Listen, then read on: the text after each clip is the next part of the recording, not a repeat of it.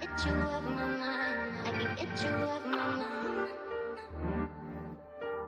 Get you off my mind. Oh, so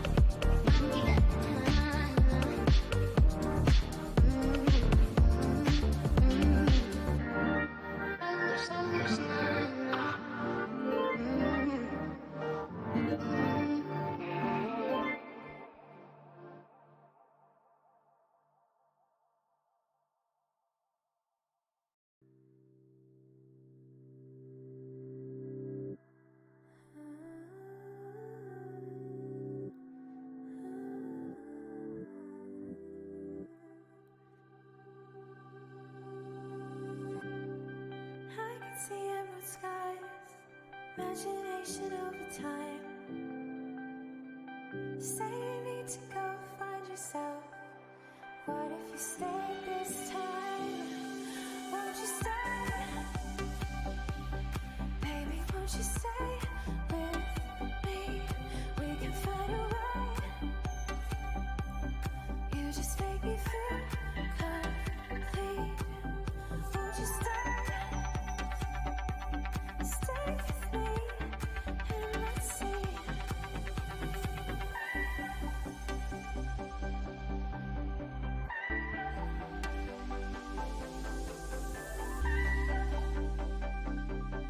I can see the way you move. Please don't be afraid. I can see the lights were true. We can find a way.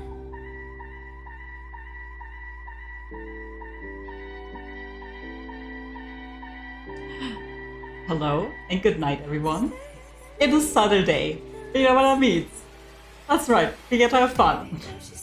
The one time in the week where we get to have fun is right now. Shh. That's beautiful, beautiful singing, but I need you to not have lyrics right now. Perfect. I hope everyone's doing well.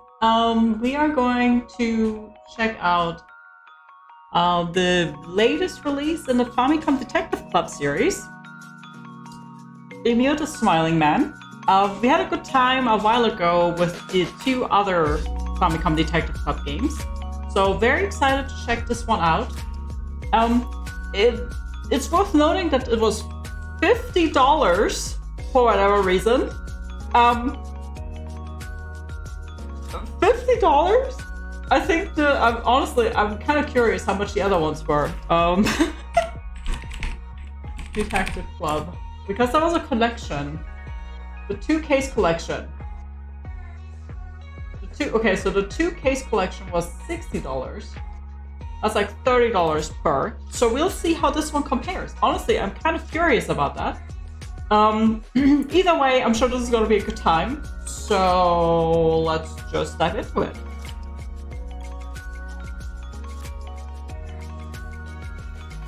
Okay, shh, music. Shh. It's serious time now. No system data found. Okay, yeah, that's true. This is the first time opening this game up.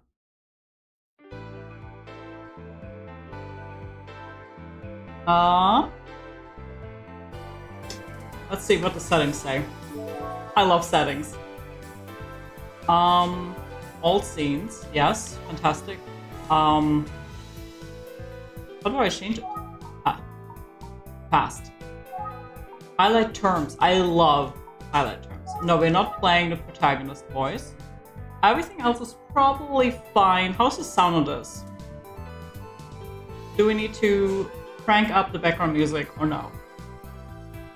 It looks fine on my end, but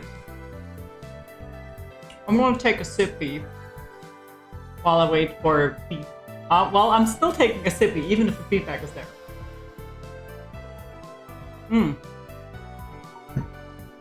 Okay, cool. Let's begin the investigation.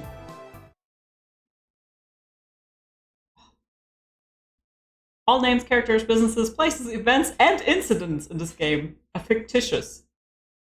Any resemblance to actual persons, places, or events is purely coincidence. Okay. Well, good to know. It was a nice day. The kind of day where you want to take a deep breath and savor the moment. Oh, gosh. Oh, sorry. One second. Okay. Good morning, Mr. Utsugi. Oh wow, we have animation. I'm ready for my workday at the Utsugi Detective Agency. Yeah, ohayo. Oh, we have animated CGs. Wow, that's where the price comes from. Good morning. Good morning. Nice weather, isn't it? Maybe we should tidy up. Open a window?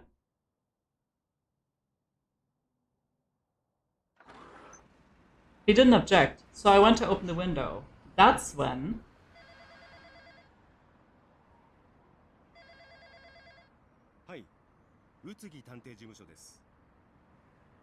Is there always going to be... Okay, maybe we should just turn off the voices. I feel like that is a good idea. 1 second. Oh, does this the... No? はい Oh! Sorry. はいわかりました He said that this is the Ima detective kara wakarimasa. agency. Alright, I understand. No, I turned on auto mode, I think. Sorry. What's going on? Who was that? Fuck, where's the settings? Isn't it usually like... Okay, change settings. Okay, so sorry about that. Yeah, let's just... Shall we just turn it down? Like, the problem with this is that I don't want the voice acting, because I want to read it out. But the problem is, if there's like a spicy scene, we're also not going to have voice acting. But we're going to have to deal with that. Okay, what's going on? Who was that? That was Kamada, requesting our services. I'm heading to the scene, and you're coming with me. Inspector Kamada called us. Yes, sir. So I assume this is the space after the other one? Prologue, phase. After the other one. After the other game. Ooh. Scene of the crime. You guys just see scene of me. Mr. Utsugi drove us to a drainage pump station in Kufku City. Oh, everything is animated. This is so fancy. Scene of Kitsu the creature. It's a very messy scene. Well, I can't see it. I'm in front of the mess, actually. I'm covering up my mess. You're from the Utsugi Detective Agency, right? Glad you could make it. Of course. Ask, listen. Oh, I love thinking. What the hell happened? What is a keyword? Ask, listen. What's the situation? It's a body, I'm afraid. But an anonymous tip this morning.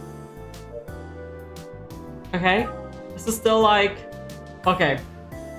Now we know what the 50 bucks is for. Yeah, it all went into the animation. I mean, it looks good. The victim was young. I'd say middle school. You never get used to this kind of thing. Okay, yeah, so it's still the same where you have to click the same thing multiple times. Okay, so now we have conversation tokens. Victims. A victim, even. He's wearing a school uniform. Local junior high. Beyond that, we don't have a confirmed ID yet. Cause of death.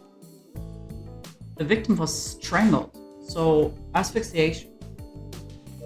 Okay, time of death. Our best guess right now is around 9 o'clock last night. Which middle schooler goes to a drainage pump at 9 p.m.? Our observations so far? Let me think about that. Okay, think? It's Mr. Utsugi. I could use some help with this guy. Think was the keyword here. Okay. Mr. Utsugi is over there talking to the police. Let's just listen to what people have to say for now. Ah. Good girl. Let's listen for now. What do you mean? You just said you were on whatever. I forgot about this. That's all we got for now. Forensic is on it. Okay, cause of death. The victim could have been strangled with rope or cord, some kind of string. I'm sorry, but that's all the info I have about that. Oh, but there was another observation. Yeah? The victim, okay. Time of death, I guess? Oh, what is it? I forgot how this game is like this. I love how you have to click on the other one several times, and then you have to click on a different subject. Oh, what is it? Well, it's not every day you find a body, let alone one that looks like this. Oh? Like what? Ugh, I get the chills just thinking about it. Never seen anything like it before. So, I don't think I can describe it. You might just have to yes! Yes! I mean, see for yourself. Victim. Will you take me to see the victim? I shouldn't have said anything. You have the right kind of clearance for that? I might need to check with someone. You called us.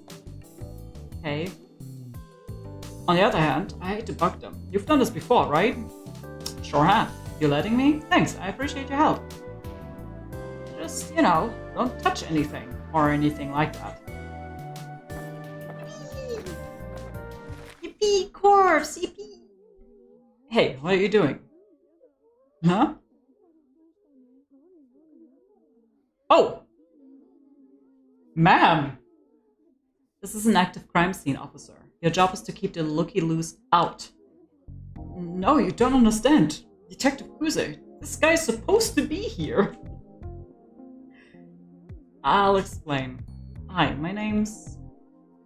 Hold that thought. Let's find somewhere else to talk.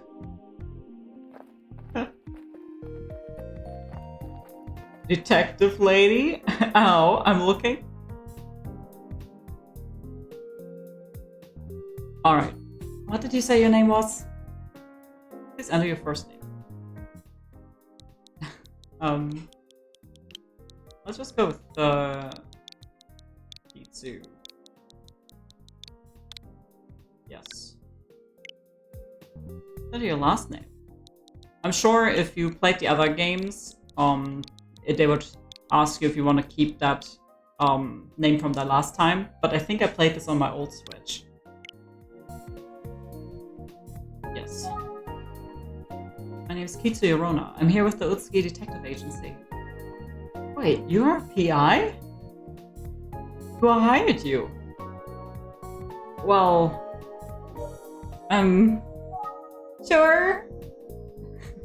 Sorry, you're not getting out of this that easy. Answer the question. Sounds like you're about to ask me a question, but you still haven't answered mine. I'm trying. Think? The detective seems pretty tense. I get the sense she's not happy about us being called in. Look, if you want to investigate, you're going to have to answer my question first. I'm trying to. Well, she's so tense. I bet if I look closely, I could see the stress on her face. Okay, so look.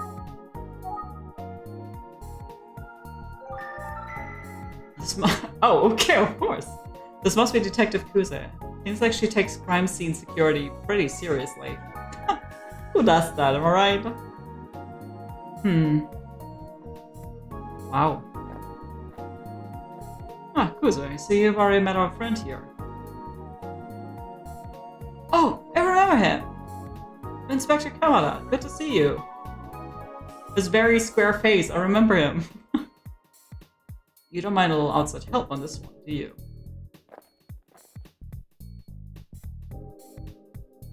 This is Mr. Utsugi, a private detective. And this is his assistant, Kitsu Rona. But sir... Just imagine if it wasn't actually this dude standing there, but I was actually standing there and she's like, what is this? What am I looking at? Utsugi and I go way back, don't we? It's just a shame we're reconnecting over such unpleasant business. It's a pleasure to meet you, Detective Kuze. I'm sorry to interrupt your good work here. This guy's he's kinda peggable, isn't he? That's okay. It's nice to meet you too. You know, it's the strangest thing, but I feel like we've met before. He has that... He's that breathable DILF look on him.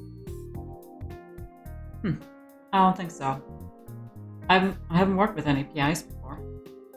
In any case, I need to get back to the scene Inspector Kamada. If you would excuse me. Sheesh. Kuze, no, come back! It's like Detective Kuze stepped away. No, ma'am, come back! Victim. Ah, poor kid was just in middle school. You hate to see it. So true. She's surprisingly strict, no? Well, don't take it personally. Cruz is the best we've got, but she can be hard on the others. Herself, too. Hope she didn't rub you the wrong way, kid. No, sir. I wish you would rub me more. I mean, what? This is a tough situation. I get it. Kami, you're late. What's that? Ah, here we go again. Hmm? What? She can be real tough on him, especially on a day like this. About who? So what do you mean when you said, here we go again? I meant what I said. Sorry I'm late, partner. The traffic was bad, and I forgot my briefcase, so I had to go back and... Have you been drinking? You might be able to pull this with another partner, but not me. Oh, come on, give me a break. Ugh, what a mess. Yeah, seriously, why is she so angry about him drinking when he has to investigate a homicide? Seriously, God, who would do such a thing? Geez, she's really ripping into him. Yeah, because this is a serious matter. What are you saying? Sorry about that, kid. Nothing to do with you. Feeling a bit sorry for the other detective. Ma'am? She might yell at me if I bug her. Oh, let's think. Didn't the first officer I spoke to say that the victim looked strange? Can we actually go look?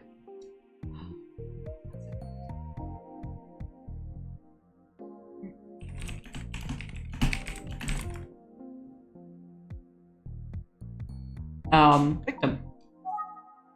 Sorry, kid, that's out of question at the moment. What do you mean? I need to, you don't understand. I need to look at the corpse. My life depends on looking at this corpse.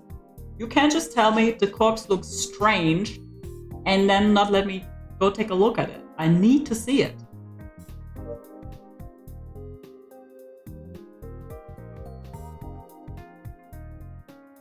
Welcome back, Yoon. Okay, well, I guess... Victim? Well, I heard that the state of this victim is slightly disturbing. I could say that. That's part of the reason I called Mr. Utsugi. Huh? What would that have to do with Mr. Utsugi? Mr. Utsugi knows people that are fucked up. Anyway, I'm sure you'd like to get your eyes on him, and I'd take you right over, but... I'm afraid that forensics is examining the body right now. It's been transferred. And, well... I'm not sure Detective Kuzo will allow you to get a look. Oh, God, this game. I remember this game is such a cock tease. Like, please. Just let me see the dead body. That's what we're all here for. Right? Good old Kuzo. Following police procedures to a T. Yeah. But look, here's what I can share with you. Uh-oh. This is how he looked when we found him. Okay. Oh. Let's wrap this up for now. You good with that, Kitsu? Yeah, I mean, yes, sir, Mr. Utsugi. I'm sorry you had to come all this way. It's quite alright. Let's be in touch.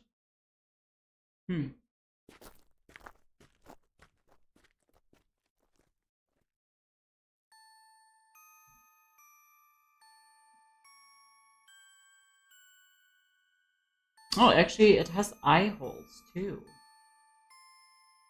That's pretty awesome. I love it.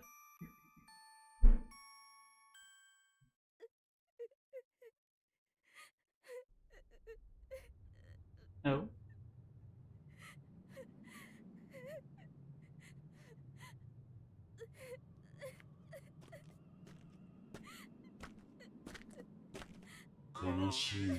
Oh. でも、もう泣かなくていいんだ。君に永遠の笑顔をあげるから。Ooh, awesome. Is this the opening? There's the opening! Oh my god, don't mute it, please. Twitch, bitte! Oh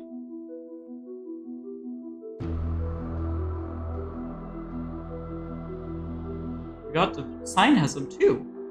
He must be a local celebrity.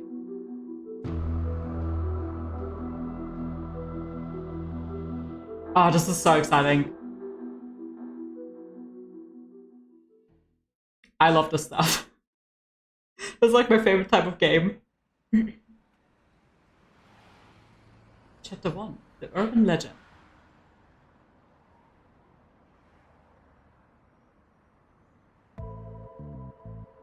It's a good detective agency. Wasn't easy to look at the victim, was it? Actually, yes. I wish I could look closer. It never is, but yeah. Paul engaged. Ayumi's not here yet. I should stay focused on Mr. Utsui for now. The victim. We got a few more details. The victim's name was Eisuke Sasaki. He was just 15, still in middle school. As you heard, the official cause of death was asphyxiation by strangulation. The police suspect homicide. There were no signs of a struggle, which points to a surprise attack, or someone the victim knew. I mean, if they knew the victim, they would probably still struggle because they're getting strangled. So you would think either they were unconscious or it's some kind of kink thing, which I would not think in this particular case, considering it's a middle schooler. Not just me speculating though. In any case, what I'm most concerned about at this point is that paper bag. Itsuki really loves paperbacks, dude. Right, what do you think it means? The thing is, I've seen it before. Oh? Cheers, guys. 2 paper bags. Love them.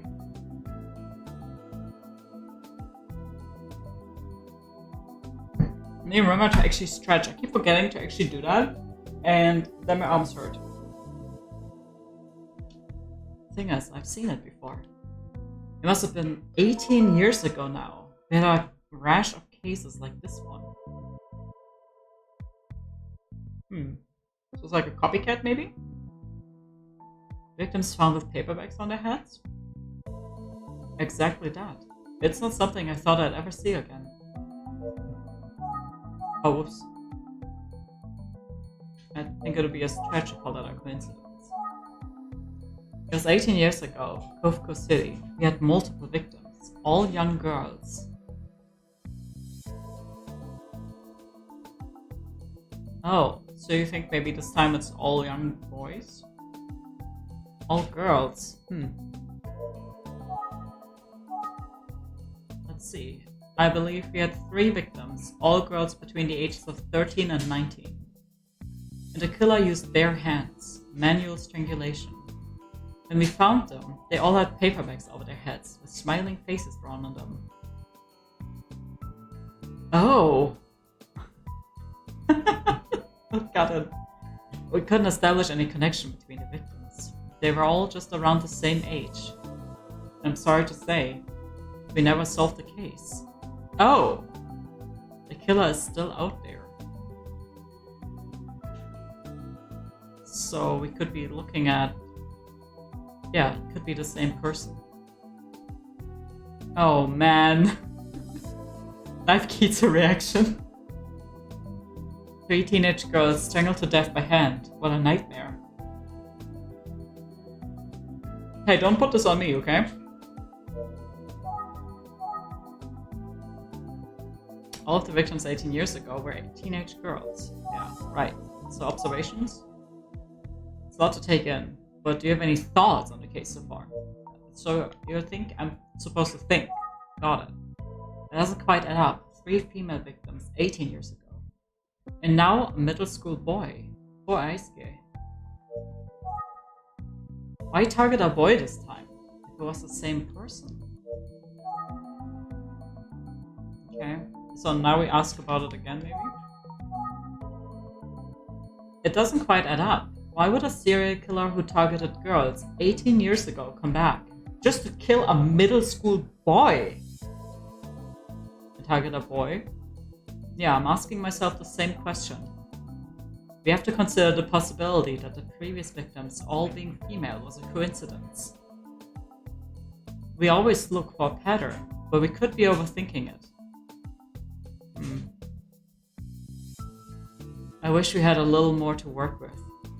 Still, I can't shake the feeling that there's a connection. Yeah, the paperbacks do be kind of striking though. I trust you've been keeping good notes. You never know when a seemingly trivial detail will make all the difference. Any important information you gather will automatically be recorded in your notebook. To open and review your notes, move the cursor to Open Notebook and press the A button. Why don't you open your notebook right now? Let me see if you got everything. Open notebook. Okay. His body was found at a pump station, asphyxiation due to strangulation, but he was choked with a rope-like object. The girls were choked manually, so that's a difference. The condition of Aisuke's body was similar to the victims of serial murders of girls 18 years ago. Okay, lead on the Aisuke case. He's known our dude for a while. Junko Kuze. Strangulation of burying guys. Thank you so much, Atlas. Thank you for 32 months. That's a long time. Thank you so much. How are you doing? Director of the Utsuki Detective Agency and also a breedable Dilf. He's known Inspector Kamada for a long time. Me! Yep, that's me, alright. Assistant Detective. You are doing... I know I'm feeling. Or is there something else you said that I'm missing? Answering machine? Why would we talk about the answering machine? Oh wait, this is look examine. Oops.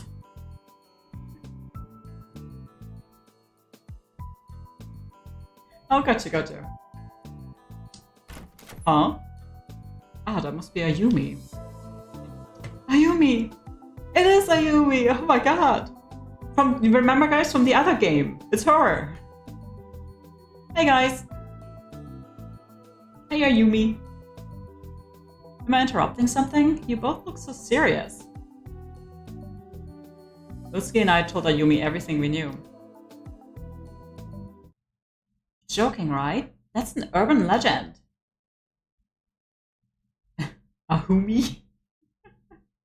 Wait, is that an orc thing? Have you heard of Emio? You know, the smiling man? Guys, that's the title of the game. Oh my god. The smiling man. Oh, we did that. We said that at the same time. Humans as Yumis? Oh, I'm not well versed on the orc lore.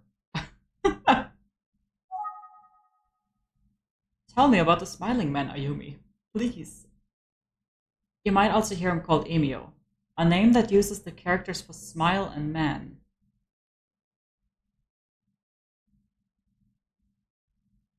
And it's an urban legend. Now you know knowing is half the battle. The other half is turning into an orc. Well, the story goes that a man wearing a paper bag with a smiley face on it appears in front of a crying girl. It's like the cutscene. A paper bag with a smiley face on it. Are you serious? Orc core. Yes, of course. Oh. Lay it on us, Ayumi. This is a different one. So, like I said, the smiling man appears in front of a crying girl with a paper bag on his head, and he says, "Aw, you look sad, but you don't have to cry anymore. After all, I can give you a smile that will last forever." Well, she doesn't get to wear her glasses anymore, though. I feel like they're judging the smiling man. They don't like people being happy, apparently. SMH, my head. And I always find the victim afterward with a paper bag on her head. Just like the smiling man wore. Wow. We're speechless, apparently. Anyway, that's the most common version of the story. And now let's go for the extra rare version. It's such pessimist. Yeah. He just gives them a little smiley bag. I mean, you know? Can't we have hobbies anymore?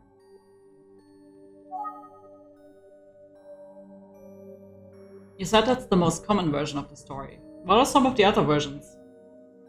A smiley bag and a nap. I mean, honestly, that sounds like a good time. Exactly what I need to turn the day around. It's true. Well, some say that if you stop crying and smile at the smiling man, he'll walk away instead of killing you. But I've also heard that if you look directly at his face, he's definitely gonna kill you. Instructions unclear. Looked at him and cried. So smile and he walks away. Look at his face and he kills you. Got it. Go for it, Atlas. It's always a crying girl, though. All versions agree on that part. Huh. So, the thing about urban legends... he just kind of like slides in. So, about urban legends. What's up with the hand with the pink eye? Oh, the pink eye... that's like there's a disease that's called pink eye, so that's why I laugh.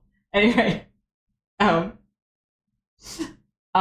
that one does not have its jewelry. It broke, so it's kind of unhinged. Like all of the other ones are good, and they're having their jewelry on, which contains them. Is that they're not all legends? Some of them hold a kernel of truth. It says exactly the opposite of what you said, Atlas.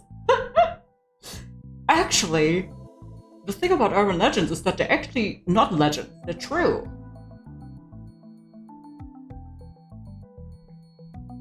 For now, I'm treating this as valuable information.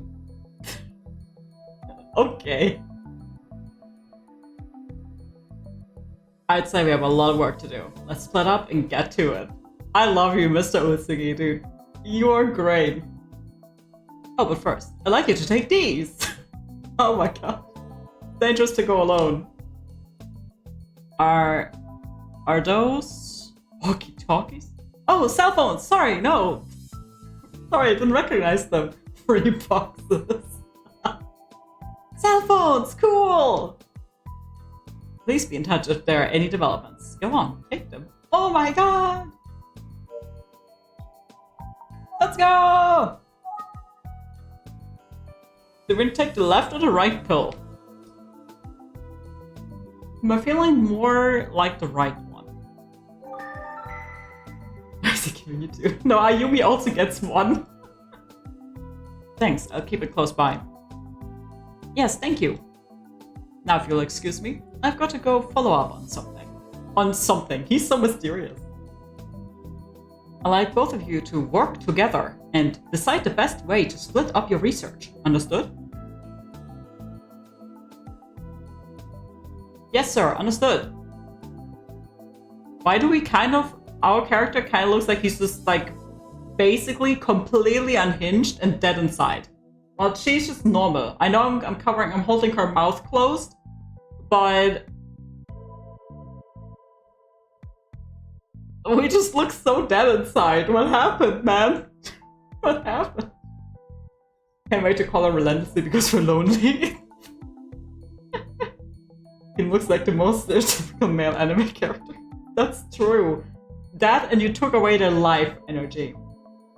It's like, you know that thing where they put like a bunch of humans into something and like to create the most average looking human? That's this guy, but with male anime protagonists. Got it. See you later, sir. Okay. Use phone! Oh my god! Phone contacts. We're calling her. I'm sitting right here. Did you really just try calling me? Yeah, sorry. I've never used a cell phone before. Neither have I, but this is so exciting. It'll be super convenient. I suppose we should be careful about only using them when necessary. I hear the battery doesn't last long. Really? But this is in the older age, isn't that? That's where the batteries actually lasted forever. It also describes how a human is conceived. Don't worry, I'll be careful. Number? Oh, we can put in our own number. Oh, so now we can call at any time. This is Akasa Tanaha Mayara. And that's Ba. Oh, I'm not sure about the middle one. I want to say Yo and N. I know katakana. I have very limited knowledge. What do they know? They've never seen a phone before. Okay, so what are we doing? So how do you want to tackle this, Ayumi? I think we should start by reviewing our notes and seeing if there's anything we can deduce. Good plan. Okay, review. Okay. Yeah. Review. Oh my god. This is where it gets hype. So we have a victim. Aisuke Sasaki, discovered this morning. So based on what we know so far, I suspect suicide? What? Homicide. Based on what we know so far. Oh, actually, because he was killed with rope. Right. But that doesn't make sense, right? Because they didn't say they found him hanging up. Based on what we know so far, I suspect homicide. I think you're right. Now, Aisuke was wearing a paper bag with a smile on it when he was found. And there's a certain similarity. It's like the real-life case of the smiling man.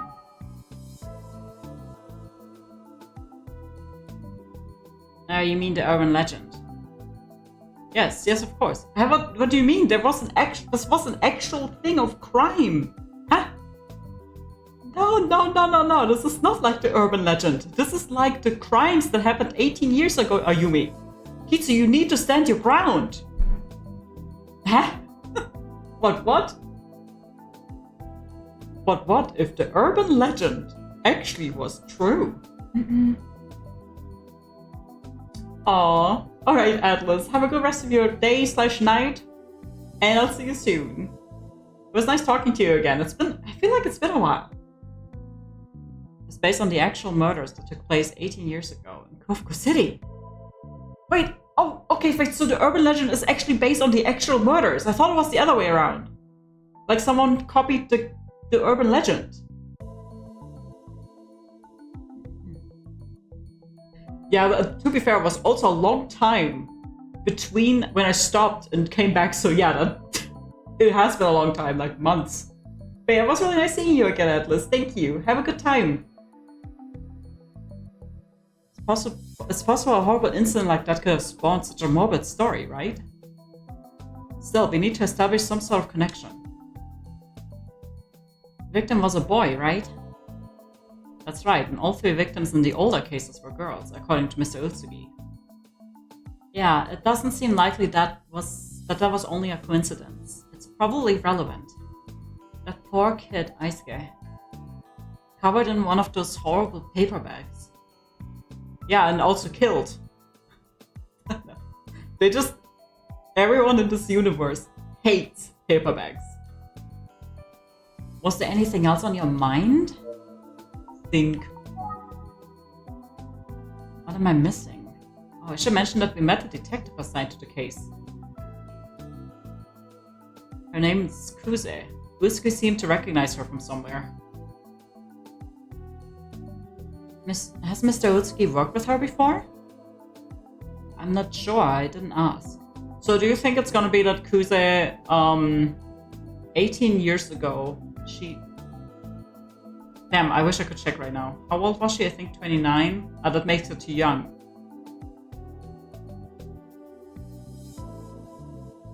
Because he targeted girls between the ages of 13 and 19. since she's, I think, only 29, that would make her too young to have been targeted. I'm not sure. I didn't ask. Oh. Well, where do we go from here? Right, let's see. Miss Junko. 20. Oh, she's 26. Oh, so she was only 8 when that happened. Okay, so never mind. That's impossible. Here's the smiling man. Oh god, his back is more terrifying because he has like a little teeth drawing on his. Supposedly a smiling man appears in front of crying girls with a paper bag on his head with a smiling face drawn on it. Tells the girls that they don't have to cry anymore. Right. Leaves his victims where they were killed with the same type of paper bag on their head that he wears. No, I did not want to. Okay. The story of the Smiling Man is eerily reminiscent of the real series of murders that took place 18 years ago. Some say that if you laugh when you meet him, the Smiling Man won't kill you. Others say if you see his face, he will kill you. Okay. And there's Ayumi. She's 19. We're both 19. Okay. I was at the scene of the crime, so I only know what you've told me so far. Do we want to go look at the dead body? Okay, so... do we think? Everyone is legal. Great question. Wish I had the answer. Well, maybe it's worth checking in with the police again. Forensics could have dug up something by now. Good idea. If it's alright with you, I think I'll try to find out more about the victim. Poor guy. That would be helpful, thanks. Okay, bye! Nice! Alright, see you later. Good luck! I don't think we're ready for that yet, but if we keep working together, maybe one day. Yeah, right. Well, one day what? We're gonna make our own detective agency? We're gonna found the Famicom Detective Club?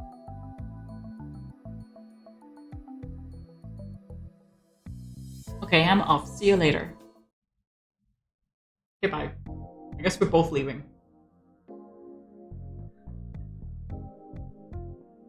Police station. I wonder if Inspector Kamada is even here.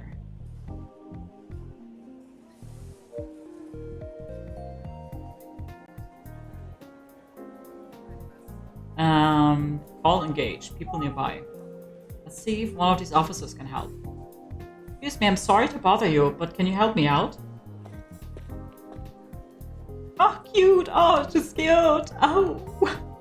Hello, sir. How can I help? Do you know if the inspector is available?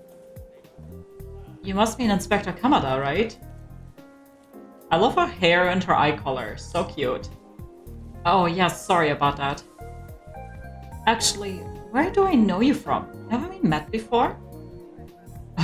Yes. Maybe, but we could meet now if you wanted to. You're so familiar, but she seems to think she recognizes my face. I mean, you look very, and I say this with love, you look very average.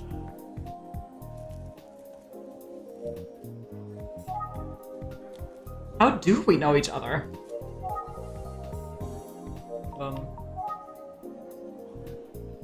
Oh. Are we supposed to examine?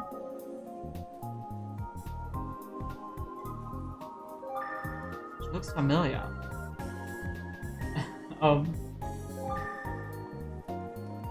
Okay, am I not supposed to...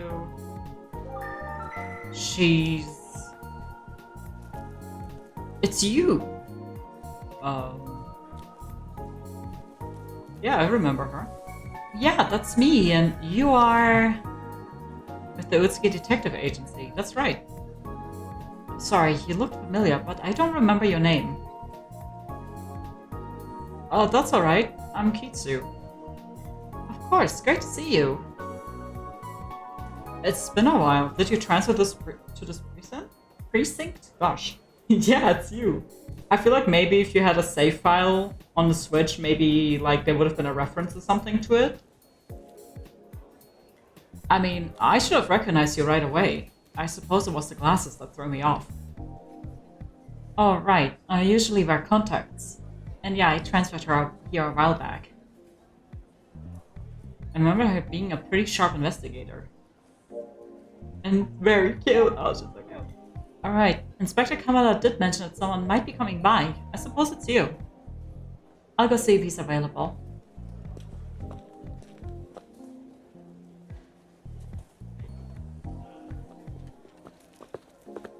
Oh, wait, huh? Well, well. Is this the supposed PI? Wait, is that the guy that was late? The partner of Kuze? Who's this? Oh, yeah. Oh, it's the guy Kuze was yelling at this morning.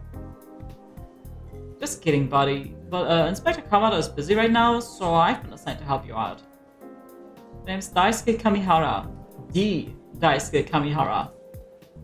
You can call me Dice if you want. Most people want. Okay. Okay, well, I'm Kitsu. You can call me Kitsu. I'm with the Utsugi Detective Agency. Oh, mommy. Oh, mistress. You know, most people want to do that. So Daisuke. Yeah. I use my brilliant intuition to deduce why you're here. Scoping out that murder, right? That's right. Normally we'd give your team a little more space, but the case is already so unusual. Don't even sweat it. I'm your guy. Hit me up. I'll tell you anything, and I mean anything. Haha. I meant about the victim, although, sure, I'll take personal questions too. Okay, he's funny. Why is he like this? Sorry to jump in, but you're going to need to take this conversation somewhere else. Fine, we can follow procedure if you insist. Thank you so much. Right this way, boy detective, to the fabulous interrogation chamber. Is this guy for real? And really, boy detective? Well, maybe I can get something useful.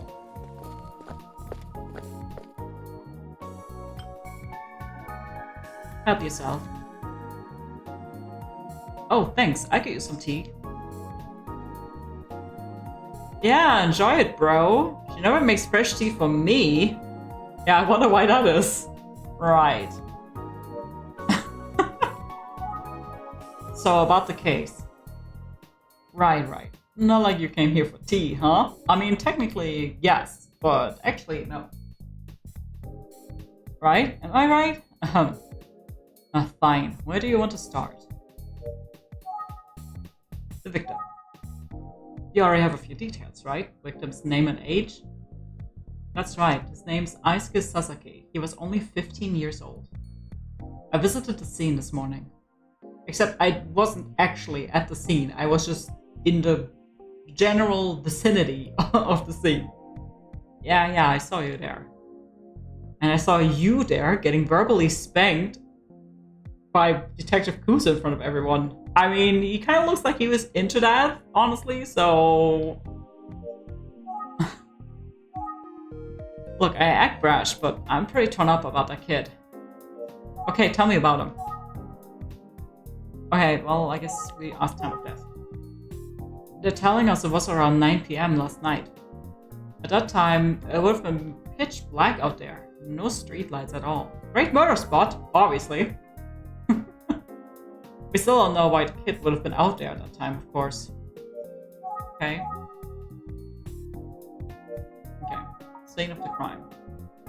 We found the body at the pumping station. Is there a location, you know?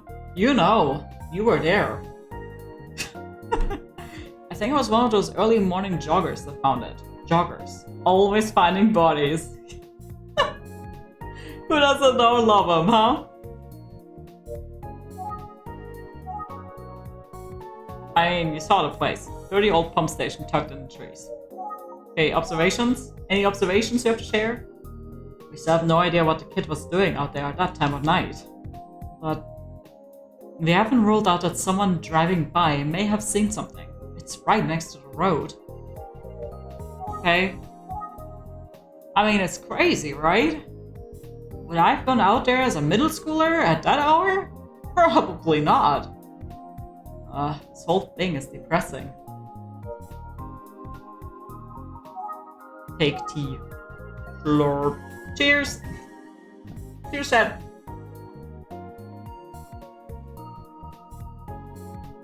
Not bad, right? Bet you don't get to enjoy tea from a beautiful lady often. What's that supposed to mean? Yeah, it's good. Hits the spot. Fresh tea, and she didn't bring me a cup. I'll ask for one in a little bit, I guess. I'm guessing he's going to get a no. I can't wait. Okay. I should keep listening to Detective Kamihara. Yeah, okay, but what? The victim? As you know, the victim had a paper bag over his head when we found him. Not just any paper bag, right? It has a smiley face on it. Yeah, it was creepy as hell, man. And the bag was all dank and old too. Ugh, I'd die. Well, the person was already dead, so... What do you mean by dank and old? Why this is really shocking to us, apparently. Forensics is taking a look now. I don't know, it's just gross to me. But we'll see what they find. Yeah, I know, right, dude? Yeah, so did you hear there were some murders like this a while back? I did. You're talking about the young girls who were killed 19. I always want to say 19 years ago. 18. Why does he look like someone just kissed himself? You're talking from experience, Yoon? Yeesh, it's like you already know everything. That's art, boy detective. This guy keeps pushing that button. So I guess you already knew that those victims had paper bags with smiley faces too, Mr. Smarty Pants. Excuse me? That's very rude. I don't wear pants. Thought so. Anyway, that's obviously going to figure into the investigation. Right, well, it's a complicated case. So, riddle me this, boy detective. All those victims were girls, and serial killers love their patterns. But our victim is a boy. Strange, isn't it? Yeah, that's not the only thing that doesn't add up with the cases. Yeah, it is. But there's another major difference between those victims and ours that I bet you haven't thought of. It's that the old ones were manually strangled, and this one was strangled with rope. Okay, that has it, I guess. Well, they were strangled differently. Survey says. You're right, huh? Maybe you are a full-grown detective after all. This isn't my first rodeo, dude. The previous victims were killed barehanded, but Aisuke Sasaki was strangled with a rope or string. Ding ding ding! There was no murder weapon 18 years ago. Pretty big difference if you ask me. Yeah, that's... Either they aren't strong enough anymore to do it with the bare hands, or it's someone copying them. Like making it look like that. We're obviously going to be taking everything into account, including those murders from 18 years ago. Cool, murders from 18 years ago. Yeah, right, dude? I mean, I guess he's new around these parts. Not us, though. We're not new around these parts. Cheers, everyone. I pour myself a new cold one.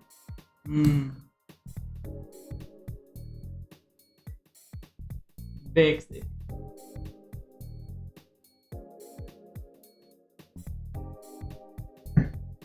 Also too stretchy. Oh, okay. You want to talk about 18 years ago, huh? Yeah? Why? Were you even alive at that time? Yes, I was 1, thank you very much. I mean, technically, I was 1 year old. I knew you were a baby. And here you are, a full-fledged private investigator.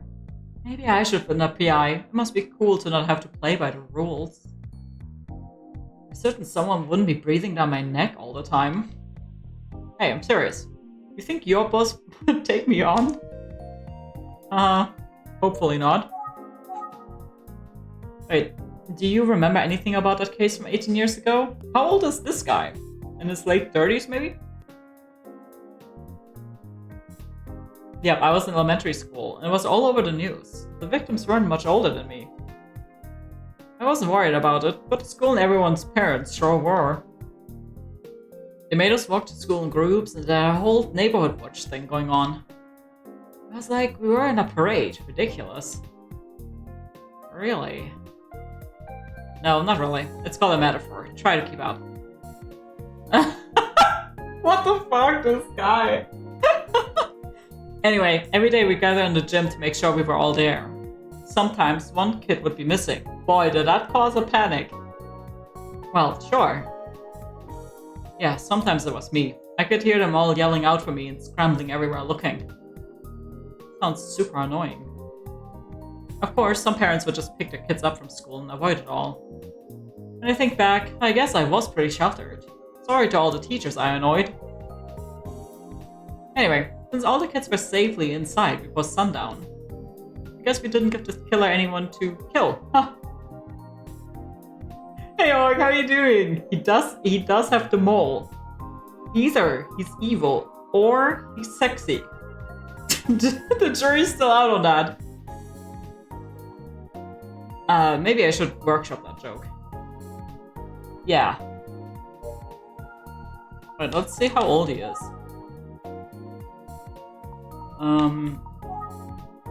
Oh, we don't know how old he is. What do you mean? He was like 11-ish, right? No, younger. 10, maybe? So, what that would mean he's 28. Those are not mutually exclusive, sadly. True. What is this? What update? He's also the boss. The paperback that covered his head was apparently fairly old. Right. Well, yeah, that's fine. No, yes. So, any more? You know? I really don't remember the whole paperback part of the story. Oh? I mean, it's been 18 years. I guess I just forgot. But it was pretty shocking. How could I forget that? That is weird. I feel like that would be something you definitely remember, since it really stands out. Paperbacks. Really? I feel like I would remember that. Yeah, true. Should we think? He was in elementary school 18 years ago. How old is he? Yeah, let's ask him.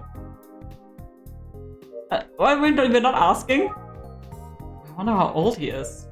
Are we looking?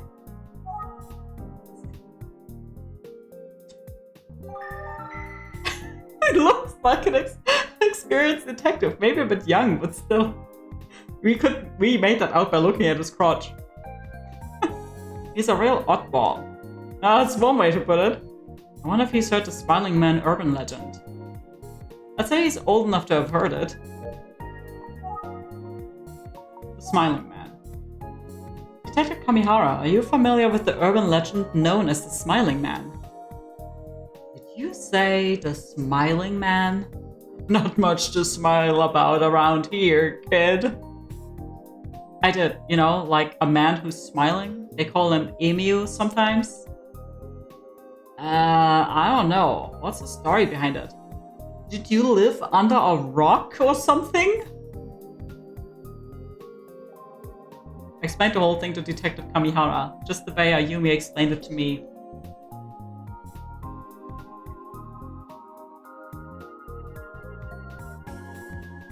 Whoa. I see what you mean about the similarities between that story and this case. Is there any connection? It couldn't just be a coincidence, could it? Did I sound like I was deducing something awesome just then? I did, right? No. Maybe, I guess? I totally did. Anyway, joking aside, there's definitely something to think about. So, thanks for sharing. Huh. You know, I mean, I'm not... Listen, chat. I'm not here to point fingers, although I have a lot of them, okay? But just consider, the kid was killed at 9 p.m., right? So, I mean, not that late at night, really, but pretty late. This guy, this morning, was late. I'm just saying, you know, that's something to keep in mind.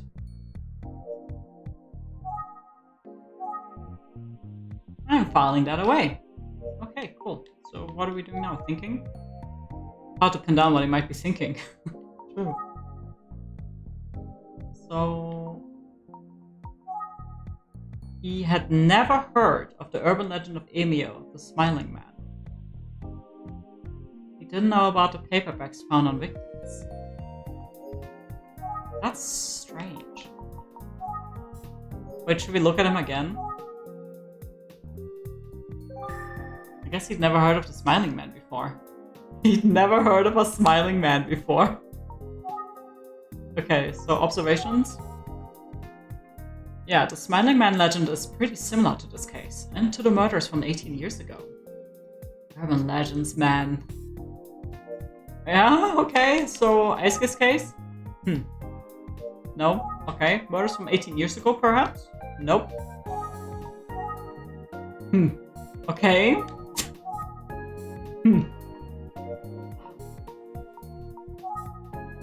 He's dead silent. What's up with that? So are we calling out to him? Hello? Yeah, hello! You're not talking to me! Should we look? Funny tie. Why is he staring at me like that? So intensely. It's a murder case. I wouldn't imagine there would be many people smiling around here. True. He might have an observation to share. Maybe he's more of a detective than I've given him credit for. I don't know, to me it kind of sounds like he really needs to use the bathroom, but he cannot think about an excuse, you know? Yes, observations? You know, now that I think about it, there's one other thing we haven't considered. Go on. Well, it's just the officer was just here. Seemed like she kind of liked you, didn't it? See, he is distracting from the topic. Jealous. Yeah, this guy has evil vibes.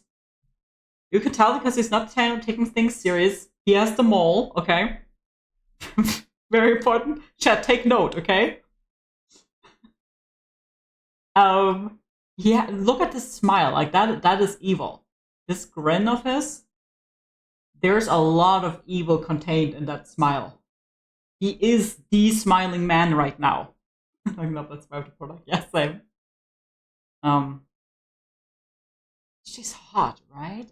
A woman that's hot, that hot, and she wears a police uniform? Now that's a legend. Oh boy. I'm so glad she transferred to this division. Like destiny. Oh, wow. Also, it looks like his face would fit perfectly with the one freaking out psychopathic moth. The Kamihara dude? Yeah. And that's why they call me Dice. I sure am a lucky bastard, I tell you. Kami. What? Oh, she's miffed. Uh-oh. Someone's about to get spanked again. Oh, hi there, ma'am. I didn't see you there. Ma'am, what's that supposed to mean? What are you two blathering about? Do your job. You've got a murder to solve. No, it's not what you think. I mean, maybe it is. This guy won't shut up about how hot our coworker is. Yeah, this guy's sleazy. Like, sleazy. He's all, oh, and the uniform is the piece de resistance. What? Anyway, I'll get back to work. Toodles. Have fun, buddy. He's leaving? Just like that? Sorry about that. Ahem. Anyway, sorry about this morning as well. Oh, okay. I guess I haven't even introduced myself. I'm Detective Kuze, Junko Kuze, Investigation Division 1. Nice to meet you. Oh, I'm from the Utsuki Detective Agency, Itsu Rona. Sorry to bother you this morning. No, it's my fault. I didn't realize the inspector had called you guys in. It's no problem at all. That said, don't get in my way. Understood? Oh, right. Of course. So, sorry, I have work to do. Excuse me. No, ma'am, stop, please. Can I get your number first? And she's gone. Oh, time to travel, I guess. Maybe I should ask if Inspector Kamada is still busy, just in case.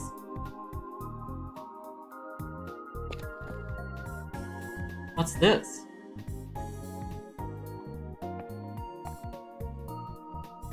Come on, just one cup, okay? Why don't you brew it yourself? Ugh. Detective Kamihara. I just really want you to brew it for me. And maybe spit in it or something. Kick him. I can't believe he's begging like that.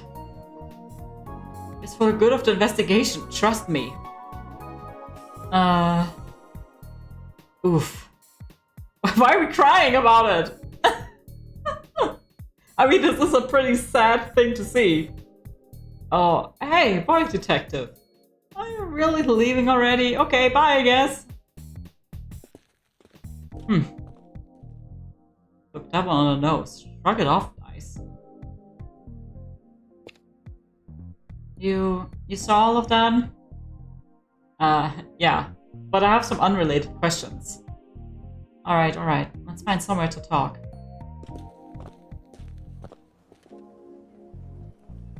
I think someone needs to peg the detective. That's all I'm saying. So, were you able to get some info from Detective Kamihara? Yes, more or less. How about Kamihara? I've worked with a lot of detectives, but that one, well, he's something special. You might not want to follow in his footsteps if you catch my drift. Noted. I was wondering if Inspector Kamada is available. Sorry, but I'm told this meeting is running long. Ah, I see. Maybe I should come back tomorrow. Okay, bye, I guess. Bye. If you'll excuse me, I should head out. Please give Inspector Kamada my thanks for his help. That's good. Safe travels.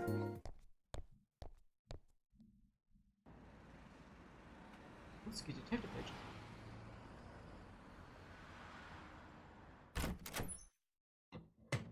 Agent. Hello, I'm back. Welcome back. Welcome back. So, how did it go today? Well, I went to the precinct to see what I could find out.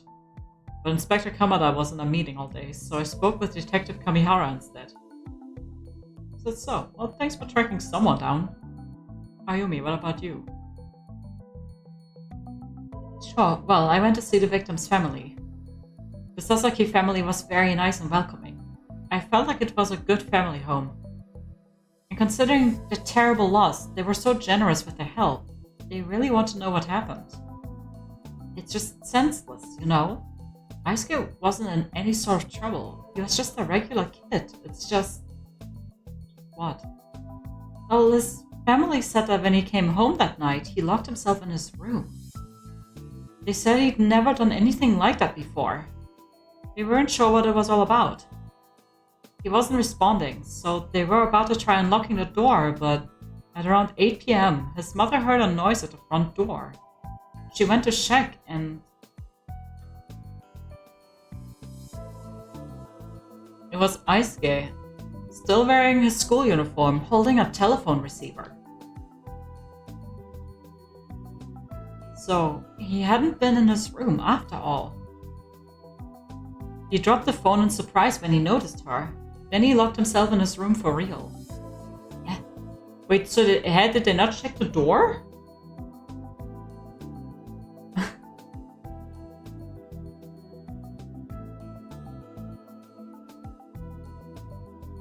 I wonder who he was talking to. Yeah, great question. His family didn't know. Anyhow, it seems as if he snuck out again after that, without his family noticing. And that's all I have for now. I'll keep digging. What in the world happened to this poor kid? You know, I've been digging into the cold case from 18 years ago a bit more, and I'm concerned. You see, the police never made all the details public, in particular, the use of paperbacks. Oh. Oh, okay, so that explains why he doesn't know about that.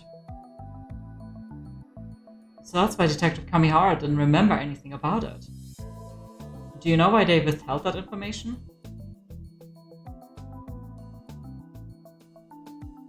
Well, I have an idea, but it would be better to speak to Kamada himself about it.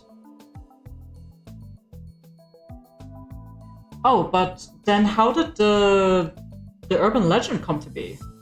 Because it wasn't the way where the murder was based on the urban legend. It was the urban legend was based on the murders. But if they never made it public that the paperbacks were a thing, then how did that happen? I understand. Regardless of the reason why, if the police didn't release those details at the time, it seems a bit of a stretch to assume that the case is connected to the Smiling Man urban legend.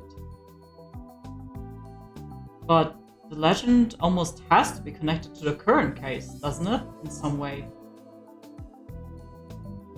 Well, I do think I need to fully understand the urban legend if I'm going to solve the case. You, specifically? Well, yes. I'm fascinated by the case of the Smiling Man, and I want to take a deeper dive into it. Now then, I'd like to have the two of you review what you learned from today's research.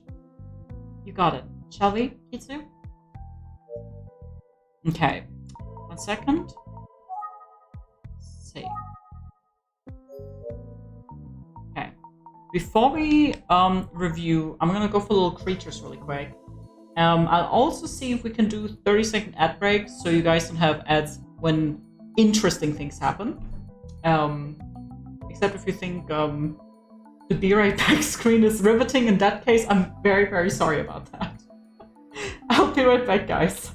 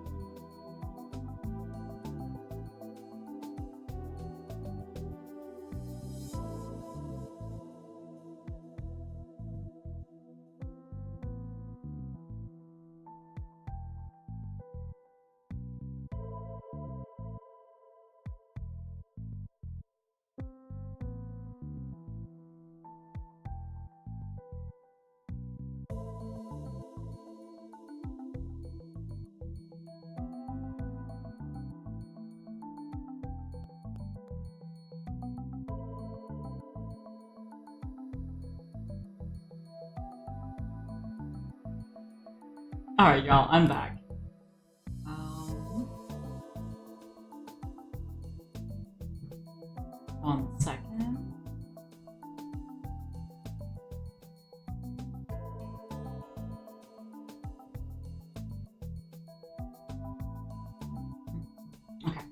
Alright. Like the part where the BRBI looks around and then steps back to stand like, oh god, yeah. Thank you. Okay, let's review the case. So, we have a victim, Ice Gang, who was found with a paper bag on his head with a smiley face on it. A series of similar crimes took place 18 years ago. We've been paying attention, chat? Yes, that's right. Precisely. The case from 18 years ago involved 3 murders, and the victims all had one thing in common. All of them were teenage girls. It's so terrible to think about. So the killer from 18 years ago was never caught. And the information about the paperbacks was never made public. That's going to be important. So only a handful of people know about it. The killer, the families of the victims, the police who were investigating, and whoever found the bodies. Yes. What does it all add up to? Do you have any thoughts based on the info you have so far? Well, I suppose what I can say at this stage is something's... I got lucky and saw something seemed off about... I have no idea. Something seemed off about Kamihara. There's something bugging me about Detective Kamihara. Really? I mean, it's just a feeling. Sounds like that's a wrap on our investigation for today. Yeah, because I do think it's weird that he said the thing with the bag. Like, he did say, ooh, it's nasty. So, he's most likely unrelated. But it was weird that he was late to the case. Which, he does seem like he's kind of like a careless kind of guy who, you know, doesn't take his job seriously. But it's still something to take note of. It feels like comparing notes really helped. We're working together well. I agree. I'm counting on both of you. Alright, let's split up and continue the investigation tomorrow.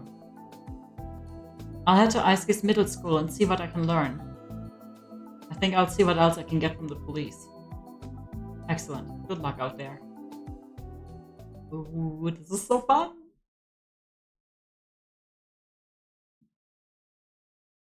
Chapter 2.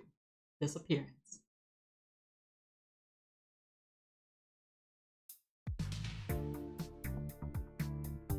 Police station.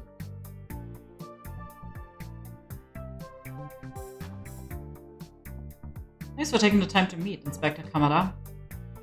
Oh, Rona, I'm sorry I wasn't available yesterday when you stopped by. That's alright, you're incredibly busy, but if you have a few minutes now... Yes, of course, you can ask me anything. Well, let's head to the back rooms first. We're going to the back rooms? Sounds good.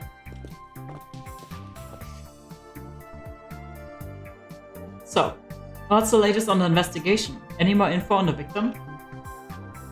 Well, I'm afraid we don't have much new info, but forensics is still taking a look at that paper bag. Yeah, because it was nasty. I heard that the paper bag itself seemed like it might have been old. Is that true? I really can't say until we get the results, but we'll know soon enough. Okay, observations? This is just a difficult case. Yeah, true. So, what now? Think? So they still don't know how old that paperback is. Let's find out why they didn't tell anyone about it 18 years ago. That's a good question. Whoa. The music is so energetic. Whoa. I understand that you kept this paperback a secret in the previous case. Is that right? That's right. I was in charge of the investigation and it was my call. I guess that makes sense. It would be kind of like... Something like Dad would Serial killers generally have a lot of fans. So if they made it public that he did the weird thing with the paperbacks, there definitely would have been people that would have gone crazy about that. I see. Maybe a good reason. It was a big scandal anyway. But if all the bizarre details had leaked, well, it just seemed best to not rile folks up about details. Could have slowed down our investigation. Trying not to rile folks up. Like I said, we kept details secret. Don't need people freaking out and slowing down the investigation. Yeah, that makes sense. Let's keep asking Inspector Kamada the important questions. Okay, paperback. I showed you the photo of the victim with the paperback, right? If that got out to the public, there's a chance someone would try to copy it. Yeah, that too. My understanding is that we never caught the killer who committed those crimes 18 years ago. Is that right? Yeah, still haunts me to this day. Hell, since the cat's out of the bag, let me share a few other shameful secrets with you. Oh! And we don't even have tea today! Please, go on. Well, in addition to the 3 tragic unsolved murders. Mind you, we worked that case hard. I didn't want to see any more lives lost on my watch. Something else slipped through our fingers. Oh? Yeah, we had a missing person. A young boy. Oh. Ah. Okay. That seems big. His name was Makoto Kuze. So it's the brother of the investigator. Junko's. Kuze, you said. Wait, Makoto and Junko. I see. So are you saying... Yeah, that's exactly what you're thinking. So I wonder if she became an investigator because of that, and she wants to find out who took her brother. Older brother. He's Detective Kuze's older brother, 6 years older. He was 14 years old when he just disappeared. I personally suspect that he was murdered by the same person. It was a tremendous blow to my team. Fortunately, we never did find another victim in a paperback like that. Until now. Unfortunately, we never found poor Makoto either. To this day, he's considered a missing person. But I think it's possible, even likely, there's a connection. It certainly is strange. For some reason, after the disappearance of Makoto Kuze, the serial murders of young girls stopped. Oh, that one was important! You could tell because of the sound effect. Huh.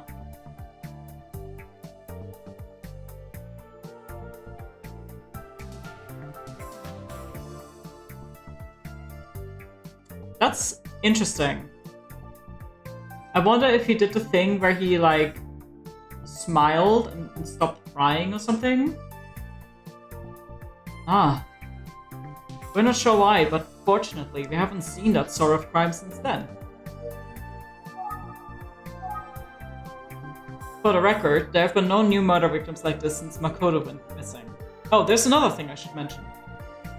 We had a suspect at the time, but he disappeared shortly after the first murder. Right after the first murder? Yeah, so there were 2 disappearances back then surrounding our case. It feels like everything is connected, but we still have a few missing pieces, you know? Missing man. Do you have any more info about the man who went missing? I suppose so. Turns out that he knew the first victim from the serial girl murder case. They had apparently been meeting up frequently. Wait. Sorry, did I read that right? The first victim. Okay, and he was meeting up with her. How old was this man? Anyhow, the same day the body of the first victim was found, we found a disturbing amount of blood in the man's apartment. Oh! We thought that perhaps the man was injured in some kind of altercation relating to the murder. It's also possible that he himself is the killer, but he's still missing, along with the truth. I'm afraid we weren't able to establish a connection between him and a series of murders.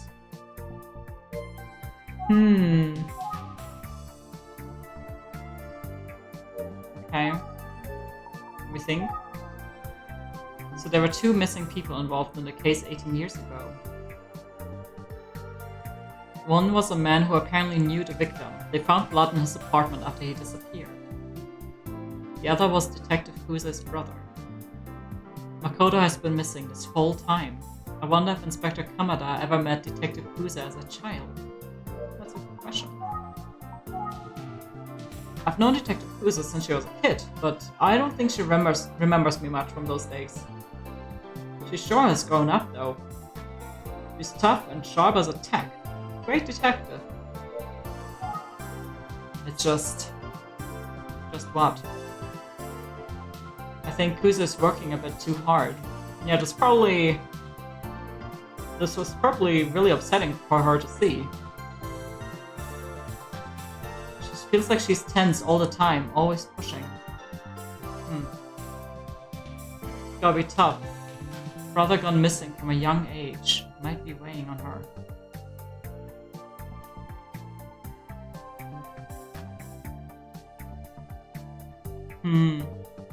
I wonder if her brother maybe become like a new smiling man.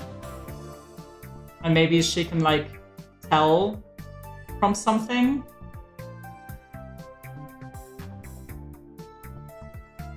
And that's why she's kind of like on edge about it. Cheers, Chad. We the younger brother? No, the brother is 6 years older than she is. It can't be us this time, not like in that other game.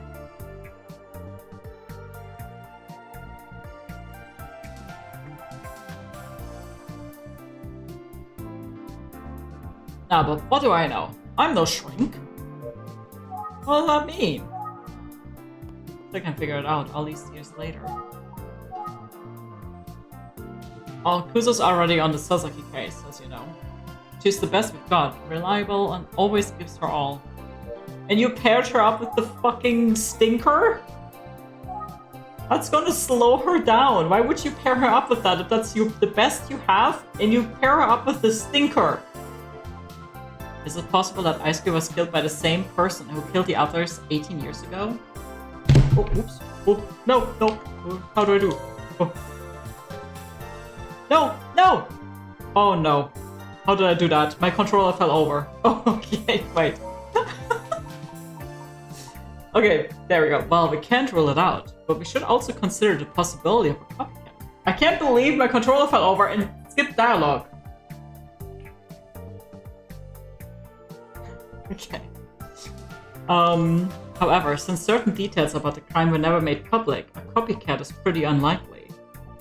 Well, technically, yes, but actually, no. Because if the dude, her big brother got taken by the smiling man, then he would know about it, right?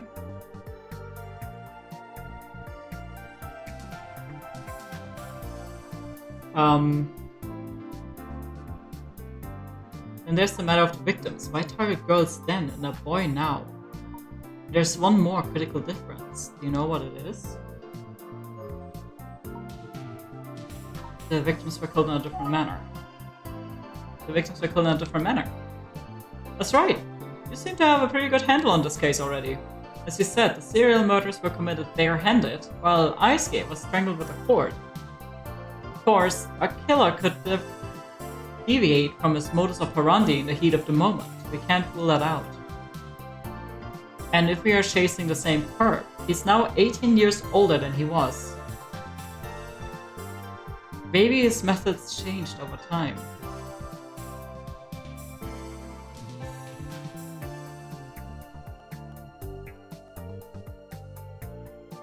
Hey strangers, no problem. No need to apologize. I hope everything's okay over there. I have to wonder if there's a connection to the cold case from 18 years ago. Yeah. The paperback might be the only common factor. Now it seems like it's coming back to that smiling man urban legend.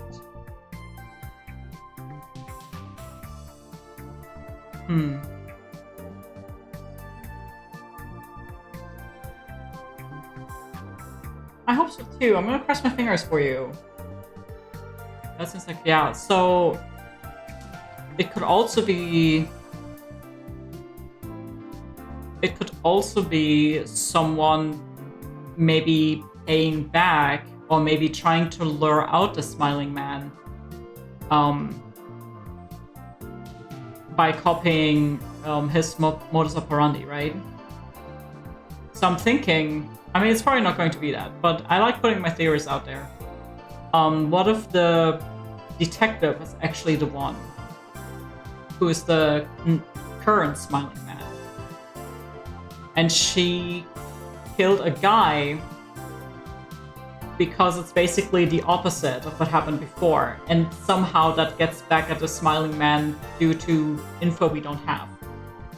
Yeah, we're playing the recently released Famicom Detective Club, The Smiling Man.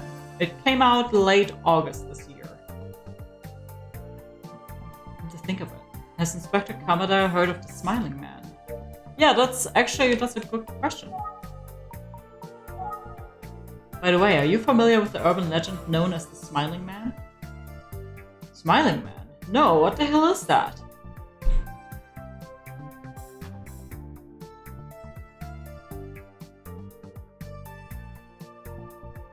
Okay, well, okay, so also, wait, I just thought of something. I don't think anyone actually mentioned that the murderer actually has, that the murderer actually wears a paperback. Only that the victims have paperbacks, right? So that's not even a confirmed thing. That's literally only part of the urban legend, which could be embellished. Or very likely is embellished. No, thank you, strangers. I'm happy to hear that. Well, it relates to the paperbacks you found on these victims. Paperbacks with smiley faces on them.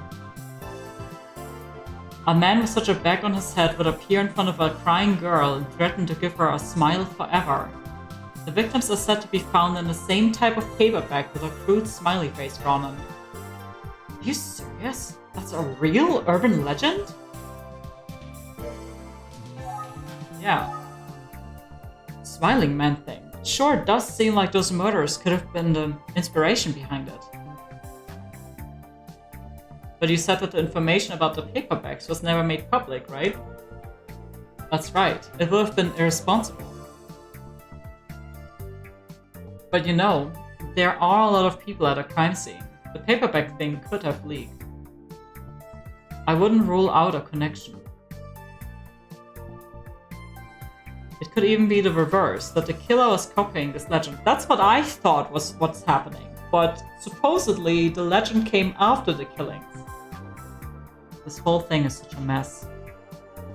Oh, it's getting late. I should get back to the investigation. I should probably excuse myself as well. Let's head to the scene of the crime so I can take a look at the spot where the body was found.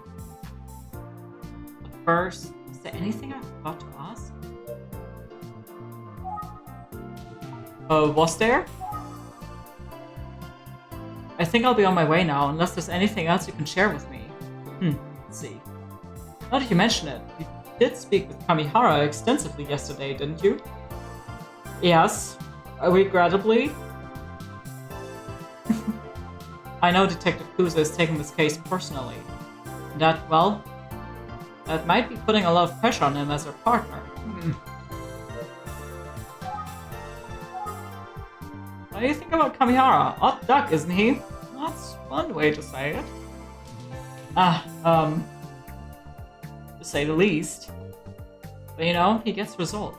Kamihara is a pretty good detective after all. Oh. He's smart and he's got good instincts. Terrible shot though. Well, you must have seen how he gets on with Detective Kuze. As in, not well. Huh, yeah. She ripped into him again yesterday while I was here. But at the end of the day, they may seem like opposites, but they're quite a duo. Yeah, believe it or not, Kamihara looks up to Kuze like a mentor. Meanwhile, Kuze is bound tighter than a coil. She needs that loose energy that Kamihara brings. Since the two of them started working together, Detective Kuze has really mellowed out. Credit where it's due. I think that's Kamihara's influence. I mean, if they're working well together, then that's good. Opposites attract, right? Kuze and Kamihara make a good team. Okay. Well, bye! Thank you so much for your time, Inspector Kamada. I should be on my way now. Sure thing. If you need anything else, just stop by. I will, thank you. By the way, how old are you now? 19, sir. So you wouldn't have heard about those previous murders at the time they were committed. No, sir, just trying to learn everything I can now. That's good. You need to immerse yourself to try to understand. I'm glad to hear you're approaching this investigation with the right attitude, and I'm hopeful that you'll bring an outsider's perspective to it. Might be the key to our solve. Yes, sir, I'll do my best. I'm counting on you. And he was like 1. Yeah, what kind of question is that? Even if he was like 21 or something, that was 18 years ago? He would have been 3. Yes, sir. Where are you headed next, by the way?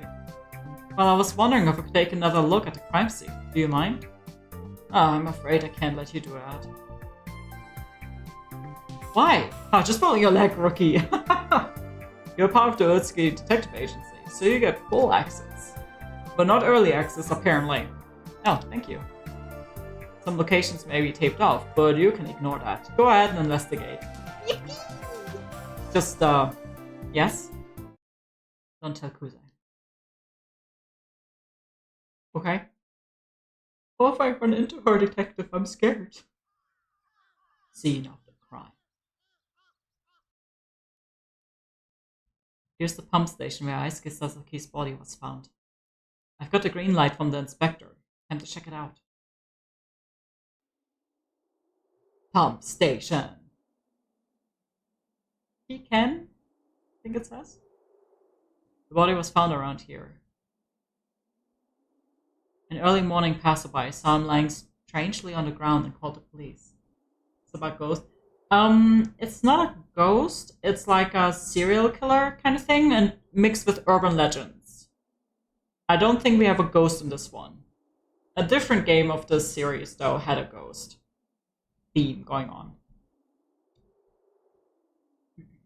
I'm sure that was a terrible shock. Why would anyone have passed by here? Oh, I like it when it gets quiet like this. Fence. I think Aisuke's body was found in front of this fence. What a lonely place. I can't help but imagine him with that terrible paper bag on his head. Look at the sign. There are warning signs here. One from the police and one from the water department.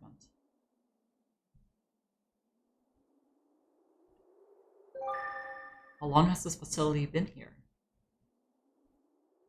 Anything else? Bush. The bushes seem normal. No signs of trampling or anything knocked over. Okay. Bush.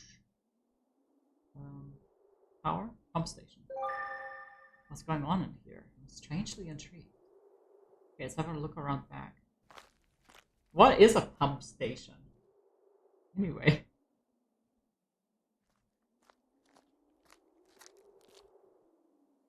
I didn't see anything out of place from the back of the pumping station, but there's a path leading up to the back side of the facility. So this isn't a dead end after all. I wonder if the person who found the body came through here as some kind of shortcut. I don't see anything else of interest. Still, it's pretty spooky. I almost feel like the smiling man is watching me from the shadows.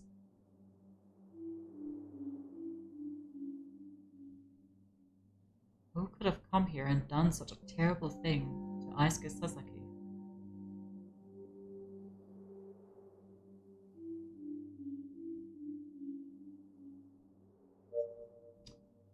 If you were a serial killer, what would you want to be known for? So, I would actually surgically remove the people's limbs, and then I would reattach them and make them in the shape of like animals. So I would kind of like make like a sculpture, like of like a spider or like a dog, but they're all made out of human limbs. So I guess I would be known for my artistic ability. Want to talk to? No one's around. I don't think there's any more clues here. Let's take the bus back to the office. Okay. You don't want to take a look at where the path in the back leads? I see the dogs. Oh, now it's the countryside. Let's see, the next bus is arriving in an hour? Yep, that's the countryside, alright. Oh no. It might be faster to walk back. Oh. Hey, oh, she's in the car. She's on the phone. Hey, boy detective, looks like you're working hard on our case. Thanks. Oh, Detective Kamihara. I should actually be thanking you. Oh, please. Anyway, what's up? Notice anything new? If you found something different, maybe thanks to your private investigator mindset, please let me know. I'm afraid I didn't find much. Well, let me know if you do find something, or if I can help in any way. Isn't he supposed to be one of the primary investigators? I'm on the way back to the station, but... Yeah.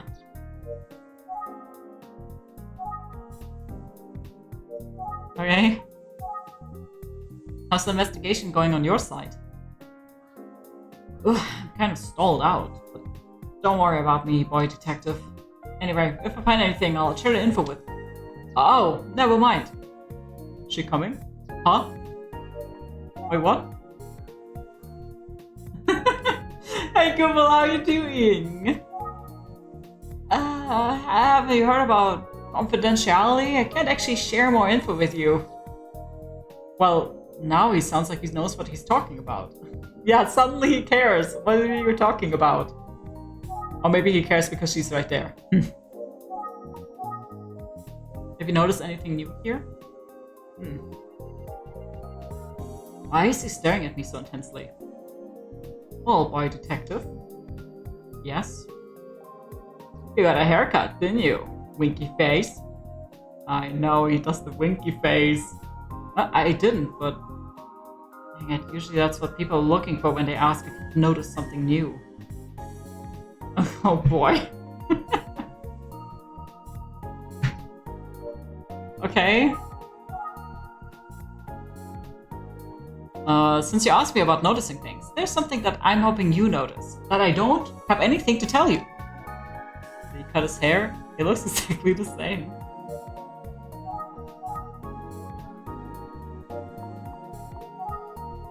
Something seems off about him. What? What is it? Okay. Okay, so are we supposed to look at her? Detective Kruse. Yeah, so that's... I wonder if he's always been this way. Are you waiting for a bus? You know they don't come by very often. Yeah, I took a look at the schedule. Oof.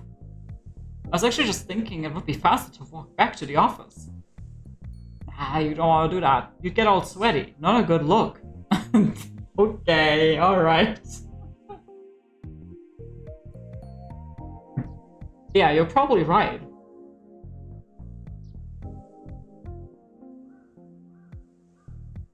Well, I'd give you a ride, if I could. But yeah. Yeah, so are we looking at her now? She's back on the phone. Ah. The link was surprisingly modern. Oof, not a good look. I mean, to be fair.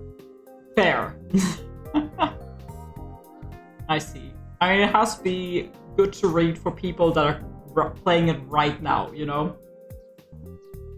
I don't think they're gonna put Ohio Sigma or something in it, but... Cami, we've got to go.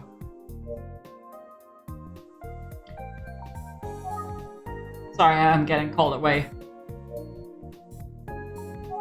Who's I know? Please! Not sure I'm brave enough right now.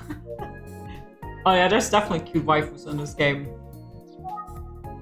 The bus doesn't come by often, does it? Yeah, so I'm thinking.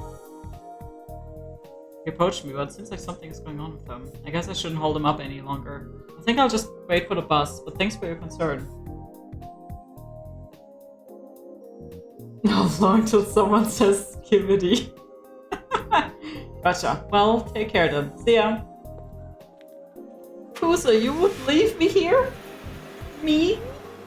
An innocent little guy?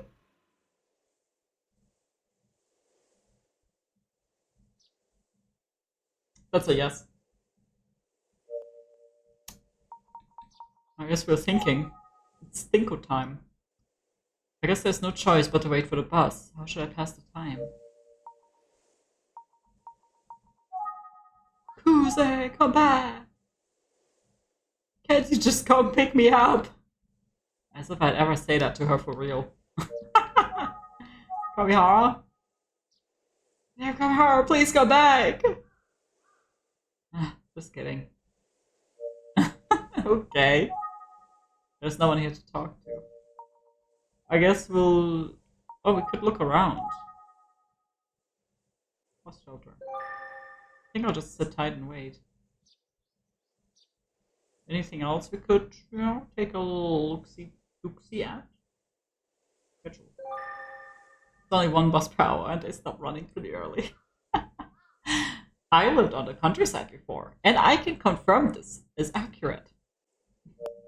One bus per hour.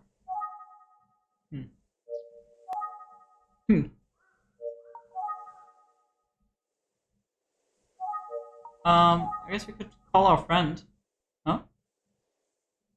Oh, no! He didn't charge his phone! The battery seems pretty low. Now that I think of it, I don't remember charging the phone last night. Oh! Maybe I'll wait until it's an emergency. Should have listened to Ayumi about this. Yeah, what now?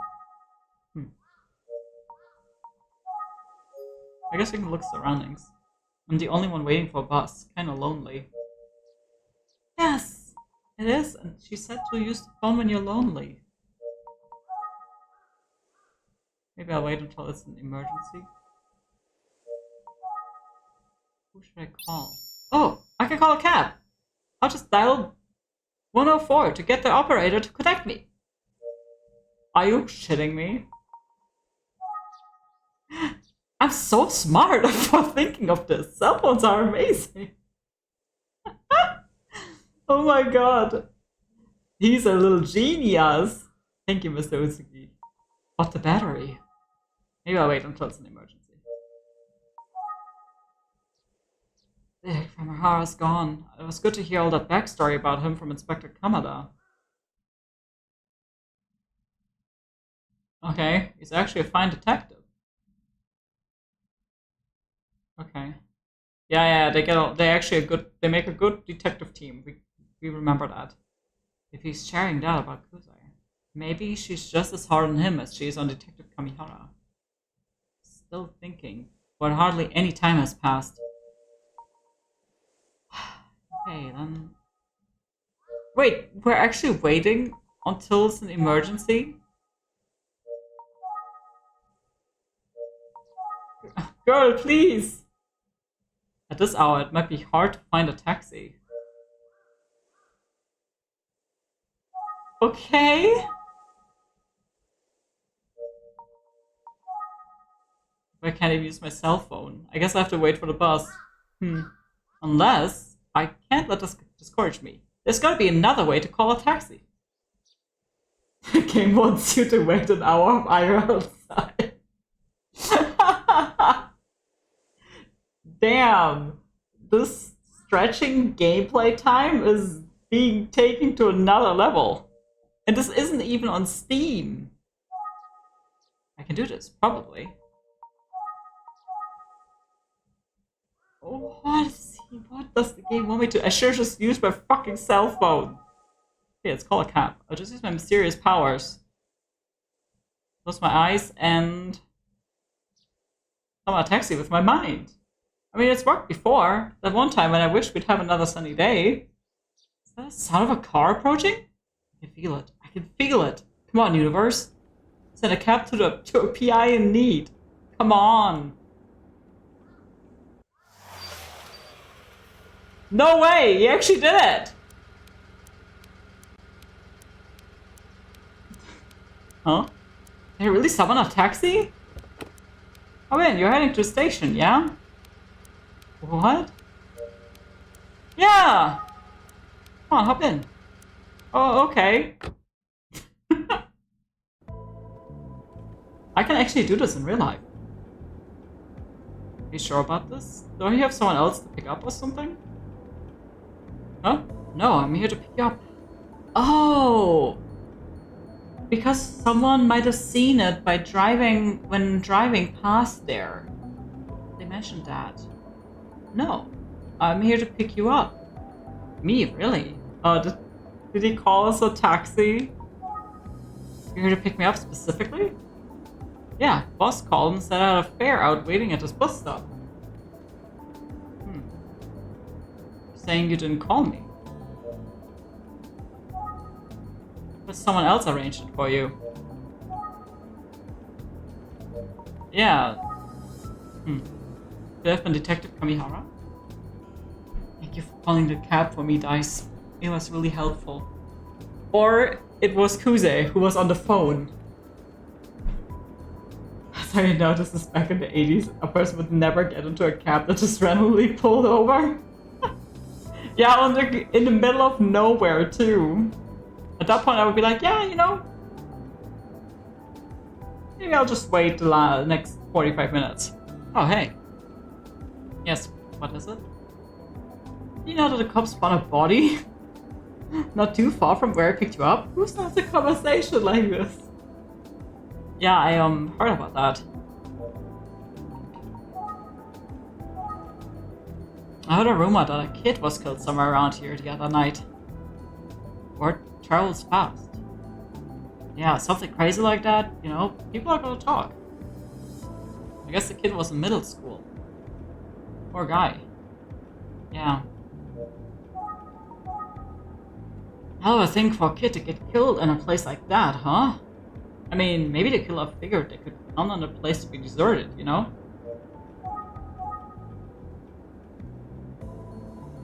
So what were you doing there, anyway? Are you some kind of police detective or something? Not exactly. I'm, how can I put it? Come on, son. You look like you're in high school, aren't you? Hey. I drive past all the time for work, but I've never picked anyone up there. I gotta ask, what were you up to? I just had some business to attend to. I see. Sorry, I don't mean to pry. He often drives by this area for work. Yeah, to ask him. Yeah, I do. I was actually out here the night before last. Probably around 10 p.m. Oh wow, really? How convenient. Oh? Yeah, I may have seen something. Blah blah blah. We know. That's what we need to ask. Maybe the driver saw something. Did you see anything noteworthy when you drove through this area the other night? Anything noteworthy? Yes, anything at all could help. Well, I saw a deer. That was pretty swell. Let me think. Think? Okay. Talk to the driver. Oh, okay. Well, I definitely didn't see any kids out here. Yeah, well, the kid was dead at that point, so... Let's see, maybe there was something. Alright, I almost forgot. What is it? I saw a motorcycle parked there the other night. That's important because the sound effect was there. A motorcycle, huh? The motorcycle. I'm positive that I saw a motorcycle parked over there the other night, around 10 PM. I'm sure of it. Oh? Yeah, it was a nice looking bike, but why would the killer still be there at 10 PM? Because the kid died around 9, right? So you would think if you killed someone, you would just book it. Oh, maybe someone placed the bag on him. Maybe he didn't originally have the bag. So maybe someone just placed it on there. Like, came by afterwards. Yeah, it was a nice looking bike. But, I'm guessing the rider was just, making a pit stop. Pit stop, why there? Pee? Bathroom break. You ever see a bike on the side of the road? The rider is probably taking a piss. He's pretty confident about this interpretation. Like, the thing is, the body was not reported until the next morning when a jogger came by and found it. So this person, if they stopped there, they must have seen the body, but they did not report it. What color was it? I see it all the time. Nothing else to say except I'm pretty dang sure the driver stopped there to pee. Ask what color it was. So there was a motorcycle parked at the crime scene around 10 PM on the night of the murder. It's concerning, to say the least. And if the killer was riding a motorcycle, then they must have killed Aisuke there. I can't imagine transporting a body on a motorcycle. I think it's most likely that Aisuke was killed at the pump station, but why was a motorcycle parked there? Because they saw Aisuke's body. No, it can't be. It's pretty dark out there at night, so if a motorcyclist were just passing... Oh, I thought, why... Okay, yeah.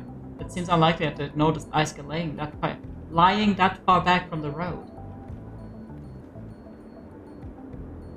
They were probably eating the McDonald's to use the bag. But wasn't the person who called in the murder there in the early morning? Yeah, maybe the driver is right after all. This guy is like not even thinking about anything as evil as that. But yeah, they probably just didn't see it. They were just chilling. Hey, so I gotta ask, why does it feel like I'm being interviewed by a detective? Yeah. I mean, you're in high school, right? Well, I'm actually in sort of a detective club. A Famicom detective club. We like to investigate anything strange that happens in town. It's time for a stretchy. Actually, I get a new drink. Would you mind being a sweetheart and getting me a bottle of water?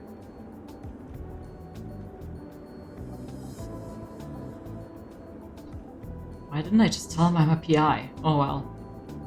You wanted to name drop the game. Yeah, that sounds kind of fun. Yeah, it's all fun and games. No, please not sparkling. I'm gonna have the burpees. Please just send normal water.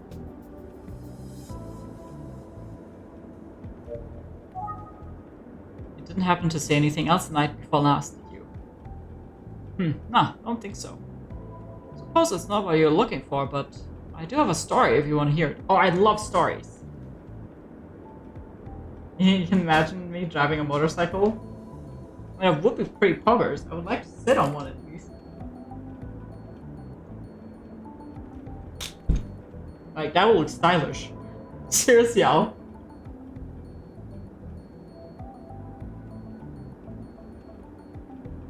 Go motorcycling.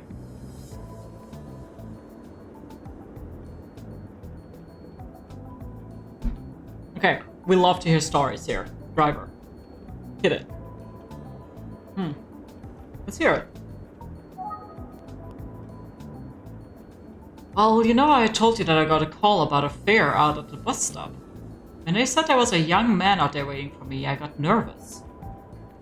Oh? Huh? See, you'd be surprised how often we get calls from who? Like phantom calls from another world. You show up and no one's there. It's creepy. Ah. You were hanging out near where that boy was murdered, right? So yeah, if I had gotten the call to pick you up at night, I might have just faked being sick or something. I know it's kind of unprofessional. Yeah, that's extremely unprofessional, but... Anyway, thought you might want to know. Sorry if I wasted your time. Alright, let's get you where you're going. Sure.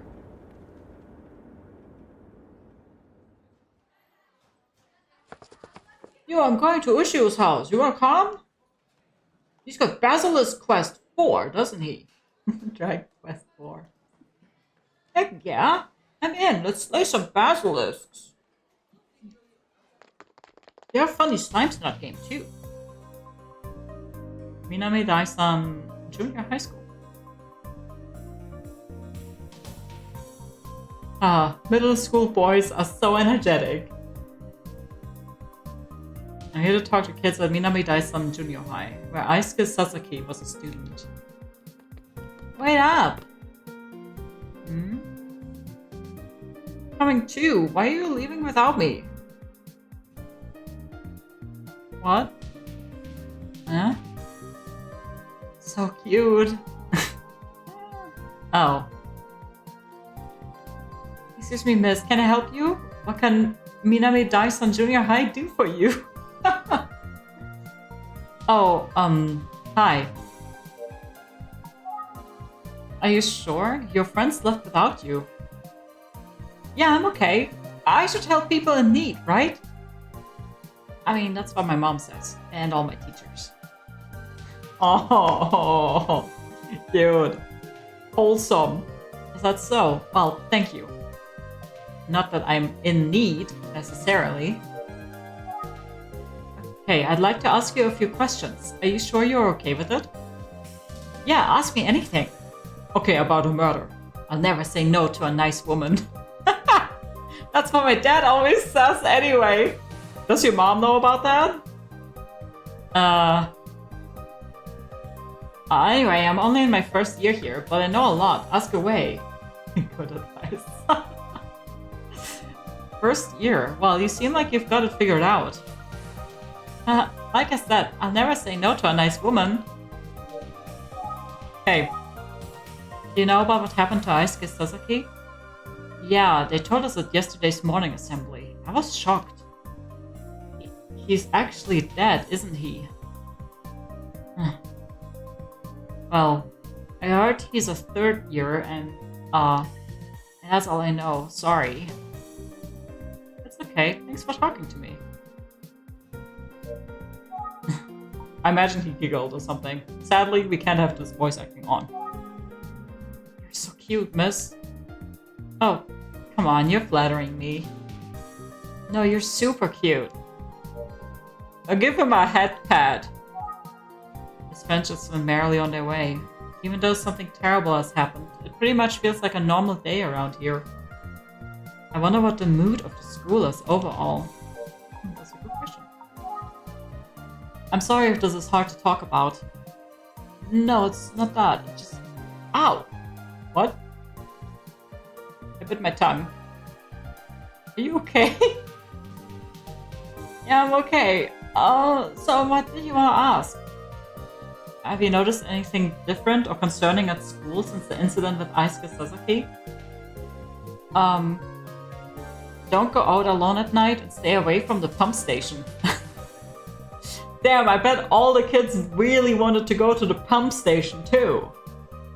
That's what the principal told us. I think everyone is leaving early today as well. Also, I have a few friends who commute to school on the bus that stops near the pump station.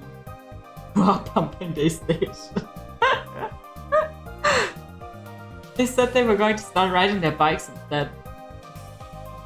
because they're on the bus that passes by? I mean, I feel like riding your bike is worse.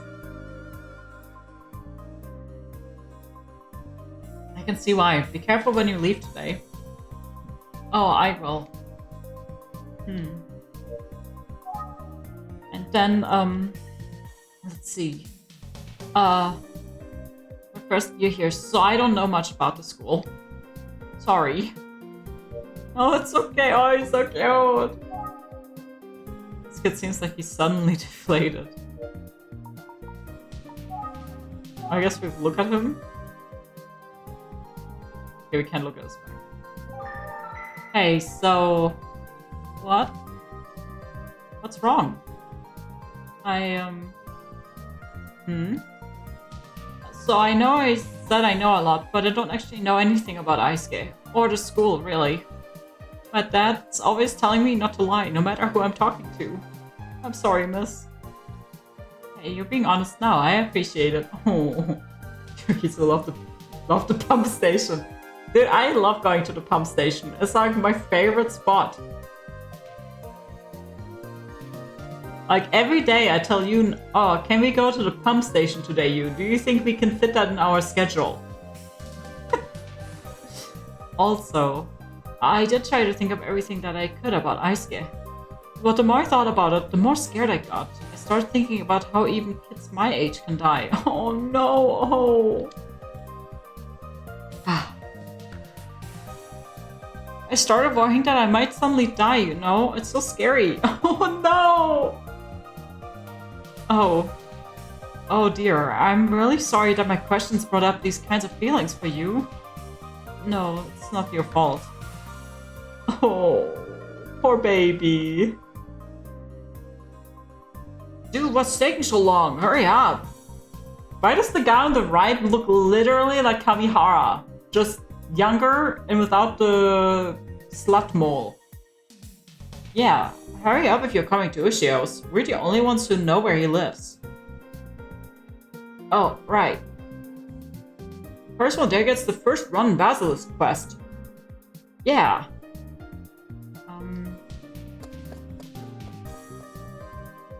Who was that lady anyway? She was cute. Totally. Almost as cute as Saori. No way. Saori's definitely cuter. Bro, you've got a crush on Saori.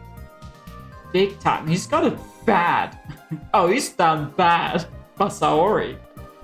Shut up. I'll fight you. Oh, junior high kids. I just can't relate. Maybe there's some other kids I can talk to.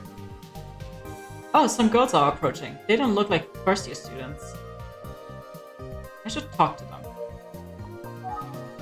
Okay, let's talk to the girlies. Can we talk for a minute?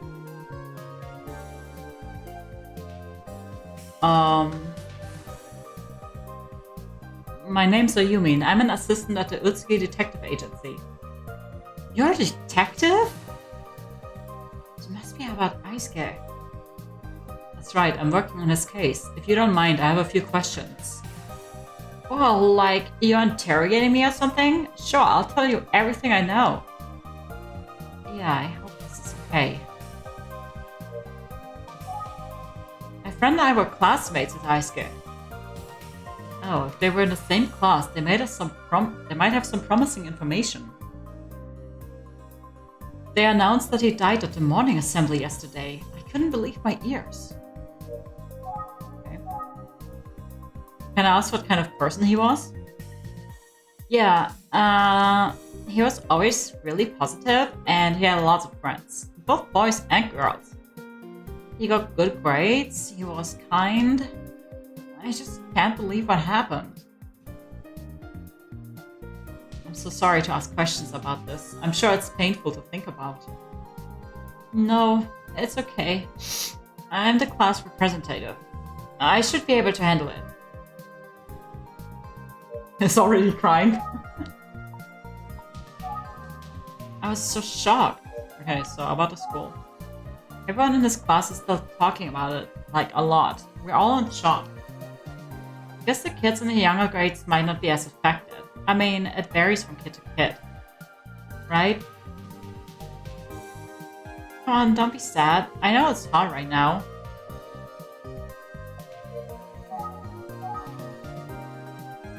I think it's just a normal school, nothing special. Okay, any observations?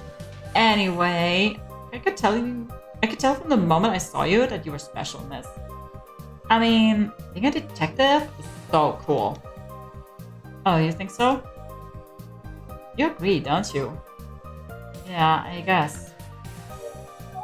It seems like they're not really telling us literally anything. So, Ice was a bright, studious, and kind boy. Yeah, he was. Everyone liked him. Did you notice anything different or unusual about his behavior recently? Nothing in particular. He was acting normally, right? Yeah, he was. Business as usual. Can you think of anyone who was particularly close with Ice? I mean, he got along with everyone. He treated everyone like an equal. Hey Atlas, thank you so much for the raid! What were you playing? We are still playing Famicom Detective Club 3! The Smiling Man! I wonder who it could be. Yeah, it's so true. Anyway. Should I be supposed to think? I need to hear from them. Okay. I think this is just a normal school. Okay. Definitely 5. Wish we thought he had a lot left, but I guess not. I know that feeling. Oh, come to think of it. What, do you remember something else? Yeah, I'm thinking of Megumi from the class next door. Oh. Asuka's good friend, right? They go way back. So he did have someone who was close to him. Oh my god. Miss, I bet she knows something. Talk to Megumi Morimoto. Must be she was able to just shoot one guy. Amazing. Okay. No, don't call out to them. I'll tell you everything. Okay, yeah, fine. She's not here. Okay, so where is Megumi? What's she like? Well, we're both class representatives, but for different classes, so I don't know her well. But she seems nice, right? Yeah. Okay. Anything like how she looks or where I could find her? I don't know much about her, but she seems nice. Okay, so I think the girl on the left must be the more talkative of the two. Really? You think? That's how you could tell she's a detective. I love to hear what the girl on the right has to say as well. How about you? Do you have anything you'd like to share? Me? We're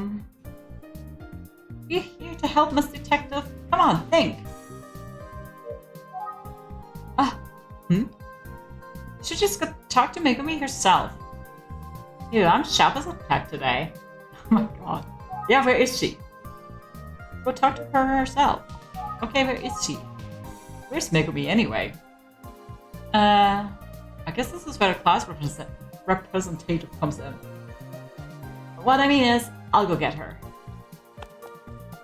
Oh, hang on. Okay, now we can talk to the quiet student.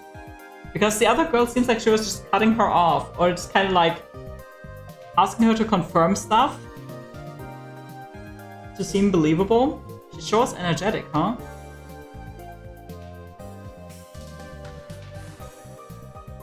But maybe I'm just paranoid. Sometimes I'm a bit too energetic, I worry. But we have lots of fun together, so... Would it be alright if I ask you a few more questions? Okay. He was just like everyone says. Outgoing, friendly, he could light up any room on his own. When I think about the fact that he'll never sit in class with us again, it's just so sad. Teachers are definitely also in shock. Okay, observations? Okay, no observations. Cool. More about him? No? Okay. About Megumi? I don't know Megumi that well. Okay. I hope to hear something from her. Yeah, okay, but what?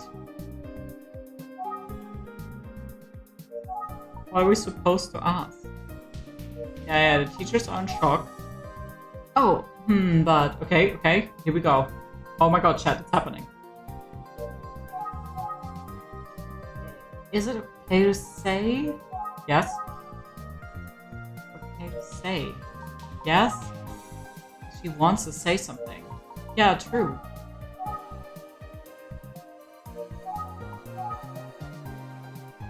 Okay.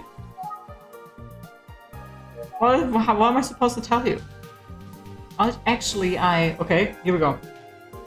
It's actually happening, chat. I heard a rumor about one of Aisuke's friends. What kind of rumor? Oh, now it's getting juicy. Well, I didn't want to make a big deal out of it. I just thought I'd keep it quiet. But if it helps you somehow, yes, any info you have could be helpful. I'd love to hear it. Okay, so it's about a boy who was good friends with Aisuke. Oh no. Get out of here! No! That is not happening. Sorry to keep you waiting. Oh, I've got bad news. Megumi isn't here today. Sorry, miss. I see. Well, thanks for going out of your way to look for her. If anyone knows anything, it would be her.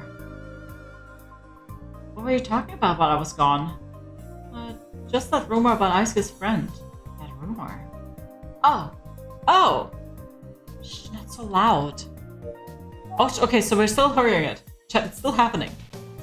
Yeah, the rumor seems super important. You know what's the point. Nice work.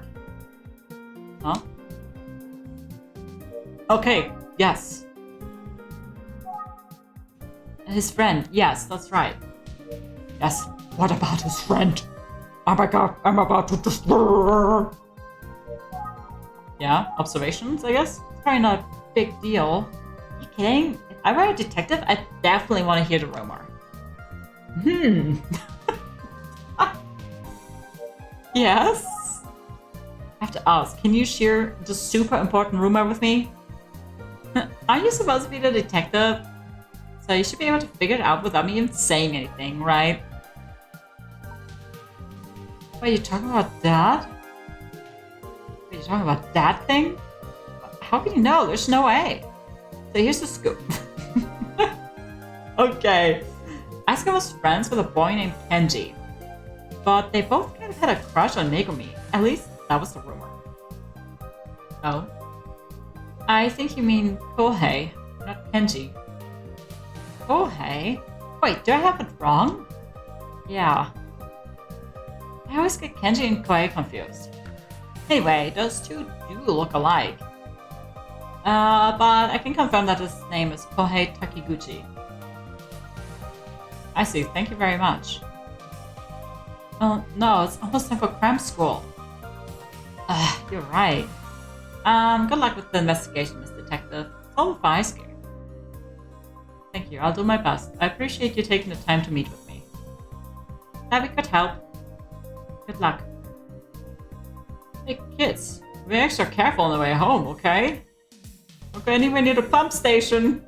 On the principal's orders. You know, someone will have to go near it at some point. We do need the pump station, I suppose. Yeah, but not the kids. Yeah, Bazachi. See you later. Bazachi. Glad your kids are well. Anyhow, nothing to be afraid of if we play it safe, right? Of course, Mr. Fukuyama, see you. How wonderful of you to use my real name. See you all tomorrow. Fukuyama, and his voice is so familiar. Whoa, he fucking sprinted over here. Maybe the kids need a good pump. The children yearn for the pump station.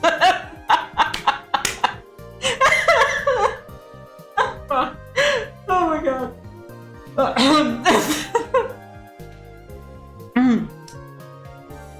Tachibana? Any chance, are you the Fukuyama I know from Naginata Club? That's me. Oh, I can't believe you remember me from junior high. How fun. Oh god. I knew it was you, Tachibana.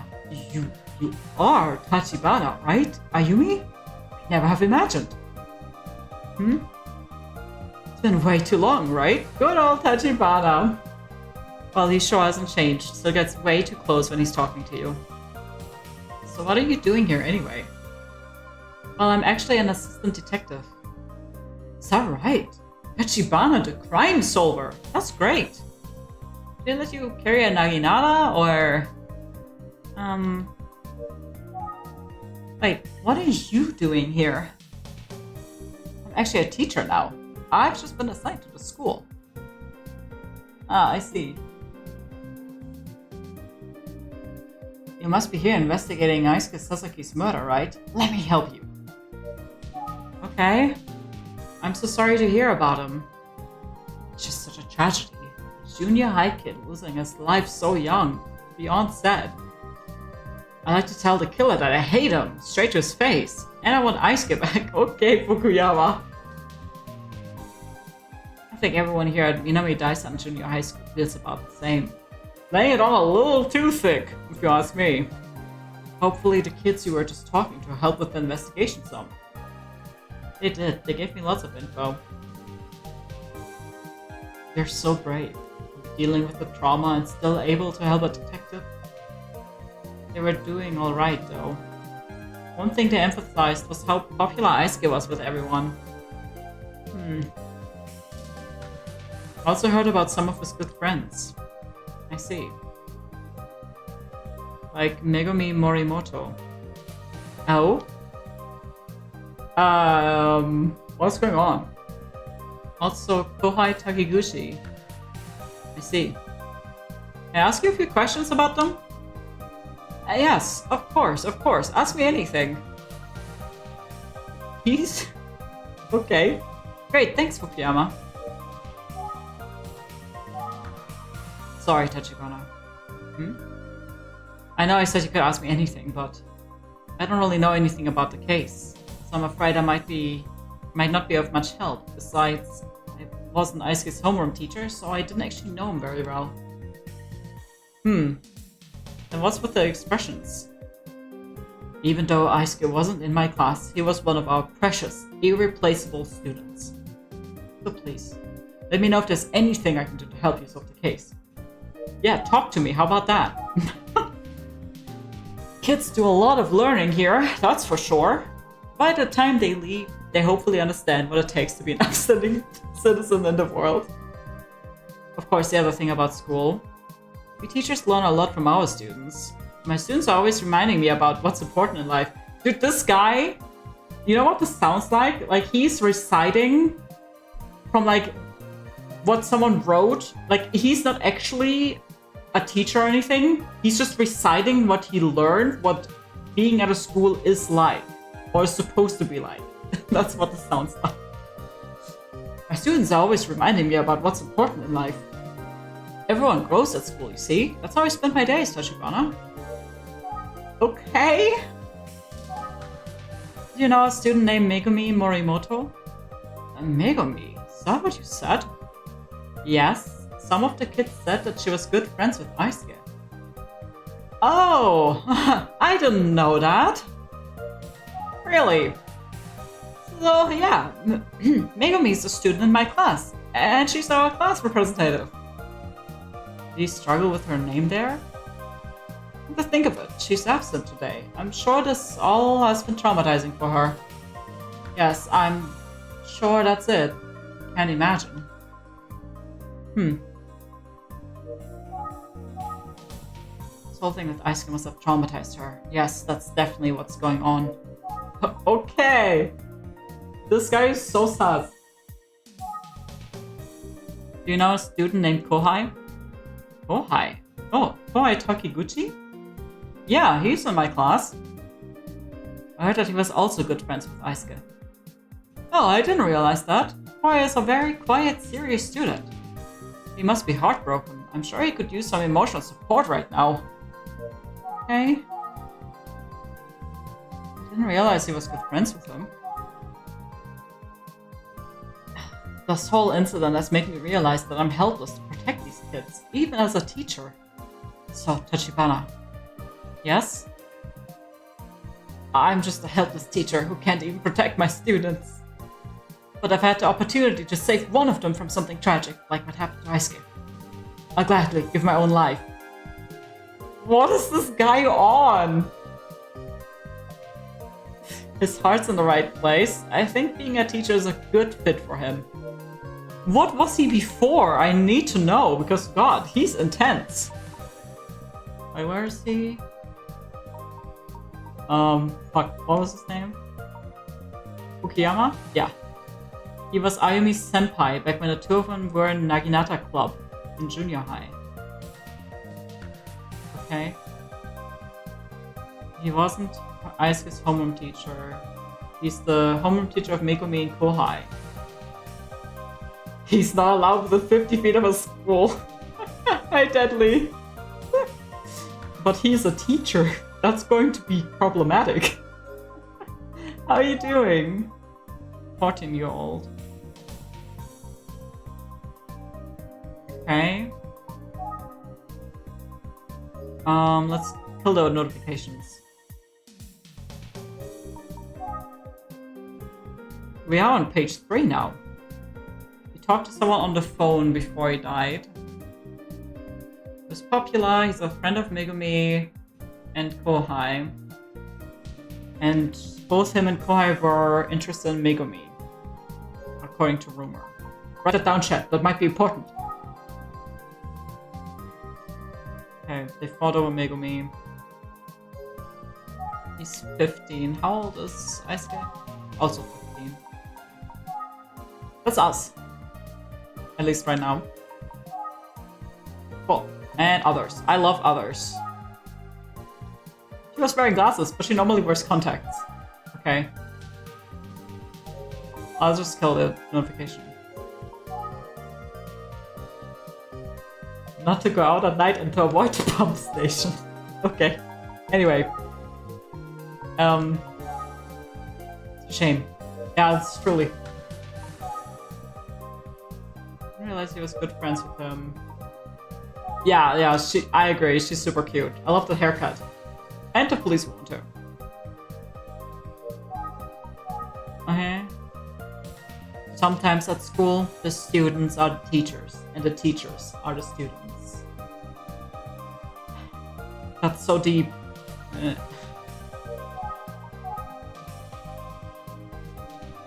Okay, let's examine him, I guess.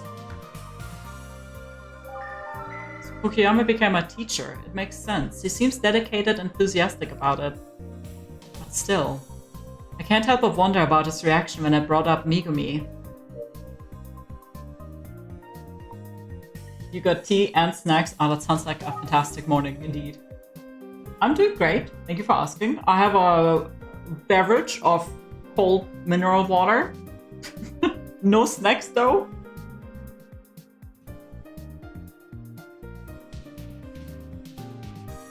Oh yeah, while we're here. So I intended to play the Danganronpa fan game.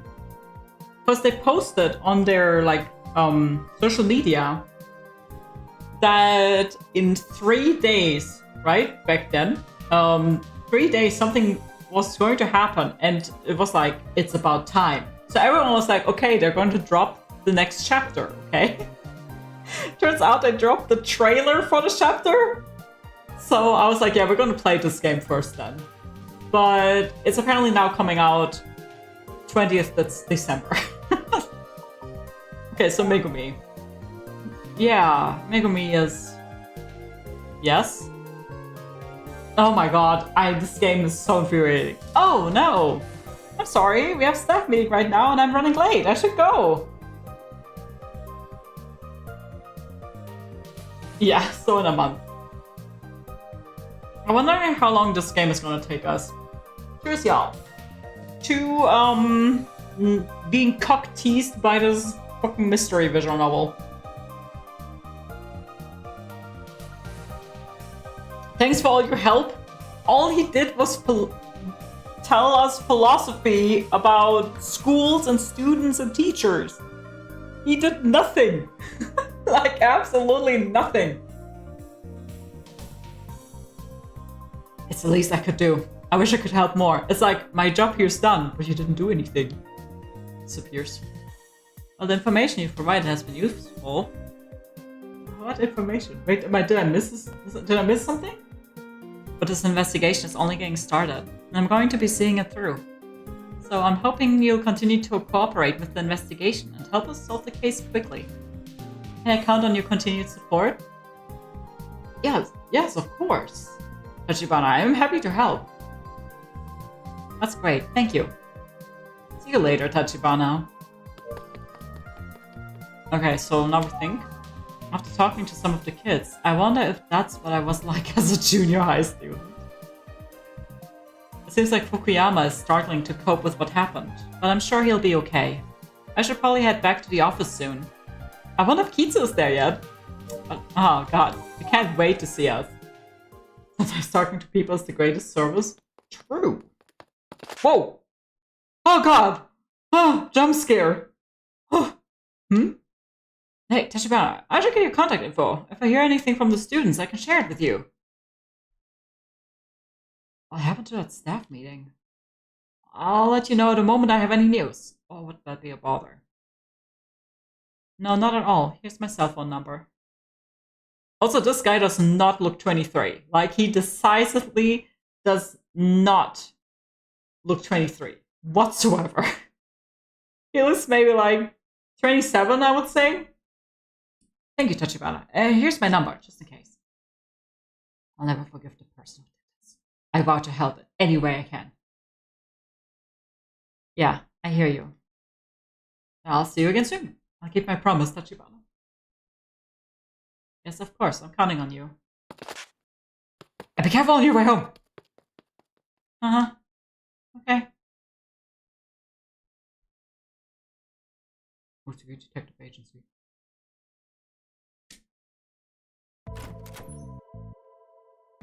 Hello, I'm back. Hi, Kitsu. Welcome back, Kitsu. I just got back too. Good to see you both. How did it go? What information were you able to uncover? Well, I found out that the police withheld the info about the paperbacks 18 years ago to avoid provoking the public. So they were worried about a copycat killer. I can see how that would have muddied the investigation. Also learned about a missing person who knew the first victim. They found a lot of blood in his apartment. Interesting. Seems a likely suspect, but also possible they were involved in some unrelated trouble. How the fuck did he recognize her from middle school? What ages do middle schools teach in Japan?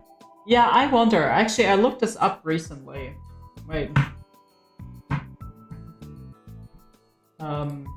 For writing research. School ages in Japan. Junior high school is from 12 to 15 years old.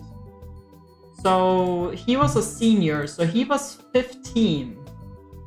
And she was 12, I guess?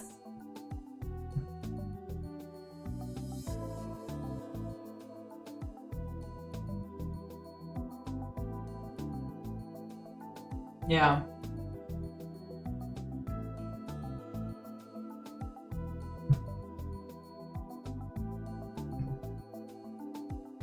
How the fuck does that work? He's 23 now and she's 19.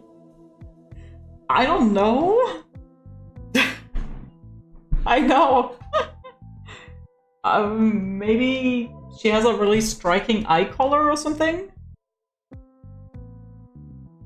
And last but not least, when I was investigating the crime scene, I spoke with a witness, the cab driver who brought me here, who saw a motorcycle parked near the scene of the crime. A motorcycle, eh?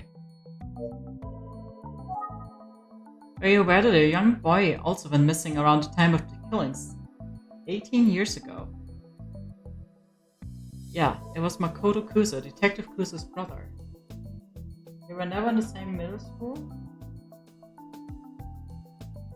Oh, you're right! I didn't think about that. Maybe he had to repeat a year? Or it was one of those cases where, like, he turned 16 before he graduated or something.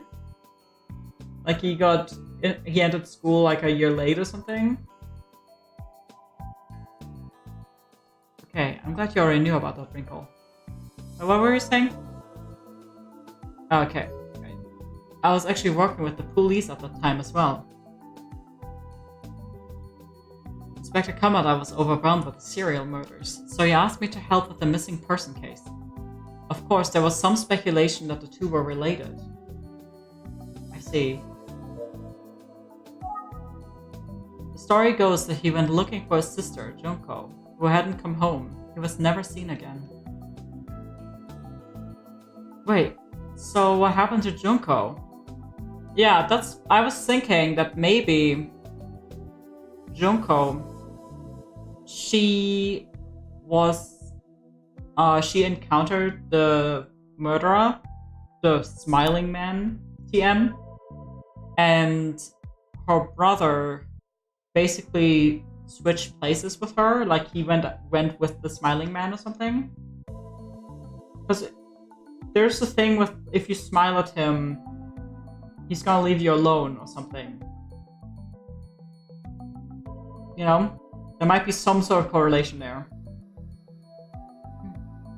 She came back alone, but she looked pretty shaken up to me. Shaken up, you say? I was curious and went back to visit Junko again another day, but that time, well, she didn't say a word. After that, she refused to even see me when I visited. Believe it or not, yesterday was the first time I've seen her since then. I'm afraid that's all there is to that story. Now let's see what Ayumi found. Oh no, Deadly. Ayumi, please go ahead.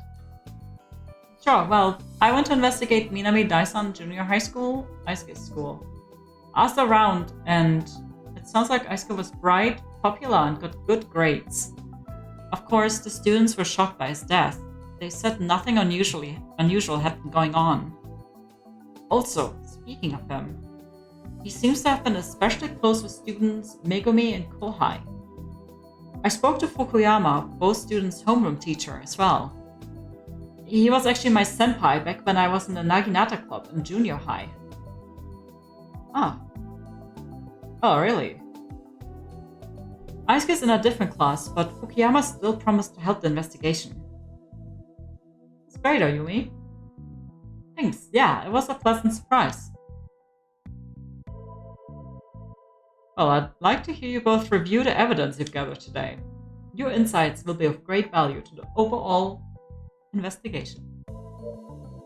Okay, so time to review. Actually, I'm gonna take the chance to go for little creatures, because it has been a while. So I will leave you with this funky little detective tune, and I will be right back.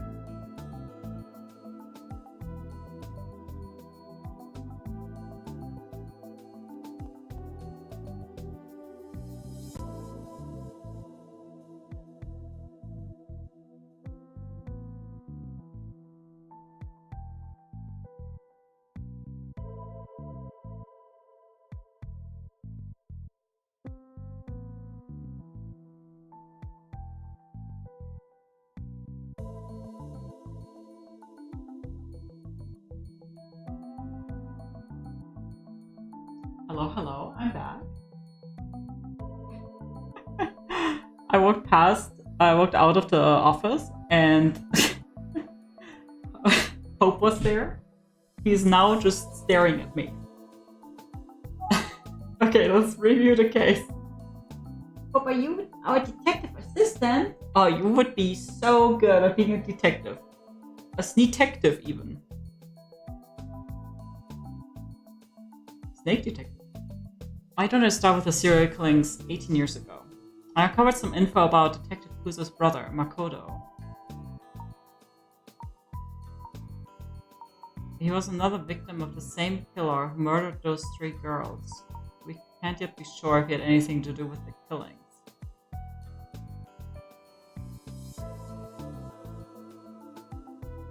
I mean, technically true, because he just went missing, right, at the end, and then it stopped.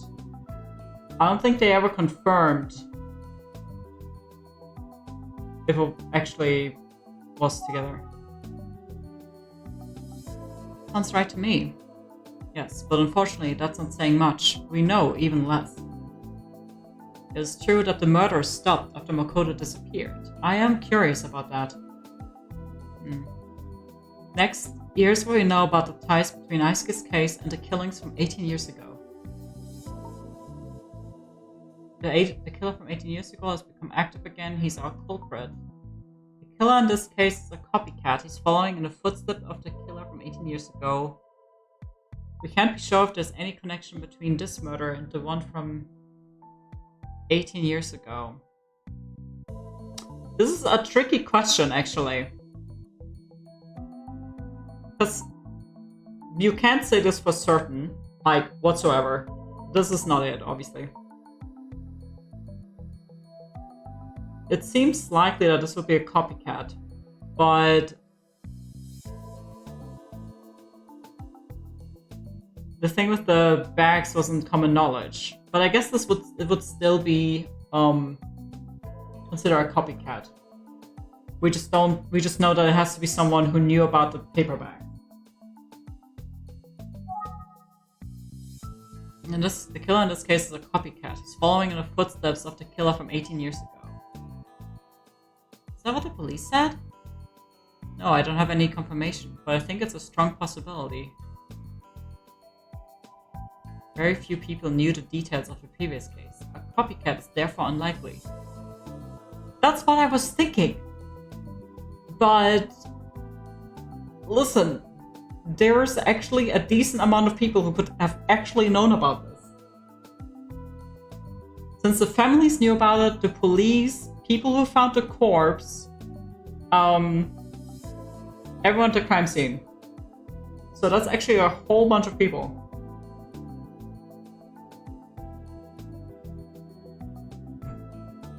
I understand. However, there's one thing that we can deduce. Oh, I see. You're suggesting that the killer was likely imitating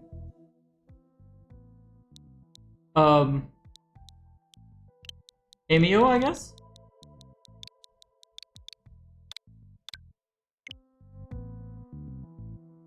Yeah, that's right. I think we should consider it a valid hypothesis. Well, not bad deduction overall, but you're slightly off. You'll get it next time, I know it. Listen, don't, okay? Talk to one of my hands, please. As we proceed with the investigation, I'd like you to take a look at the Kuze siblings. I have a feeling that Makoto Kuze's disappearance is relevant somehow. You think? Understood. As for you, Ayumi, can you see if you can get more info from the folks at Minami Daisan Junior High? I'm on it, but what about you, Mr. Utsugi? I'm going to dig into the Emio legend a bit more. There's something about the smiling man I want to confirm. I may be occupied for quite a while. Mr. Utsugi marches to the beat of his own drum. So your old senpai is a teacher at the school, huh? It's great that you have a connection there. Yeah, that's right. Fukuyama even came to watch our club after graduation. Sounds like a good mentor. Totally, but boys weren't allowed to be a part of the Naginata club at his high school. Oh, your senpai is a man? Well, yeah. Also, we exchanged numbers so he can let me know if he learns anything useful. Oh no. Are we getting hit by this? Please. Oh, great. Yeah. Is there something wrong? You suddenly got weird about this. No, it's nothing. Okay, if you say so. Oh my god. We sure are 19, huh? Chapter 3, The Language of Flowers. Ooh, I love the language of flowers. Let's go. They're catering to my special interests. Ooh, cabbages. Yukariko village. According to Mr. Utsugi's directions, the house where the Kuzu siblings lived should be around here. So they lived on the countryside. Is this close to the pump? Maybe I should ask for different directions. No one is around. There's no one to ask. I don't see anyone. Wait, let's examine the cabbages. The cabbages actually look delicious. Just take one and bite into it. Live a little. Or? This is just like an higurashi. There's a truck parked here. Is someone around? Greenhouse. I don't see anyone in the greenhouse. That's good. Can we call for someone now? No? Think? One of anybody is here. Can we now call?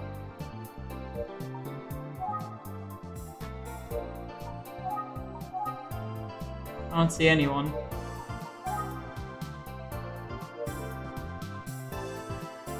I'm going to make frickin' lose it. What do you want me to do?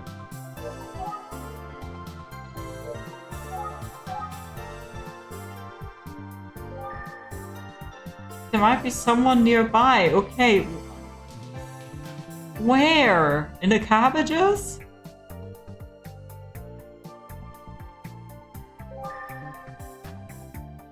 Oh, am I missing? Do you guys see anything? It's not behind me, I swear.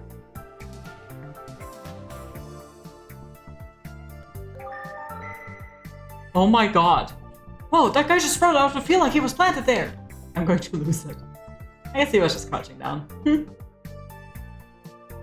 I should go talk to him. No, I was calling out. He said there's no one here. Excuse me, do you have a moment?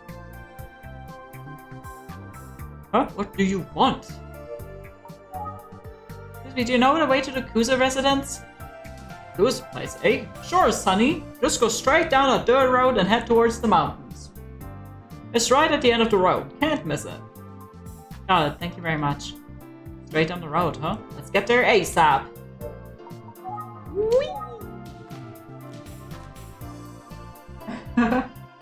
Oh, what are you looking at? You interested? Detective Kuza's family home. I'm sure she's going to be thrilled that we are visiting her family's house. The house at the end of the road. Must be this one. It's quiet and peaceful. Doesn't seem like anyone is around.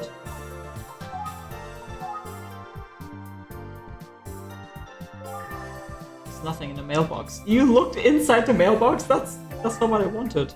The nameplates have been removed. I can't say for sure that this was Detective Kuza's home. Oh. So is it like abandoned? Or just like an art studio or something? The grass is overgrown. No one has done any yard work in a long time. Oh, grass. I meant the window. It's not cracked, but it's pretty dirty and hard to see through. That's a felony, isn't it? I'm fairly certain, yes. I don't think it's frosted glass. Doesn't seem like anyone's here. Okay. So you just want to call out? don't think anyone's here, but maybe it's worth a shout. Hello? Hey! Anyone home? I guess it's empty, just like I thought. Let's look around at everything we can. Okay. Window, grass, clothesline. It's an old clothesline. It doesn't look like it's been used recently. I think I've gone over everything. Really? That was it? Maybe the place is vacant. Go inside. I mean, who is going to stop us from going inside at that point, right? He's calling when no one is around. Just think. Doesn't look like anyone's here. Maybe I should come back later. Oh, maybe Mr. Utsugi would know something. We should call him. Wait, the screen isn't working. It's supposed to. Oh my god, this guy's. Oh, he didn't charge his fucking phone. Oh, this guy's so useless. What do you mean? You got stranded. This was a different time, dude. He got stranded in the middle of nowhere yesterday. And he saw he has 1 bar on his phone. And he was like, maybe I should have charged it. And today, he still didn't charge it. Now it's completely dead. Oh, the battery's dead. I can't make a call like this. I need to remember to recharge the battery when I get back to the office. Anyway, there's no one here, so let's go back and talk to that guy in the field again. Ah, the 1990s, right? What are you doing? Oh, you scared me. Sorry, you are? Oh, old man, jump scare. Whoa! This was a time when phone... Yeah, that's what I was thinking too. Like, what do you mean the phone battery is empty? Like, that isn't an option. Name's Tayama. I live next door. Hi. What is it? Sorry, I didn't see anyone in the house. Yeah, no one lives there. So no matter how much you shout, no one's coming out. Just like I suspected. I see, but this was the Kusa residence, wasn't it? It was. But like I said, no one lives here anymore. Is it okay if I ask you a few questions? Sure, but you're a friend of Junko's or something? Oh no, I'm a private... Oh, wait, maybe I don't want it... wanted to get back to Detective Kusa that I was snooping around here.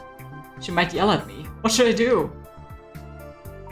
I'll be honest and say who I am. I can handle a little yelling. I'll be honest and reveal my identity. You're what now? Private detective? An investigator? A detective? Uh-oh. So you must know Junko. Oh yes, yes I do. Great, you must be some kind of great detective duo, huh? I gotcha. You think she's working with us? Wait, how old does he think Junko is? I mean, we aren't, but... Does she get... How old is she again? 26. I'm 19.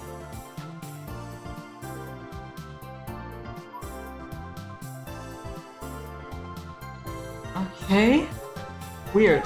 Okay, sure. You mentioned earlier that the house was vacant. How long has it been that way? Let's see, I think it's been about 2 years. Chat, 2 years will... Chat, 2 years will that do to our house? Junko went off to be a detective and left the village. I guess if it wasn't a pretty, like, bad upstate before, then yeah. And Yoshi doesn't live here anymore. Neither does Makoto. So yeah, no one's around. Yep, no one lives here anymore. Okay. Yoshi, could that be Kuse's mother? Makoto's her brother, of course. There are all kinds of burning questions about the Kusa family. True. Sorry, who's Yoshi? Ah, she's Makoto and Junko's grandma. They're her grandmother, I see. She was lovely, just the kind person who took very good care of her grandkids. She really loves her 2 grandkids. Okay, so the grandkids. What about Junko and Makoto like as kids? You know, brother and sister wise. Let me think. Junko, she always acted more like the big sister than the little one. I can imagine. Yep, you know what I mean. They got along very well as siblings. Those two kids, Makoto and Junko, lost their parents in an accident when they were young. So their grandparents, Mr. and Mrs. Kuze, took them in. They all lived right here in the village. Oh, I didn't know that. Yeah. They were real generous to take care of the kids like that. Thanks to them, Makoto and Junko had pretty normal childhoods, and they grew up healthy and strong. Ah, they were good kids. They were a good brother and sister team, those two. So, are you saying they would make a great murder team, too? I thought I heard yelling, so I came over to check it out. Imagine my surprise to find a youngster like you. Youngster? I mean, I'm 19. Healthy kids are happy kids, aren't they? Yep, so about the grandma? Anyway, after Junko left home, it was just Yuchie and her husband living here. And he passed away, about 2 years ago now. Right, so is the grandma still alive? So she left soon after. That's so. Yuchie really raised those kids right, especially considering how they lost their parents. How is he not talking about the brother disappearing? Huh? Where's Yuchie now? Ah, she lives in a retirement home in the village. Junko didn't want her living alone, so it was her idea. So that explains why the family home is empty. That's right, they're actually gonna be tearing this house down pretty soon. Oh, I see. Can we look inside? Okay. Maybe Makoto will come back one day. I'm sure he'd love to see this place again. Wait, does he think he just left? It's gonna be torn down. It'll be sad when their house isn't there anymore. Yeah.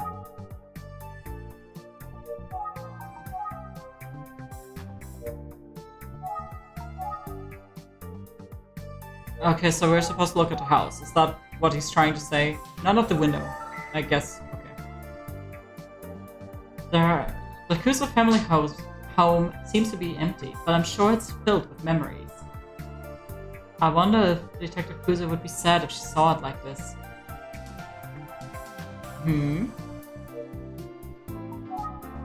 What are you doing here anyway? Interested in the Kusa family home? Yes, in a sense. Yeah, every so often I come check out the place myself. Just curiosity, you know? Vacant houses have a way of falling to pieces pretty quick if you don't tend to. But you know that. I didn't, but... Oh, by the way. Yeah? I think it was 3 days ago. Yeah. I was on my way home from a meeting and I saw a motorbike. Light on in the house. Oh, juicy. No one's supposed to be in there. I was curious about what was going on, so I went to check it out. That's when Junko walked out the door. Oh, she's sus, alright? So Detective Kusa was here 3 days ago. Junko said she just came by to see if she had left anything behind that she might need. See, because the house is getting torn down soon, she felt bad that it would be a disturbance. Poor girl, she just kept apologizing. Of course, I invited her to tea. I hadn't seen her in ages. But she said she couldn't. She had to work extra early the next day and all that, you know? Can't believe she's a detective now. She's all grown up. Wait, when did she come over?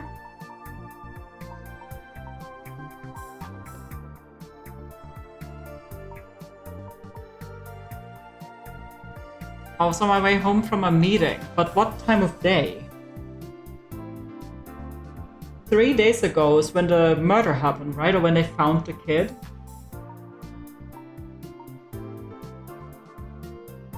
That's sus. Like, how did she know she was gonna have to work extra early the next day? That is weird. She looked just like the detectives you see on TV. Yeah? I guess she's all grown up. Okay, but when was she here? Cheers, y'all. To Junko.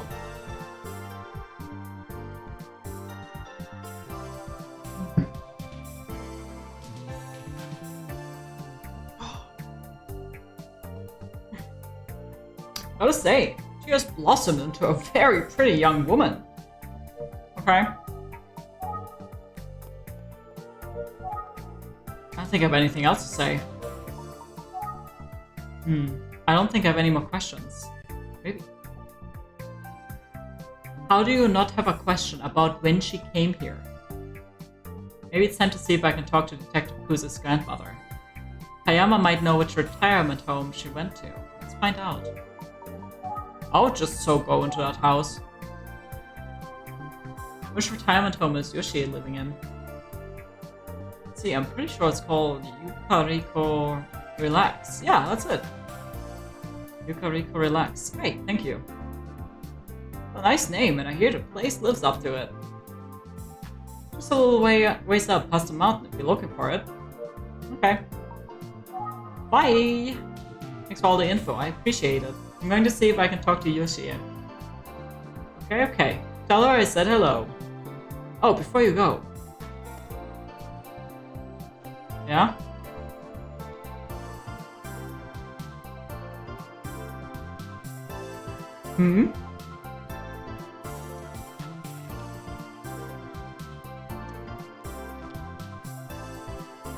I got something for you. Oh. Here, take this. Yippee! Eggplant! Oh, take. Oh, that's a lot of eggplants. Chat. Yep, Rudy's babies myself. They're delicious. It ain't much, but I want you to have them. So many eggplants.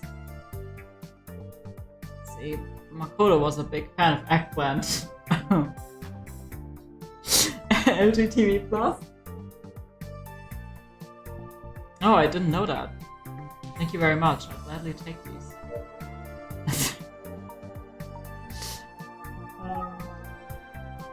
It's as good as Asazuke or Eggplant Dengaku. Just do it up, you'll see. Okay, bye! That was very nice of you, sir. I'm off to Yukariko Relax, but thank you so much for the delicious eggplants. Safe travels.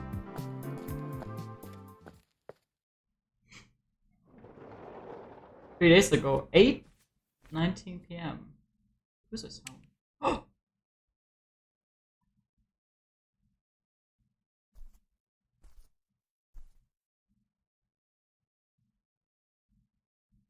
Ma'am? Open the drawing. Cute.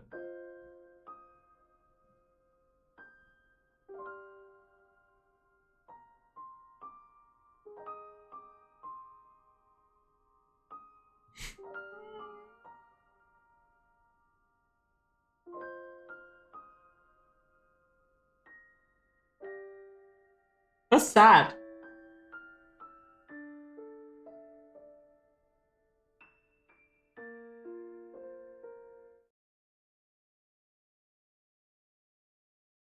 Oh.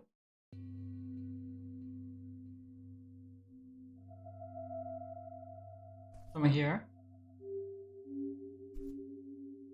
Do you bring a gun?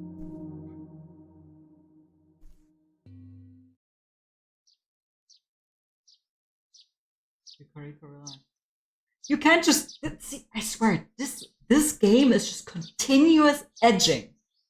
If you love edging, this is your game. Finally, I'm here.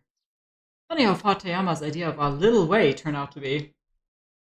Meanwhile, I'm lugging enough eggplants to feed an army and hiking up a mountain. Wait, this says Relax Yukariko Village. Yes, Rirakuso. That's not exactly what Hayama said, but it must be in the right place. It must be in the right place. So, Yoshi Kuze. I wonder what Detective Kuze's grandmother will be like. Oh, those little birdies! Oh, that's so cute! Hello. Hello, excuse me, are you here to visit a family member? No, not exactly. So you're not a family member? Well, then you're gonna have to fucking get the fuck out of here. I'd like to have a word with one of the residents here. I'm a detective. You have an appointment? I'm afraid I don't see anything in the records. No, sorry, I don't have an appointment. No. Oh. Tell her you're a detective. Well, I'm very sorry, but this facility has a policy against allowing visitors without a prior appointment. So, I'm afraid I'm going to have to ask you to leave. Huh? Sorry, but you'll have to leave.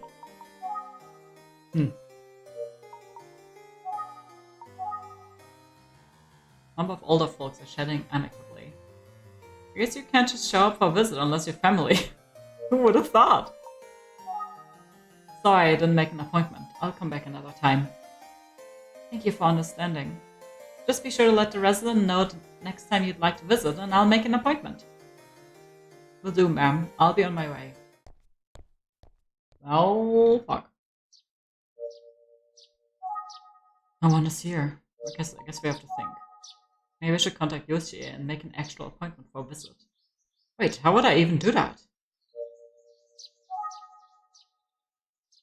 There is no way for me to set up an appointment.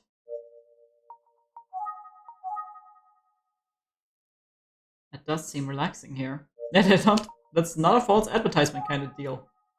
Is Yoshi Ikuze here? So lonely out here. Call again. Nah, I'll just feel lonely again. Maybe we should just ask Detective Kuze for help. What am I thinking? That's a terrible idea. If I can't come up with a way to make an appointment, I may not be able to talk to Mrs. Kuze at all. With that in mind, I'll need to try talking to the receptionist again. Oh my god, that's so embarrassing. Why didn't you tell her you're a detective immediately? Oh, this is so embarrassing.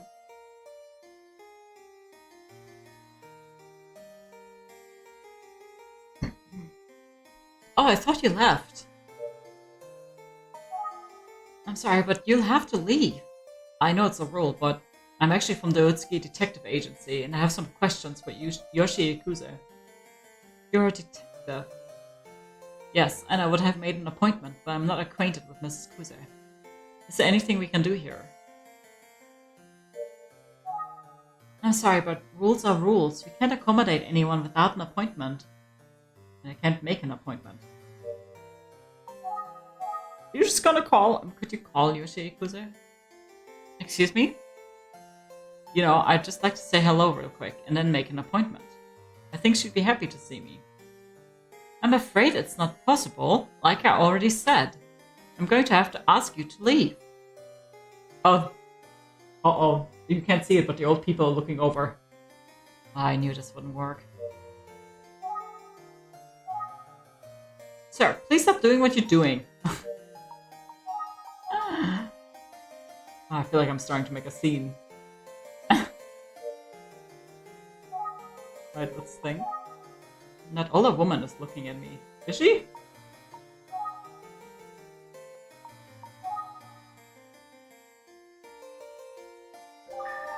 Oops, I made eye contact. Oh, this receptionist is so miffed with us right now. Who are you? Can I help you? Oh, no, it's... Hey, Mrs. Yoshi, remember, we mustn't interact with strangers. Is this Mrs. Kuze? Excuse me, are you Yoshi Kuze? Oh yes, I am. Yoshi? Oh, don't you worry. This young man is harmless. Oh, she seems kind. So, you are? I'm from the Utsuki Detective Agency, and I came here to speak with you. Oh my, a detective. Well, how can I help you? Mrs. Yoshi. This is against the rules. This young man seems like he's in some sort of trouble. I'm so sorry for the inconvenience. Alright. Since Mrs. Yoshi is okay with it, I'll allow the visit. But don't make a habit of this, okay? Thank you, Grandma. Yes, thank you. Feel free to enter the facility. The facility. Where they keep the old people. You walk all the way here from the village. You must be exhausted. Oh, irises. So what can I do for you, detective? Let's look at the flowers. Iris. Flowers are beautiful. Oh, apparently not yet. I hope this doesn't offend you, but I have to ask some tough questions. Can we talk about your grandson Makoto's disappearance 18 years ago? Damn, we're just going straight for it. Why are you asking? I'm investigating a case that may have a connection. Oh, and Makoto's disappearances. I see. Let's just start with anything you remember about it. Let me ask you one thing. Of course. Does Junko know you're here? No, I haven't told her. I suspected not. She wouldn't have wanted you to speak with me. Yeah, I feel like being honest with the grandma, I mean, come on. Why would we look at her? I can't lie to a cute grandma. She wouldn't have wanted you to speak with me. She knows her granddaughter well. I understand. Well, I'm not sure if I can help, but I'll tell you what I can. It was July 1st, 18 years ago, Junko's 9th birthday. We wanted to make it as special as we could, so my husband and I were out shopping for a gift. On her 9th birthday. Right. We must have gotten carried away. We were gone far longer than we expected. We didn't get home until after 7 p.m. and when we did return, there weren't any lights on in the house. Oh, that would be so mortifying. God. Imagine. Oh. Junko? Makoto, where are you two? What is it? What's wrong? Oh.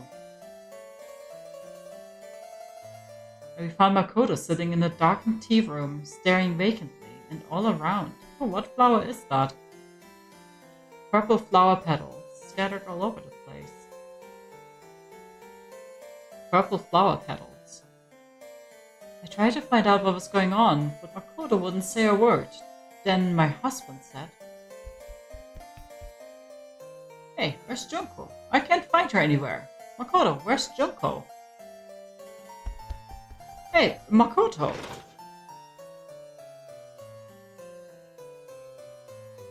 When Makoto heard Junko's name, he rushed out of the house.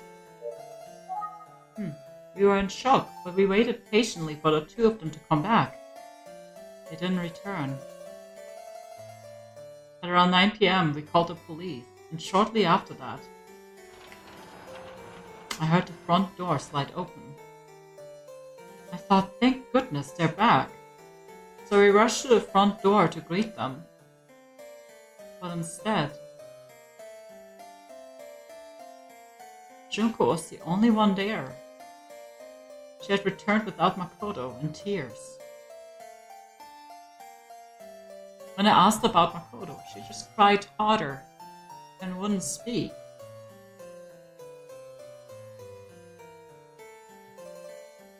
The police eventually showed up and tried to speak to Junko, but she wouldn't say anything.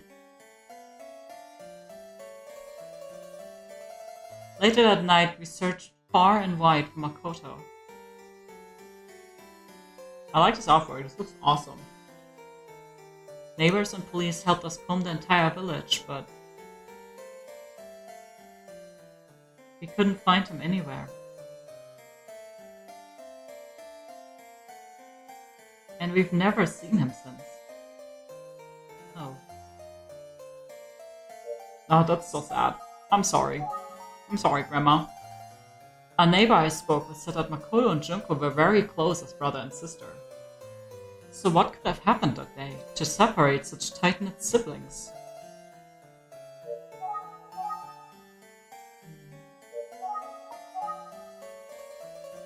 Oh?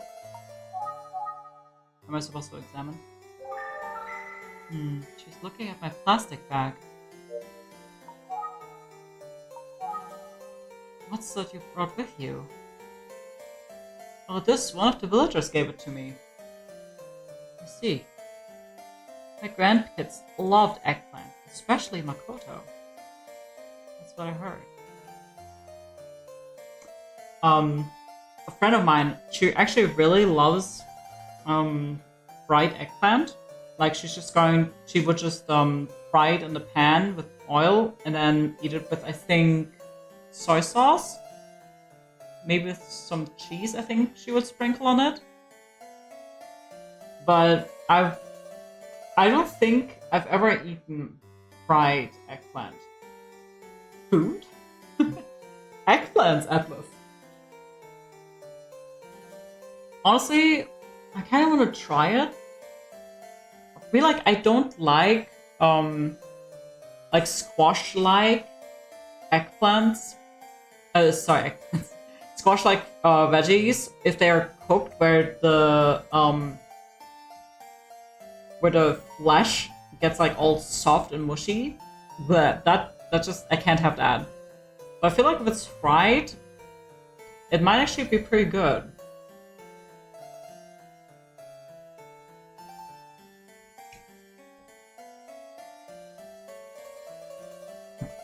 Okay. We can listen to another little story. I love little stories. I love to. Please. Oh boy, guys. Another story. Oh god, zucchini. Blech. Zucchini and squash. Oh, bleh. Yeah, no. Ew, ew, ew, ew, ew. I cannot have that. Like, oh. It's like, it's the flavor in combination with the texture. Blech. If it's cooked. Ugh.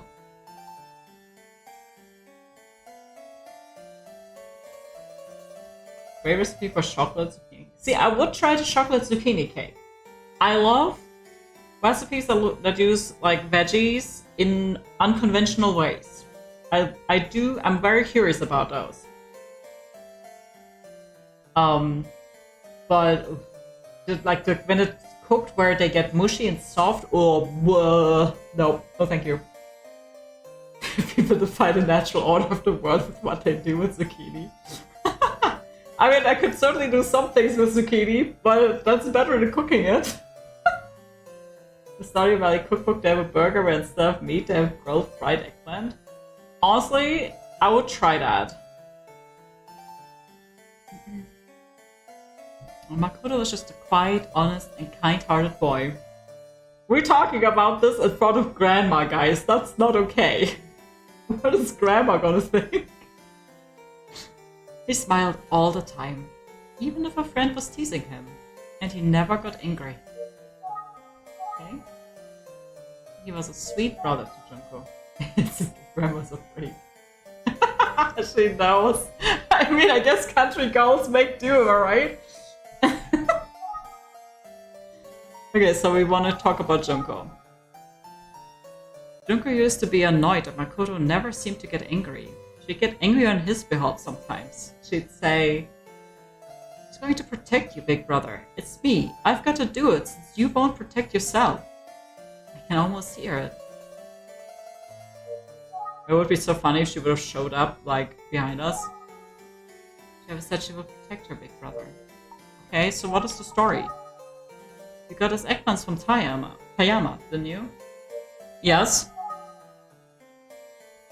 Oh my god, okay. Let's hear what Yoshi has to say. He was one of those big brothers who sort of let his younger sister call the shots, but deep down he knew she was his little sister. She was so adorable. And even as feisty as Junko was, I'm sure she looked up to him as a big brother. Even when he seemed a little bit soft, he was always protecting her. When it came to Junko, it's almost like Makoto was a different person. He was usually so timid. He was scared of the dark country roads at night. In fact, he didn't want to leave the house after dark, at least until the day he disappeared. But one night, when Junko suddenly came down with a high fever, Makoto ran to the hospital by himself in the middle of the night to alert a doctor. Can you imagine how the doctor reacted? He couldn't believe Makoto had done that. And Makoto actually stayed up that whole night watching over Junko. He sounds like a good brother. Like, very wholesome. Thank you, Grandma. That's exactly what I need right now. Sorry, I keep looking over to see if my snake comes out. But he's eating right now. Junko was so sweet to Makoto, and he was a protective big brother. Their parents died in a terrible accident. Oh, but Junko was still just a baby. She cried all the time, even after coming to the village. Oh, this is sad! Goddamn it, Grandma!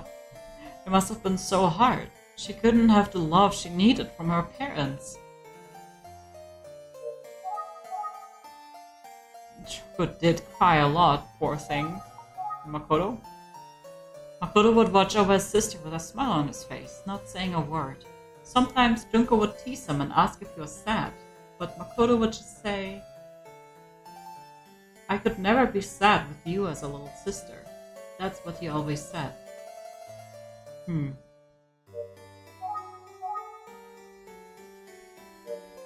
Junko? Did she remember something or something? Oh, there we go. No, it was observations, of course. Some nights after Junko went to sleep, I noticed that Makoto would cry alone. Oh my god, this is terrible! He never showed that sort of emotion in front of us. He was usually all smiles. The poor boy had helped heal and nurture Junko. Those precious kids. They're both irreplaceable.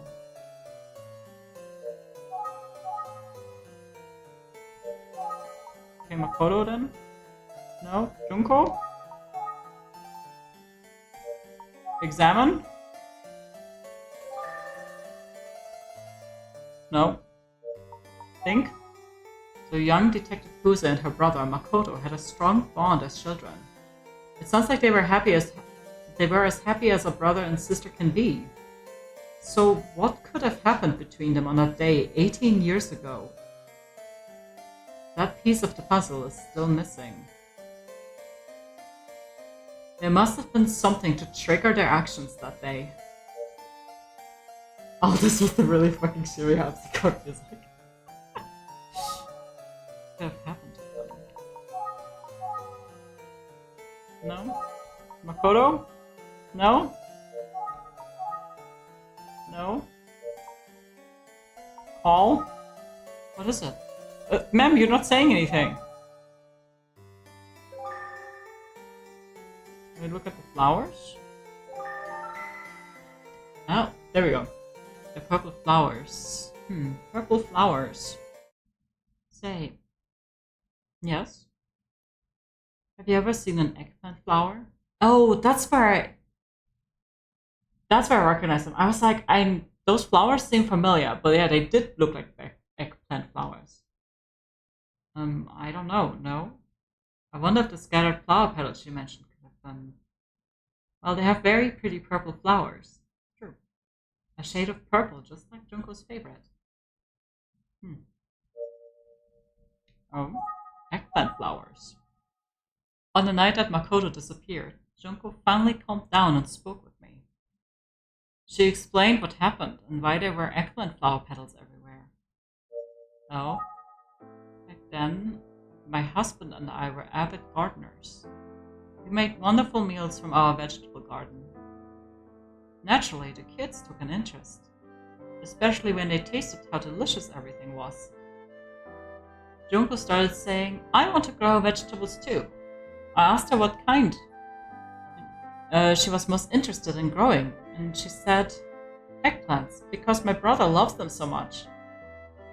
Let's grow some for his birthday as a surprise. She was just so adorable. Anyway, we thought she could manage some eggplants, so we staked out a small plot in the backyard. We figured Makoto wouldn't find it because he hated the bugs back there. It was going to be a secret. The plan was to harvest in July, which was when both kids had their birthdays. And Junko looked after them every day. She was almost egging on the eggplants to grow. Haha, get it?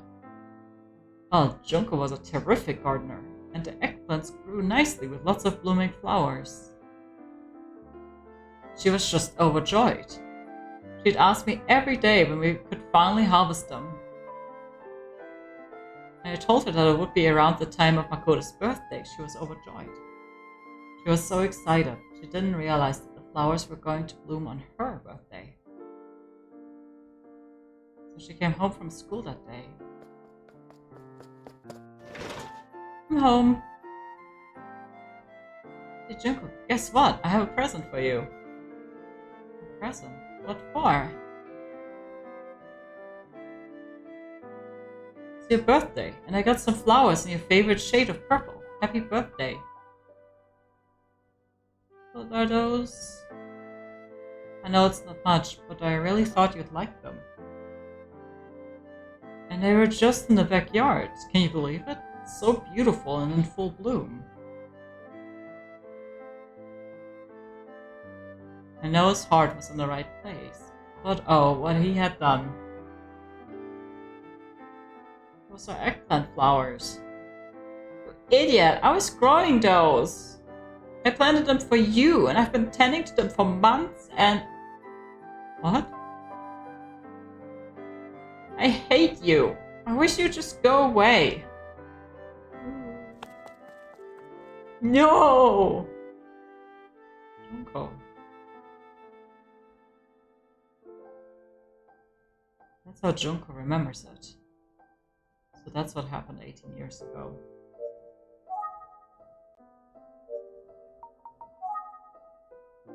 That must have been traumatizing.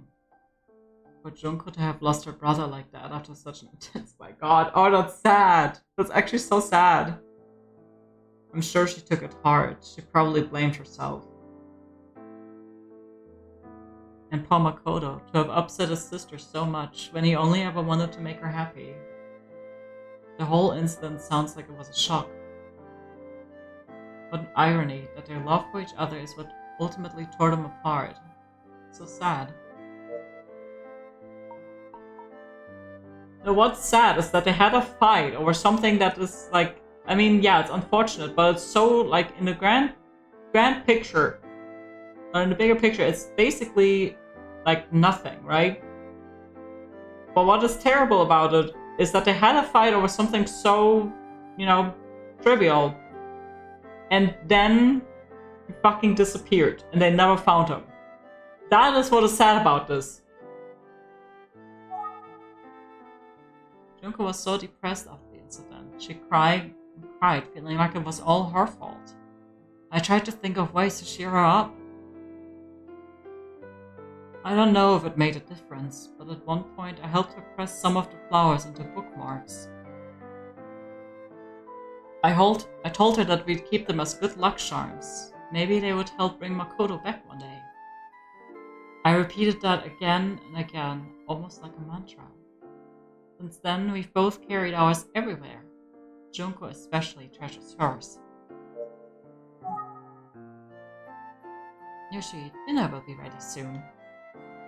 Oh, really? Well, time flies when you get chatting, doesn't it? I've heard lots of stories. It's probably time for me to head out.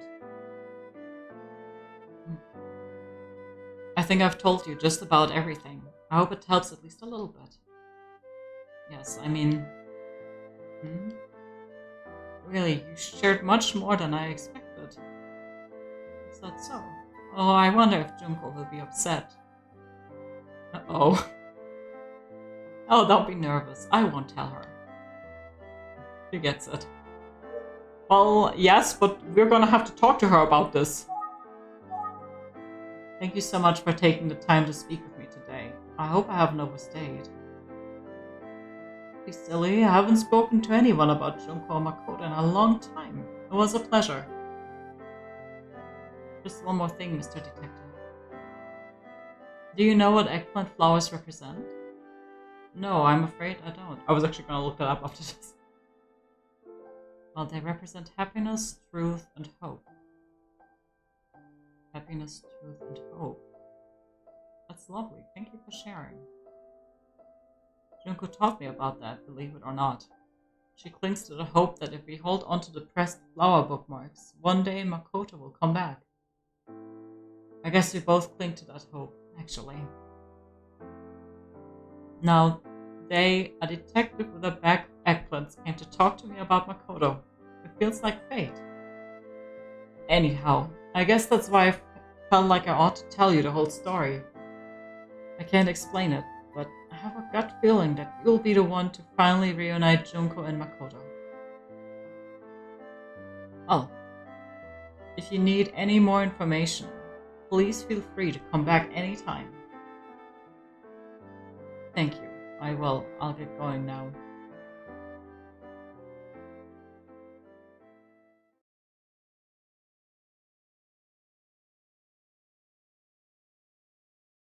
This will be detective agency. Oh, there's a letter in the mailbox. Hello, I'm back. Wait, what? Thanks for all your hard work today. Let's get after it again tomorrow. Ayumi. Has Ayumi gone home again? Home again. Home already? Well, it's late, but I should probably wrap up today's investigation. Okay, can we charge our damn phone? Alright, I need to charge this thing. Oh my god. Here we go, but I guess it'll be a while before I can use it. Detective Kuzo and her brother lost their parents at a young age and were raised by grandparents. The grandmother, Yoshi, helped make sure that they were raised in a loving environment in the village. It sounds like they formed a close and supportive family. But something terrible happened on Junko's 9th birthday. Junko ran out of the house in tears because Makoto picked the eggplant flowers. Yeah, she was upset because she had been carefully growing the eggplants for him. When he realized that he had ruined the surprise gift of eggplants that Junko had been growing, Makoto was stunned and didn't notice that Junko had run off. Eventually, he realized that she was gone, so he left home in search of his sister, and he never returned. When Junko returned, still in tears, she said she thought it was her fault Makoto was gone. But I'm still missing details about what happened while they were away, and why she returned alone. I've got to reveal a bit more of the puzzle, and I think I'll have to suck it up and speak with Detective Kuzo herself. Of course, even if I have the courage. Thank you so much, potatoes. Actually, I actually need you. Would you mind getting me another cold water? I would really appreciate that. I actually finished my water already. I doubt she'd be willing to give me the whole story. Alright, after the fact, Junko was obviously upset, and Yoshi tried to cheer her up. Yoshi said that they crafted something together, right? What was it that they made?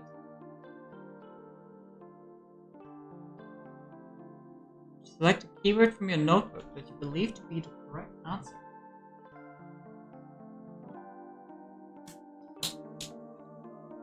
I'll pour myself a little bit of water first.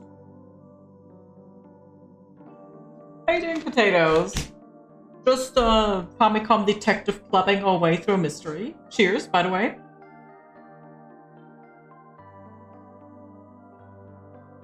Also gonna stretch really quick.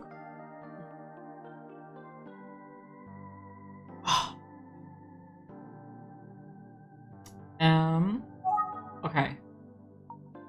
Junko. And we need to get the bookmark. Bookmark containing a pressed eggplant flower. Yes, bookmarks with pressed eggplant flowers. It sounds like both Detective Kuze and Yoshi each still carry one of the bookmarks around with them. And Yoshi told me that eggplant flowers represent happiness, truth, and hope. Keeping that symbolism in mind, I wonder if Junko was inspired to become a detective because she believed her brother was still out there. Eventually, Junko grew up and moved away. A few years later, after Yoshi's husband passed, she moved to a retirement home called Relax Yukariko Village. So for now, the Kuze family home is vacant, but the house will be demolished soon. Yes, that's right.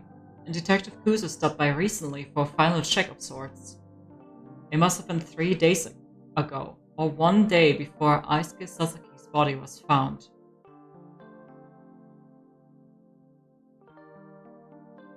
Yeah. Wait, didn't Detective Kuze tell the neighbor? That's what I thought. It was like... And she told him that she's gonna have to work early the next day.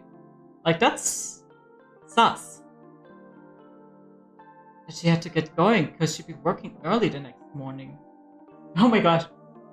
But, like, does that mean she's such a good detective that she knew there'd be a murder or something? No. Like, that'd be totally crazy. Well, I think I did pretty well today, if I say so, if I say so myself.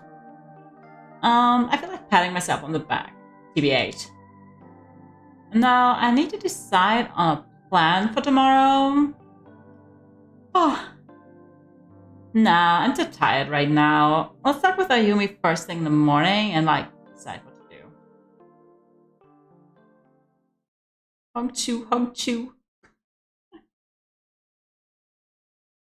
Chapter 4. A suspect. Can we do another chapter? We have about 1 more hour. Good morning. Sorry, I'm late. Oh, Ayumi's not even here. Is she out investigating? Oh. Yeah, of course we'll use our phone. Yeah, hello. Hey Kitsu, late night for you yesterday?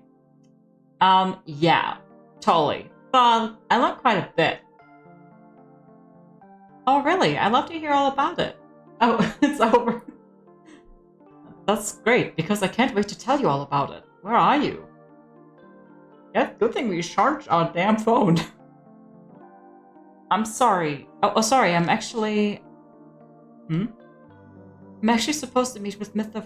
Fukuyama this afternoon. Oh no, Mr. Fukuyama, we're about to be so jealous. Alright. He said that he talked to some more kids at the school, so... I'm hoping he's come up with something promising. Maybe a lead? I'm getting my hopes up. Yeah, I hear you. What are you going to investigate today? I think I'll go to the library archives to look up how they covered those murders 18 years ago. Sounds good. Stay safe. Bye. Thanks, Ayumi. You stay safe too. Oh, and say hello to Mr. Yama for... Oh, she hung up. Are we thinking? Let's go to the library. Let's go, everyone! Time for our daily workout. I'm off. Cheers, y'all. Oh, Hope, are you coming out? Oh, you are? Wow.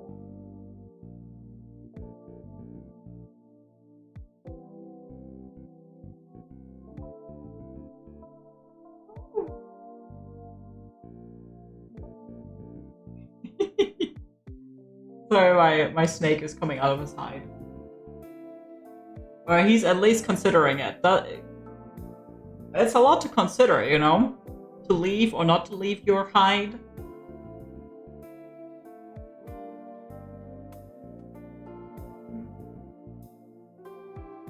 He's out a bit further than just his head. But he's pulling back in. He decided against coming out of his hide. I'd like to head in and start investigating as soon as possible, but I probably ought to have a plan.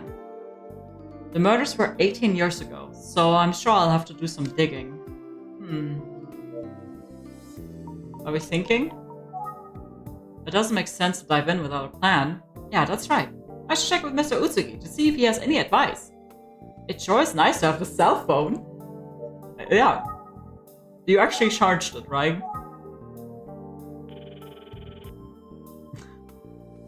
I wonder if you can actually, like, just not charge it. Oh, Pizza, how can I help you? So I'm about to go into the library to see what I can find about the cases from 18 years ago. But I thought I'd check with you first to see if you had any advice for researching or anything to avoid. Let's see. I'll look for serial girl murders, since that's what it was called. And pay close attention to the first case.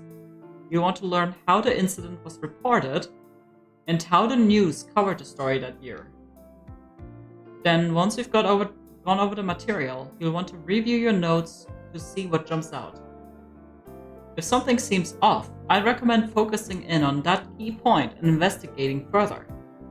I think you'll find a lot of connections between the events of 18 years ago by the time you're done.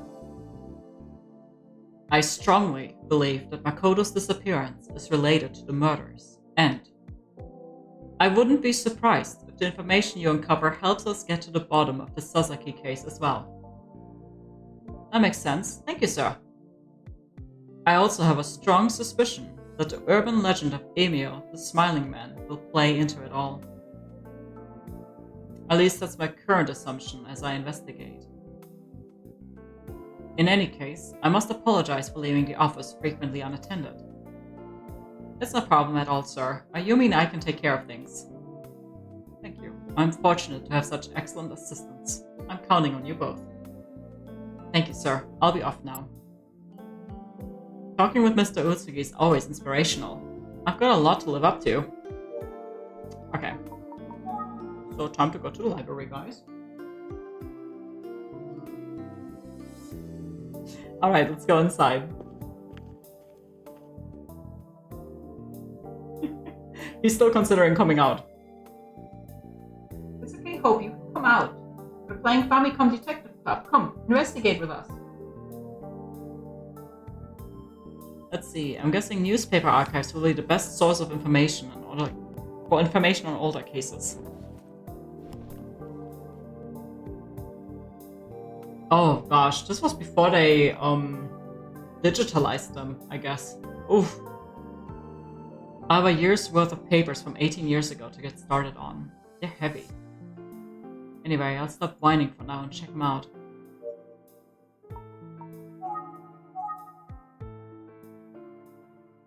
November. What was her birthday? July? These are newspaper clippings from July and August of 18 years ago. By this point, they're calling the crimes serial girl murders and giving them a lot of coverage, which means these articles must not be about the very first of the serial murders. Let's see. In February. Okay. Right, that's where her birthday was, but obviously that wasn't the first case, that was the last. Looking at newspaper clippings from January and February of 18 years ago.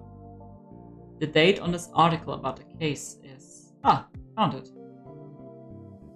A 17-year-old named Ayaka Hashizume was found on the beach of Kufuku City, strangled. Her house had burned down just the day before, and her father's body was found in the wreckage. Initial reports suggested that the father may have killed her and then himself.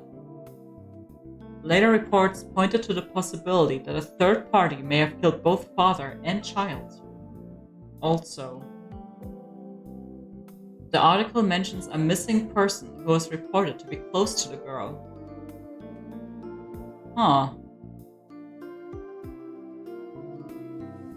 But there's nothing at all in these articles about police finding a paper bag on the head of the victim.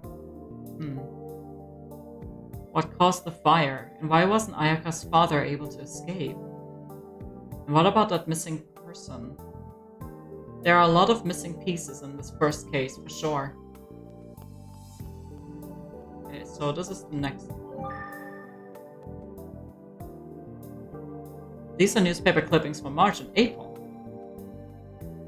It seems there were occasional follow-up articles after the February crime, but not much coverage overall. There isn't any new information that can help me. So, what we need to know now is if someone went missing. Because there's a pattern, right? So, they kill someone, and someone close to that person goes missing. Now, Megumi did not go to school. I wonder if, in this case, she went missing. From May and June. The second murder took place in May, about 3 months after the first. For now, let's dive into the details about the second case. Here we go. The victim was a 15-year-old girl named Sachiko Takagi.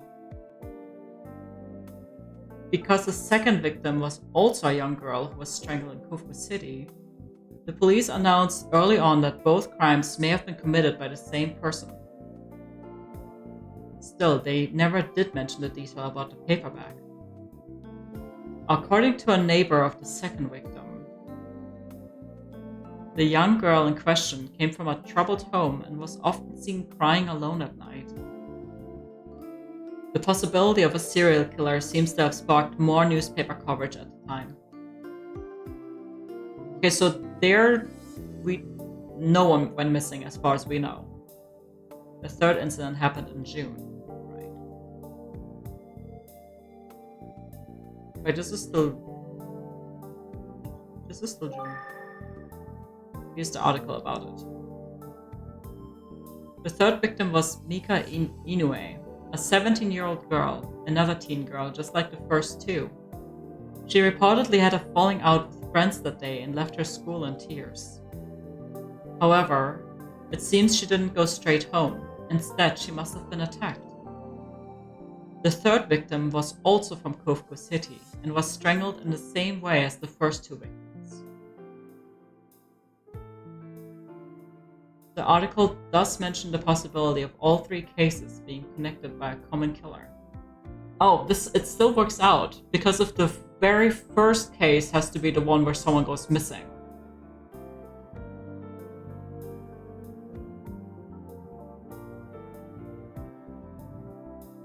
So what if someone gets killed, another person close to them goes missing,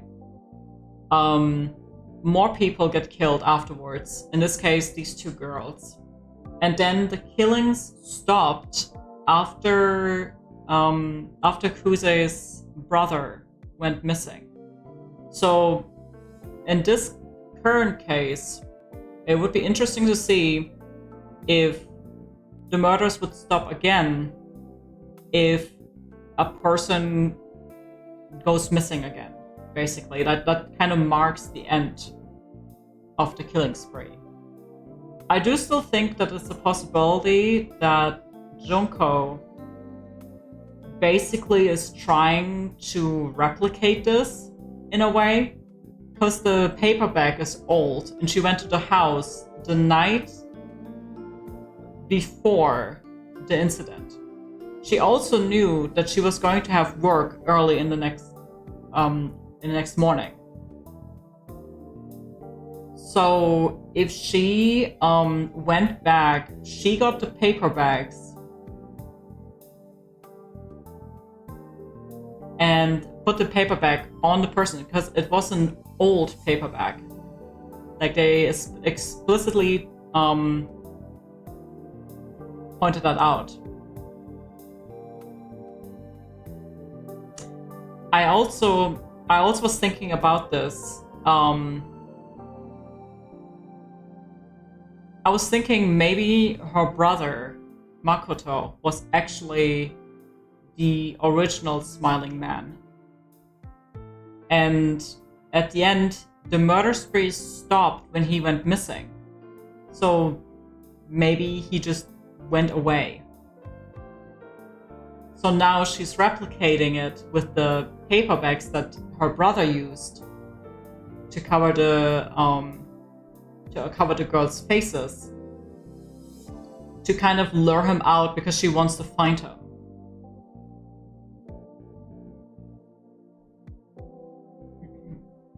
The article does mention the possibility of all 3 cases being connected by a common killer. Let's see what they say about the paper bag. Still no mention of it. There was a ton of coverage of the serial girl murders, but not much info that can help me now. Okay. Not many articles reporting on the serial girl murders. Maybe there was nothing new to report by that time. Right. November, December. Not seeing much coverage of it. Just a few short mentions, typically in blurbs off to the side. If there was no new information, then there wouldn't have been much for the media to report on. Okay, I've gone through a year's worth of newspaper clippings. Oh yeah, I remember now. They did say that the very last girl that got killed was meeting with the dude, right? And that's the one that came from a troubled home. And there was a lot of blood in his room. Or was that the first case? No, I'm not sure anymore. The first one was the one, here it said the first one was the one where the house burned down and the dad got killed. So I think the third one was the one with the girl that met up with some dude. And there was a lot of blood in his apartment. Or they found a lot of blood, but they didn't find him. Okay, I've gone through a year's worth of newspaper clippings. I'm thinking about it. I wonder if there's an article on Makoto's disappearance. I believe Makoto disappeared in July. Let's take another look at the clippings from July and August. Is there anything on Makoto? Here we go, just a snippet of an article. Here, 14-year-old boy reported missing from Yukariko village. Everyone in the village searched through the night, but the boy remains missing. Although the timing was curious, no one suggested a connection to the serial girl murders. That said, both Mr. Utsugi and Inspector Kamada seemed to suspect there was a connection. I've got to get to the bottom of this.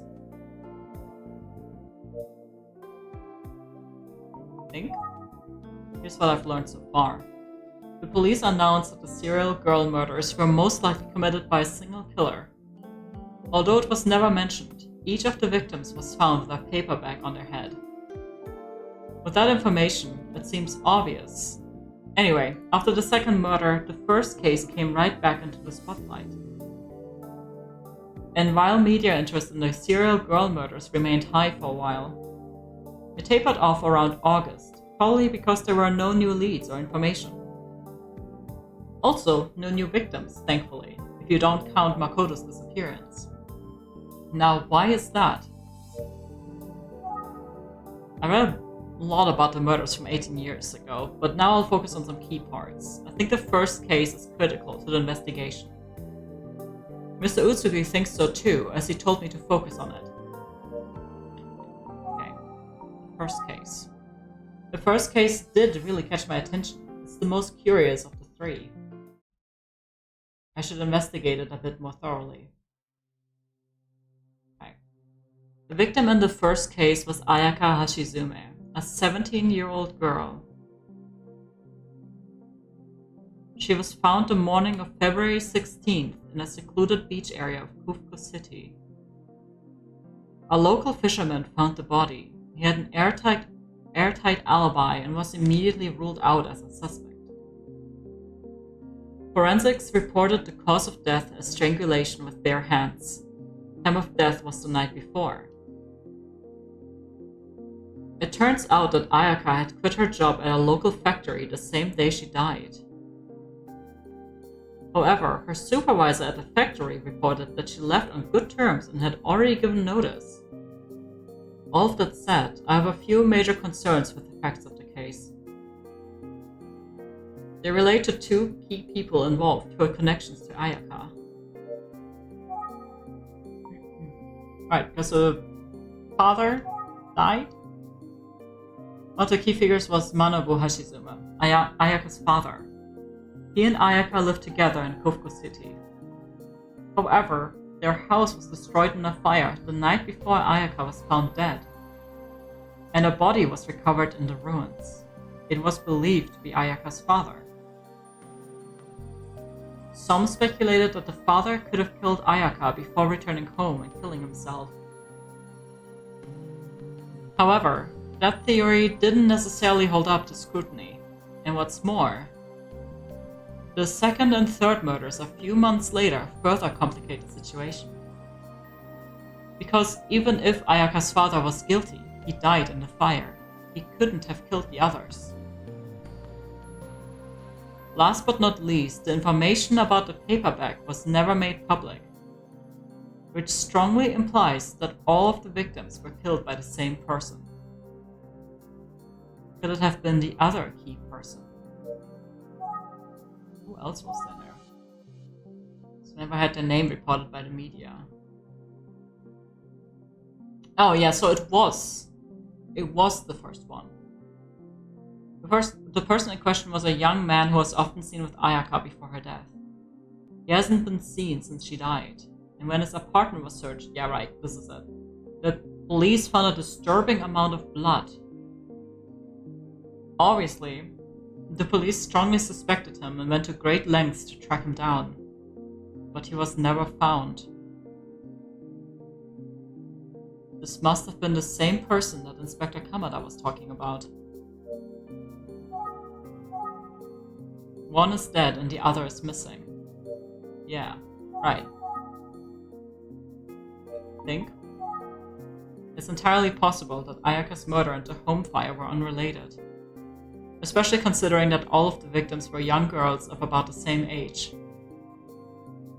The house fire falls outside that category, and the persistence of the paperback points to a serial killer. I wonder if the police had the same idea. I can't find any articles speculating along those lines, however. Alright, let's review the information I've gathered so far. Okay, how to review. The first murder was 18 years ago, and the first victim was a girl named Ayaka. Ayaka Hashizu.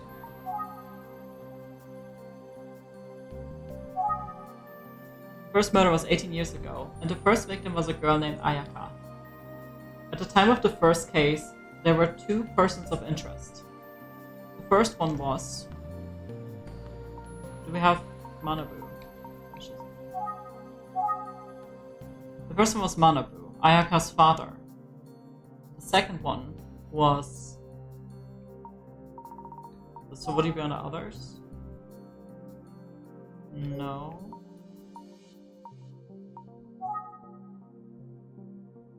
Wait, I don't know. Did they say what his name was? No, this is another girl that got killed. Nope, that's our teacher. That is our friend. No. No. Huh? You have the name?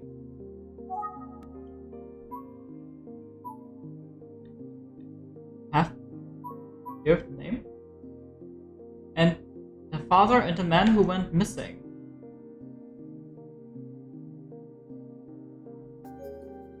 Huh?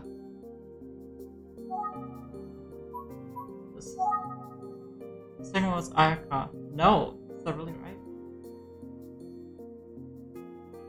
A girl, huh? Fuck. Oh, the missing man. Oh my god. Bitte. I didn't even see that. Of course, guys, it was the missing man. My favorite character. Was a man who was presumed missing. At the beginning, some speculated that Ayaka's father was the killer in a murder-suicide situation. The day before Ayaka's body was found, her father died in a fire.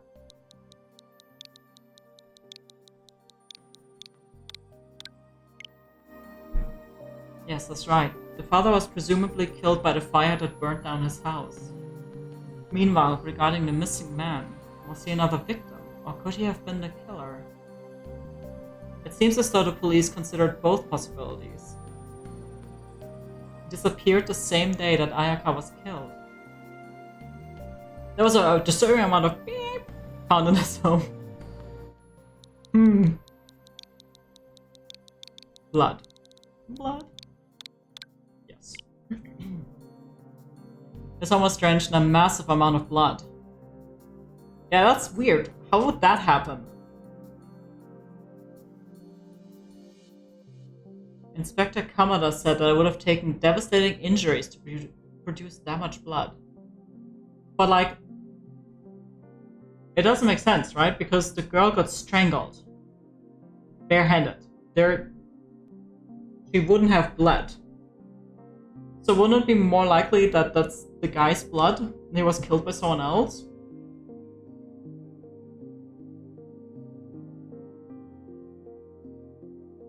Yeah, so it's possible that he simply died. I wonder, I guess they wouldn't have had, I'm not sure, wouldn't they have had, like, testing blood for DNA? Probably not at that point, I guess. I guess that's about it. I'm glad I went over all this info again. I think that's about all I can determine from my research so far. I'm glad I talked to Mr. Utsuki first. This advice helped me find the right path. But ultimately, the serial murders remain unsolved. The police never found any conclusive evidence. There's still a suspect out there that was never identified in the previous investigations.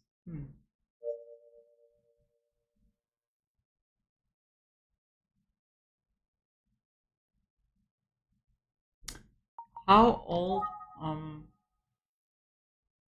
was Makoto? 32. Okay.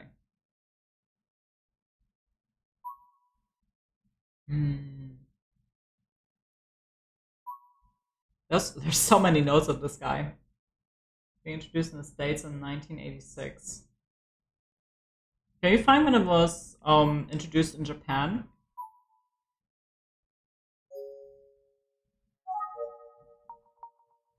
So are we thinking? I think more about the second and third victims. There was a common factor I hadn't considered.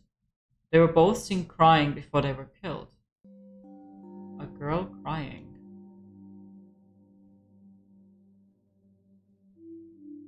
In the urban legend about the smiling man, he always appears in a paperback in front of a crying girl. 2004.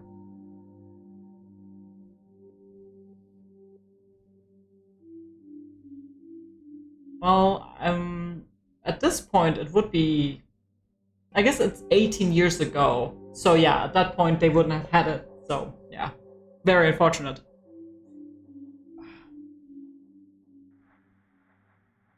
I wonder if the first victim, Ayaka, was also crying before she was killed. If there was cause to suspect her father killed her. Maybe there was some deep trouble at home. Oh, it's getting late and I haven't eaten. I should take care of myself. Always take care of yourself, guys. Make sure you're hydrated, you get a yummy dinner. I recently discovered something for myself. Oh my gosh. First of all, we had Planet Coffee. But oh my gosh, I've discovered biscuits. Oh my god. I have not had a good biscuit before recently, and let's just say my view on life permanently altered. I have been. I found out I ate this biscuit and I was like, whoa, this is awesome. Why have I not been eating this? Wow. Cheers, guys, to biscuits.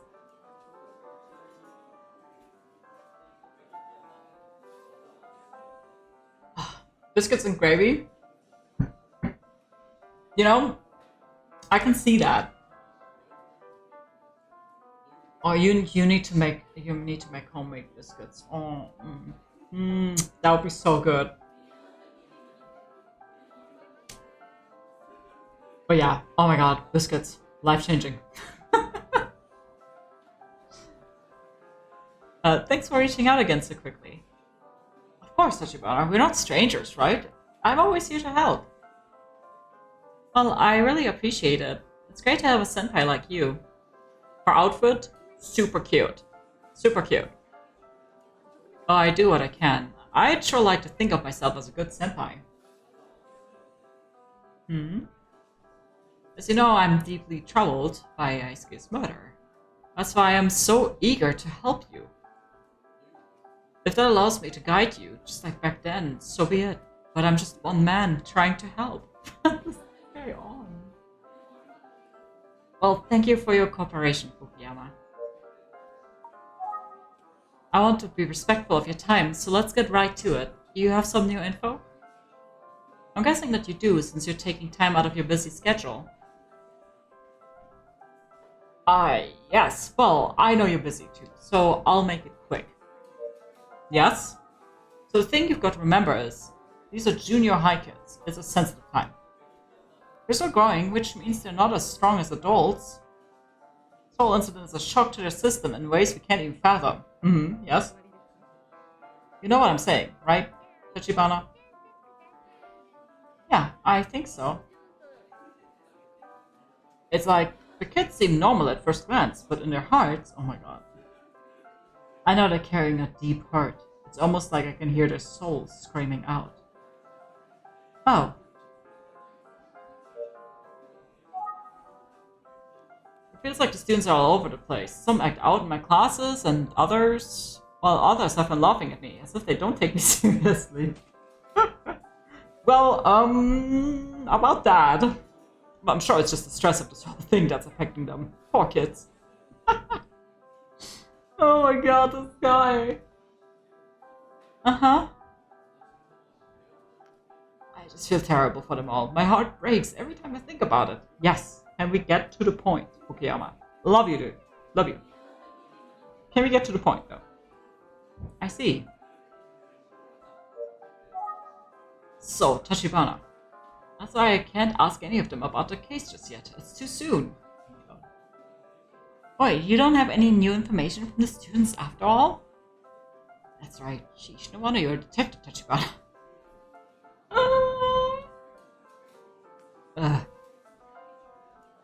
So, what am I here to talk about?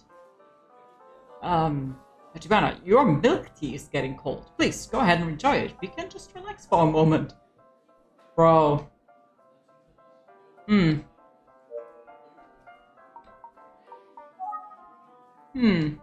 Since I'm here, I might as well have a little milk tea.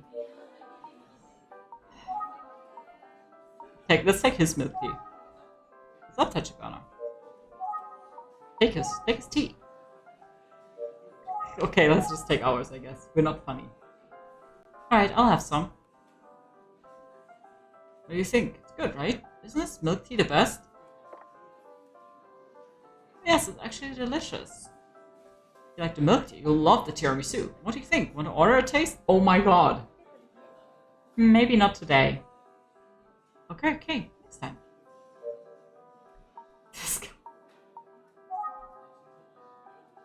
Listen, Tachibana. Yes! I am listening! I have been listening! Huh? Junior high is like a battlefield. And as a teacher, I'm like some kind of majestic knowledge warrior. Fuck! Oh my god. Oh. This guy has so little Riz that it almost turns around back into Riz. I turn to this milk tea in times of stress and fatigue, and it gives me peace of mind. Or if it's payday, I go all out and order tiramisu. This place is my oasis. Must be nice. Oh, she's so polite. Oh, it sure is. Oh my god. Okay, wait, so who are we? What is it? Fukuyama? Okay. 23 years. Okay, so I'm trying to think. She's stronger than I. Yeah, same, dude. I mean, she wants to get that info, so she's very patient. But this guy is just full of shit, apparently. Mr. Fukuyama becomes fidgety and acts suspicious when Megumi's name is brought up. He really likes Planet Coffee and describes it as an oasis. He enjoys milk tea frequently. And tiramisu every payday. Finally, some good fucking info. But why is he so... Why does he act suspicious when Megumi's name is brought up? Does he, like... Is he, like... part of this? And, like... He's, like, keeping her hidden? Because, Megumi is probably missing, right? Yeah, she has been absent from school since the day Aisuke's body was discovered. So, I wonder if Fukuyama is involved in this with Junko, who is...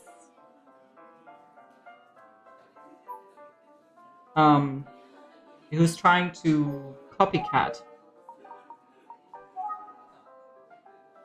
And he's just kind of wasting her time. I wasn't able to talk to any of the students. But I did hear some more about Aisuke from other teachers. Oh? No, wait, no way. He has actual information for us? Oh, what did you hear? Whoa, I'll get to it. We're both busy people, so we should try to relax a little. Yeah. Oh my god. Yes? Why is he... Oh, he's smiling. No, it's so good. How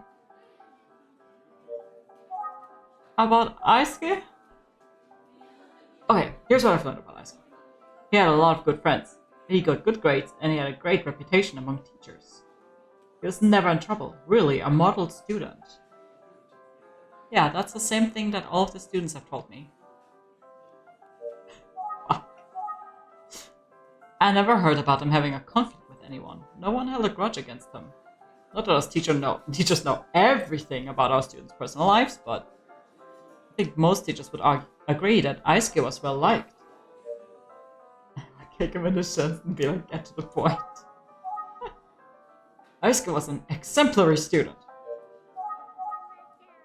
Okay, any observations you would like to share at this point? I suppose I did hear one story that caught my attention. Yes. Yes? Aisuke's homeroom teacher mentioned something that piqued my curiosity. Oh my god, they did this on purpose. Honestly, this is fucking hilarious. Yes?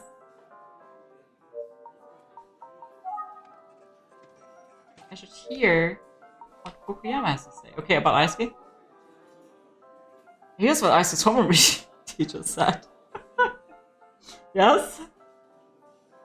Apparently. Apparently Aisuke's grades hadn't been as good as usual lately.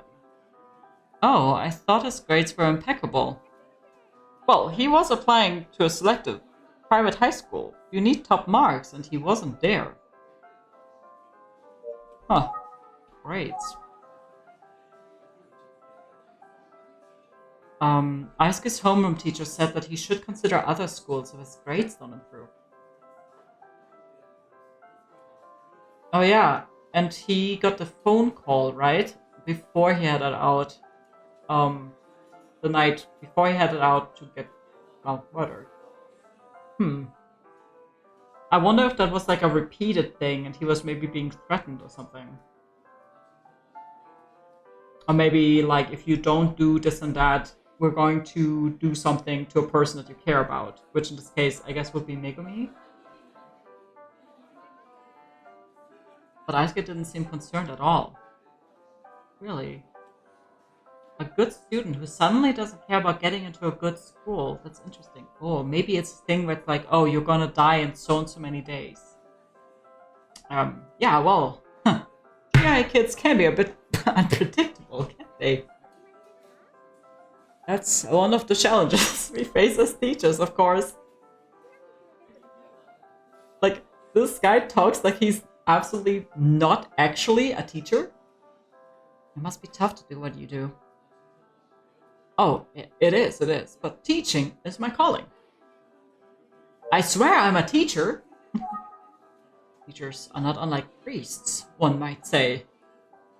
Yes, when I was in my 3rd year of middle school, one teacher said. Is he changing the subject? Excuse me, but do you have any other info about Aisuke other than his grades? Let me think. No, that about covers it. I don't have any information that's relevant to the case. Sorry, Tachibana. That's okay. Thank you. So I'll be going then. Doesn't sound like student grades have anything to do with the case.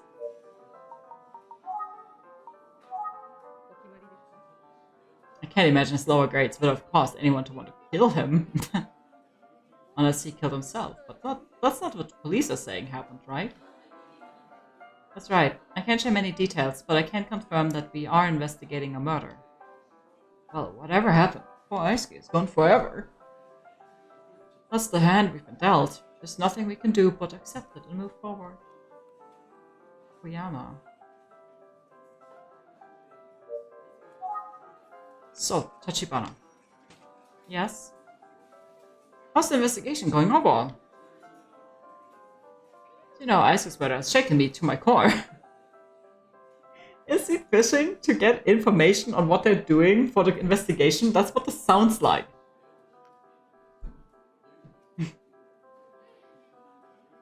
So I'm desperate to hear if you've made any progress. Please, can you share any details with me? That's not too much to ask, is it? Well, I'm afraid I don't have good news. We haven't made much progress. The thing about Aisuke, he's just such a normal kid, like you said before. He didn't have any obvious problems or drama. Yeah, he seems super sus. Like, do we even have confirmation that he's actually a teacher?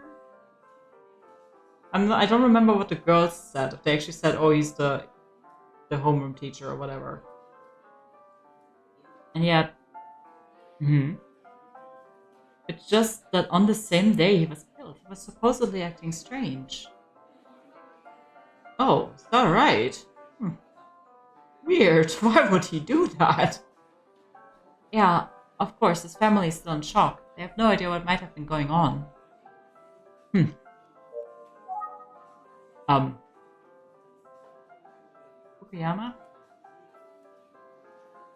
Oh, I'm sorry, I was just lost in thought. So sus. Fukuyama! Oh? Thank you for sharing, Tachibana. I'll do whatever I can to help. Let's keep talking. Shall we? Okay, what are you thinking about, Tachibana? Yeah, I need to think, but you're right, I should think. Fukuyama's a bit awkward, but I do think his feelings for students are genuine. Do you? You really? He's super sus. Seems like he's doing the best he can, and he's shared everything he knows about Aisuke.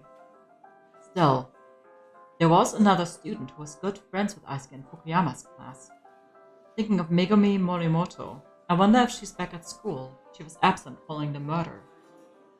Yeah, ask him about that. That's a great idea. Fukuyama, about Megumi. Huh? Oh, what do you want to know about Megumi? I don't know anything, Tachibana.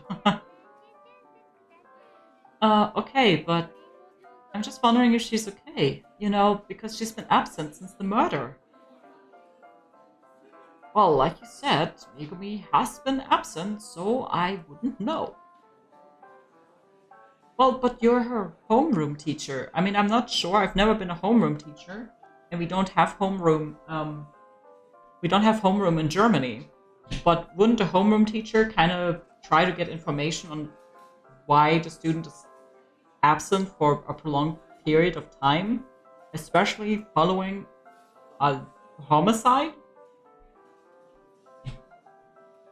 See, that's worrisome, isn't it? Oh yes, I'm very worried. Okay. That's all we have to say about this. Well, you said earlier that there's nothing more to share. Huh. You know that Megumi is my class representative. I can't remember if I told you that. Yeah, I heard. It must be challenging for you to not have her there, since she's the class representative and all. Yes, it's been extremely stressful. Extremely stressful? Huh. The day that they announced Asuka's death to students, Megumi was not there. And she hasn't been back since. She was close with him, so it must have been a terrible shock. I'm worried about her. Yeah. Very worried about her. Okay, so are we thinking? Megumi's continued absence is worrying. Yeah, they told us at yesterday's morning assembly. I was shocked. They announced that he died at the morning assembly yesterday. I couldn't believe my ears. Yeah, I would at least look in, like, I would look into Megumi's family, go and ask them about what happened, like, see if she's at home, first and foremost. And then, tell my detective friends about this guy.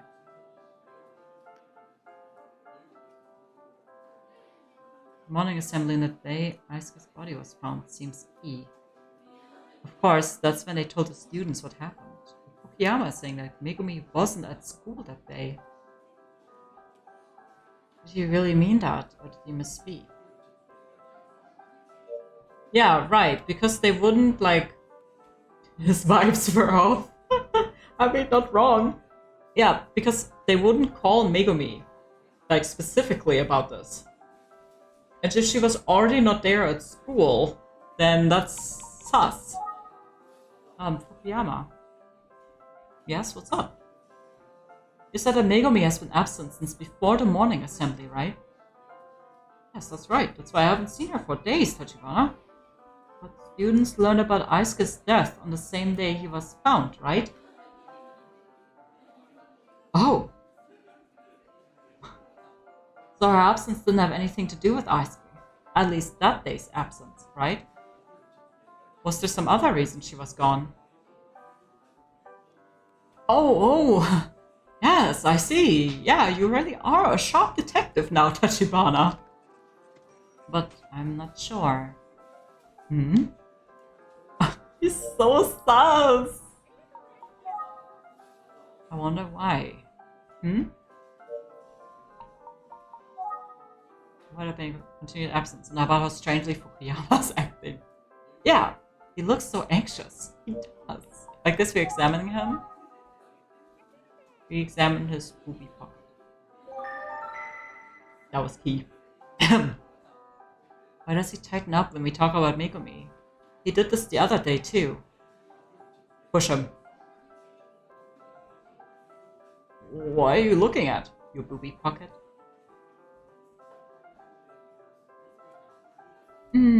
Oh. Fukuyama. Yes, ma'am. I have a strange feeling that something is off. Anytime I bring up Megumi, you seem to tighten up and get anxious. Am I wrong? Is that what it seems like? No, that's not it. I don't feel that way. Fukuyama, about Megumi. What? Did you somehow know about Asuka's death before the morning assembly? If so, it would mean Megumi knows the killer? Asuka killed by someone Megumi knew. It's a pretty big leap to assume that at this point. I shouldn't rule out any possibility. Mr. Usuki is always warning us to consider everything. But what's the most likely reason she knew about Asuka's death? Could have something to do with Fukuyama. Fukuyama. Yes? You must have told Megumi about Asuka before the rest of the class, since she's the representative. But unfortunately, telling her first isolated her from the others, leaving her alone to face the cruel reality. And she must have taken it very hard. That's probably why she hasn't come back to school since. You She's like, yeah, that's how it was. Yeah, now that you say it, that's exactly how it was. Am I right about any of this? No, I would never do something so selfish. First of all, we teachers didn't know about Asuka's death until the moment before the assembly. It would have been impossible to let her know in advance. Oh, I see. I'm sorry for speculating like that. It's alright, Tachibana. That's what being a detective is all about, isn't it? Asking questions and speculating. Just like I was meant to be a teacher, you were meant to be a detective, Tachibana. Yeah? Yeah, thank you. You're welcome. So, can you tell me about her? So then why do you think Megumi would have been absent the day of that morning assembly? Oh, she was out sick. Her family had called that morning letting me know. Oh, suddenly she was sick. Why didn't he say that before? That seems like such an obvious thing to let you know. Like, oh yeah, well, the reason why she wasn't there is because she was sick. I see. That's really what it was, Tachibana. I wonder if her family was telling the truth. We should go and ask her family. Since you're Megumi's homeroom teacher, have you checked up on her since she's been out? No, I'm afraid I haven't. It's difficult for me to visit her at her house. Why? Why is it difficult? I just hope Megumi comes back to school soon. She's in my thoughts. And hopefully not in your basement or something. Oh, it's gotten so late. Time flies when you're having a good conversation. Right, Tachibana? Anyway, I hate to leave now, but I'm afraid that my students are waiting for me. Get her house address. I'm sure you could chat all day long, but I'll have to get going. My apologies. She's like, this basement. Understand. Let's get going. I'll pick up the check since Fukuyama took the time to meet with me.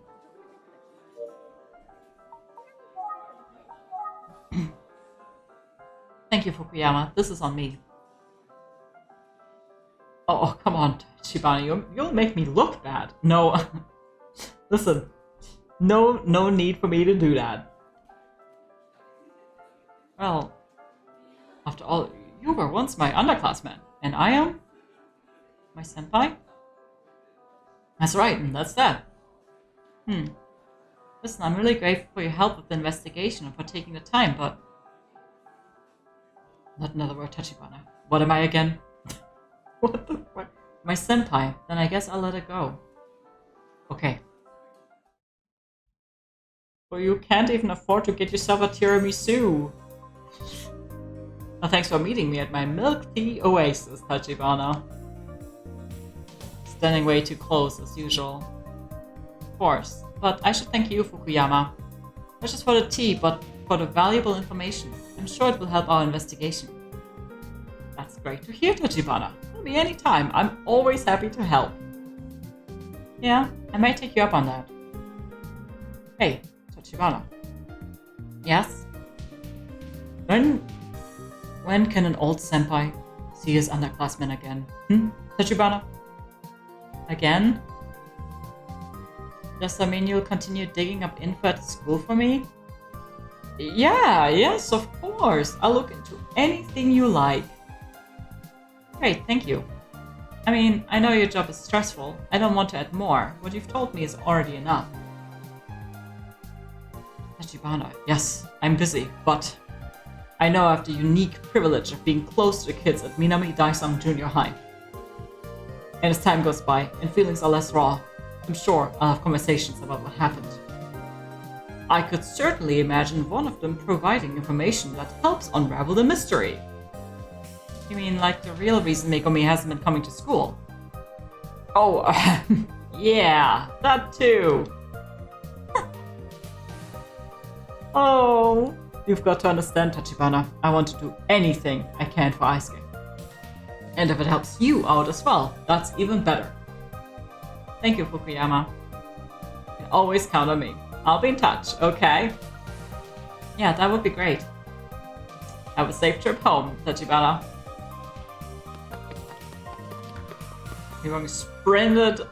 He sprinted off. Well, he rushed off full of excitement. Good old Fukuyama. He really hasn't changed. Always makes me laugh. Still, I can't get over the way he looked when I brought up Megumi. I'll have to get to the bottom of it. The sus sound played. Oh, this is perfect. We can wrap this chapter up and then stop for the night. And back, Kitsu. Well, actually, maybe we should do this next time, just like a summary. Come back, Ayumi. Can I get you something to drink? On the way here, I stopped and picked up a few cans of milk tea. Not the milk tea! Oh, more milk tea. This is a new brand. You like milk tea, don't you? Yeah, it's just... I'm fine for now. Thanks. She's probably so sick of it. Anyway, tell me about how things went yesterday. Sure, let me see. I told Ayumi everything I learned about the Kuzu's siblings and their history. Oh, I didn't realize they had a history like that. What else did you learn? Did you get any more details about the case from 18 years ago? Yes, I looked up tons of articles about the serial girl murders at the library. I was able to confirm that the victims being found with paper bags on their heads was never reported. However, after a lot of digging, I've identified a few aspects of the first case that have me puzzled. For instance, there were 2 persons of interest that were mentioned, but one of them is dead and the other is missing. Oh. One was the victim's father, who died in a house fire the day before his daughter's body was found. The second was a young man who was friends with the victim. He disappeared, leaving only bloodstains. While we don't know to what extent either of them was involved, we can't rule out the possibility that one of them killed Ayaka. Could the missing man have been the killer? Or could it have been someone else who happened to target girls of a similar age? Either scenario seems plausible. Well, one way or another. We still have 3 victims, including Ayaka Hashizume, who were found with bags on their heads. It's got to be the work of the same killer. Remember that this was a high-profile case that the police failed to solve, despite all their efforts. So it won't be easy getting to the bottom of it, but maybe the key is the connection between that case, Aisuke, and the legend of Emio, the smiling man. Speaking of that, I did find a common link between the older murders and the urban legend. In both the second and third murders, the victims were seen crying shortly before they were killed. Just like in the smiling man legend. Maybe there really is a connection. Well, let's stay focused and keep after it, okay? Absolutely. I do wonder if the disappearance of Makoto Kuze is also related. I guess it's our job to find out. Alright, time to save. Yeah. Perfect. Alright. Guess we're gonna stop here for the night. Wow. Honestly, so far, this has been incredible. Like, yeah, the price tag was rather steep. But, I mean, it looks great. The writing so far is awesome. Very intrigued by this. I had a lot of fun coming up with theories, so I hope you guys had a good time too. And of course, we'll continue this next week. Yeah, I hope you guys have a fantastic rest of your weekend. I give you a big, big handsy hug. I love you guys, and I'll see you next stream. Good morning, everyone.